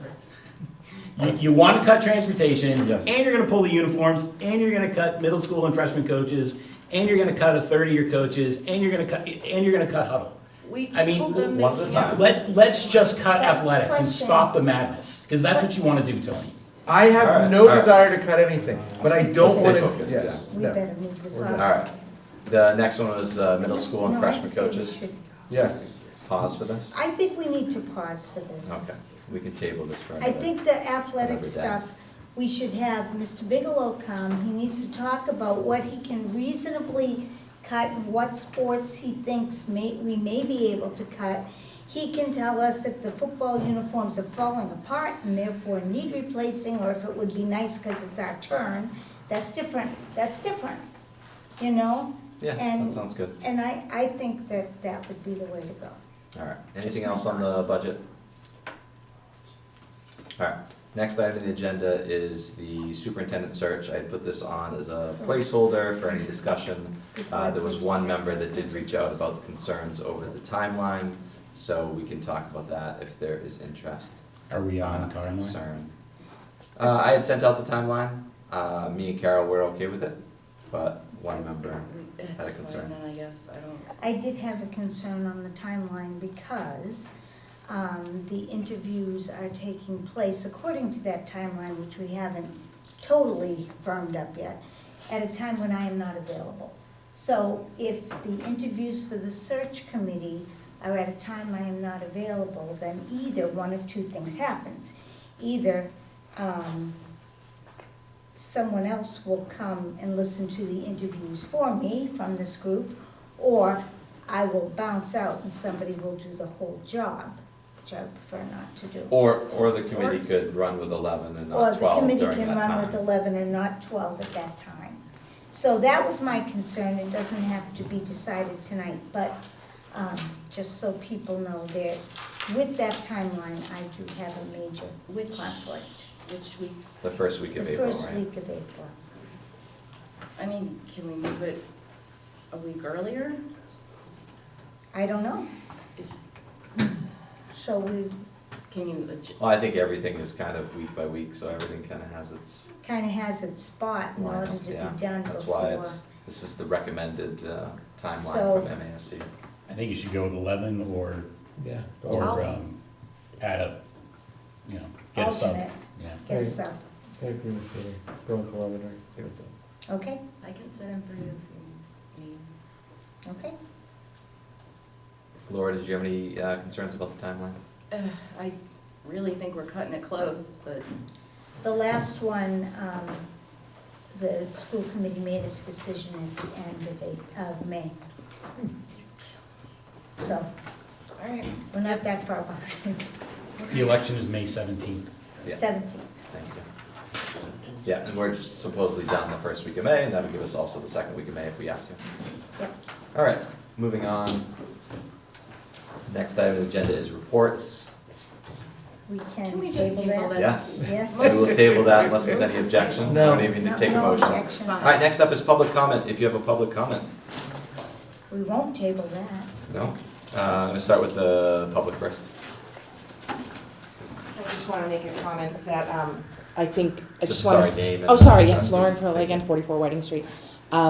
We started off this meeting talking about priorities being kind of classroom learning, I think was instructional learning is what we heard. I heard a few times and I liked that term, and I just would urge the committee and the superintendent to, I think, keep that in mind as you're looking at the budget.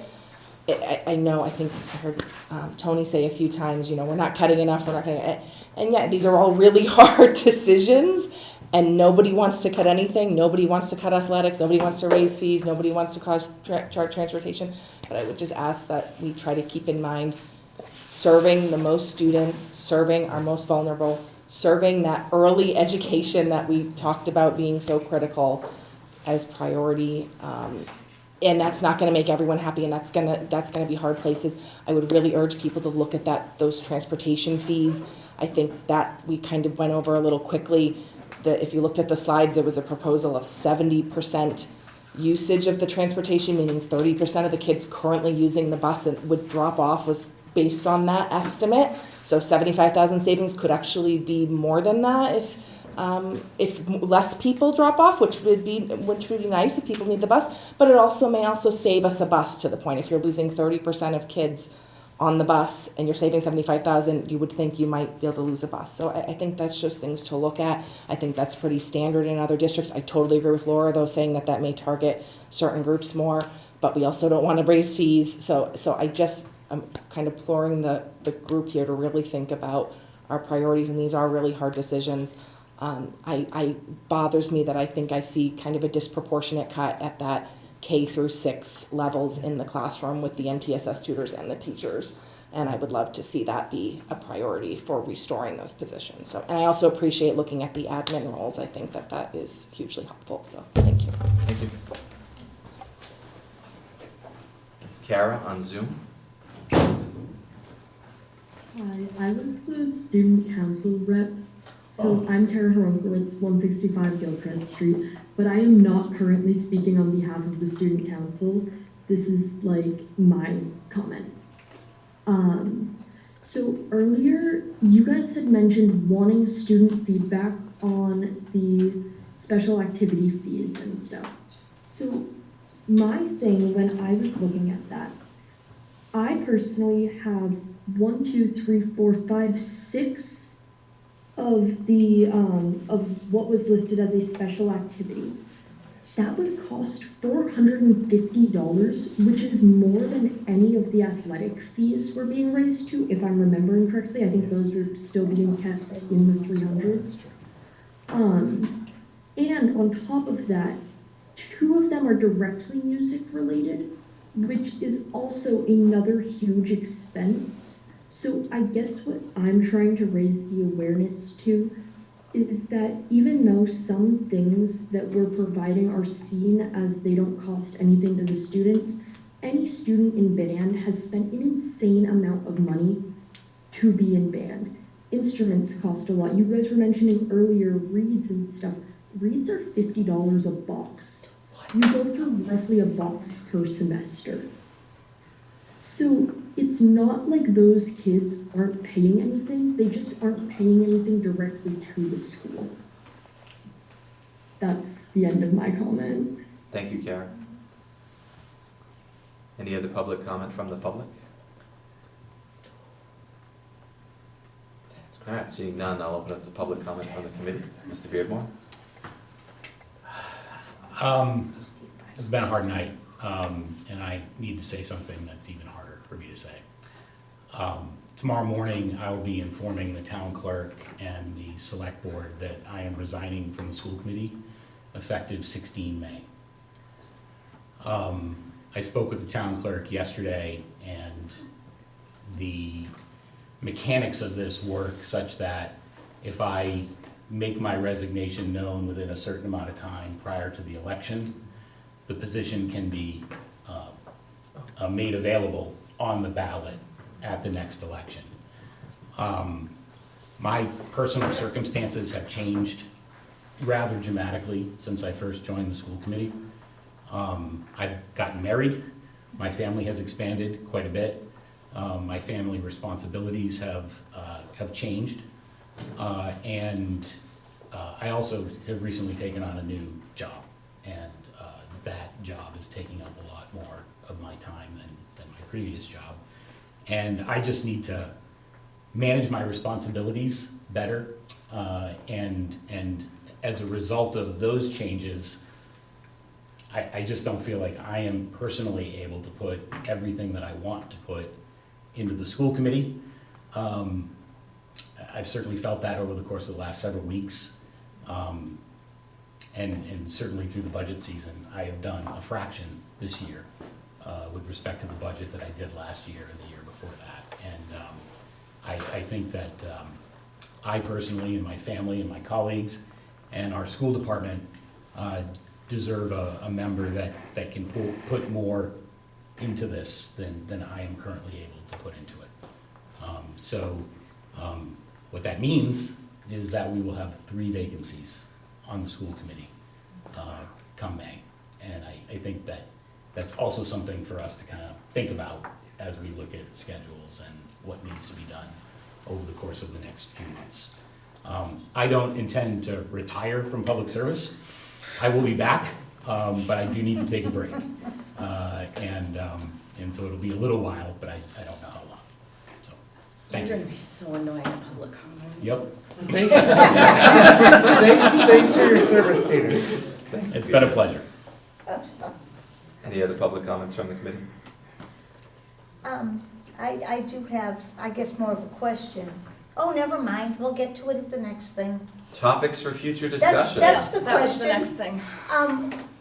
Do we need to meet before?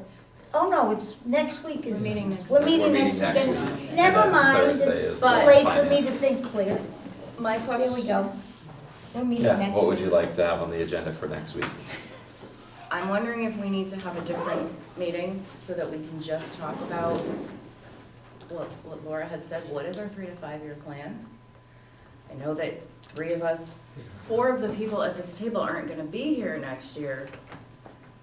So then maybe we should wait to Maybe have that it should meeting until wait. that changes. I can't keep doing these cuts and looking at these cuts are untenable.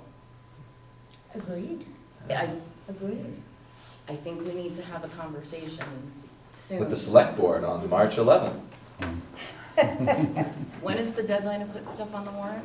I'm sorry, what? When's the deadline to put stuff on the warrant? March 17th. It's usually something. So I think March 11th will be a good time to meet. Okay, because I'm just, Any other topics for future discussion? Otherwise, I'll look for a motion to adjourn at 10:43 PM. Motion to adjourn. Second? All right. Any discussion? All in favor? Say aye. Aye. Aye.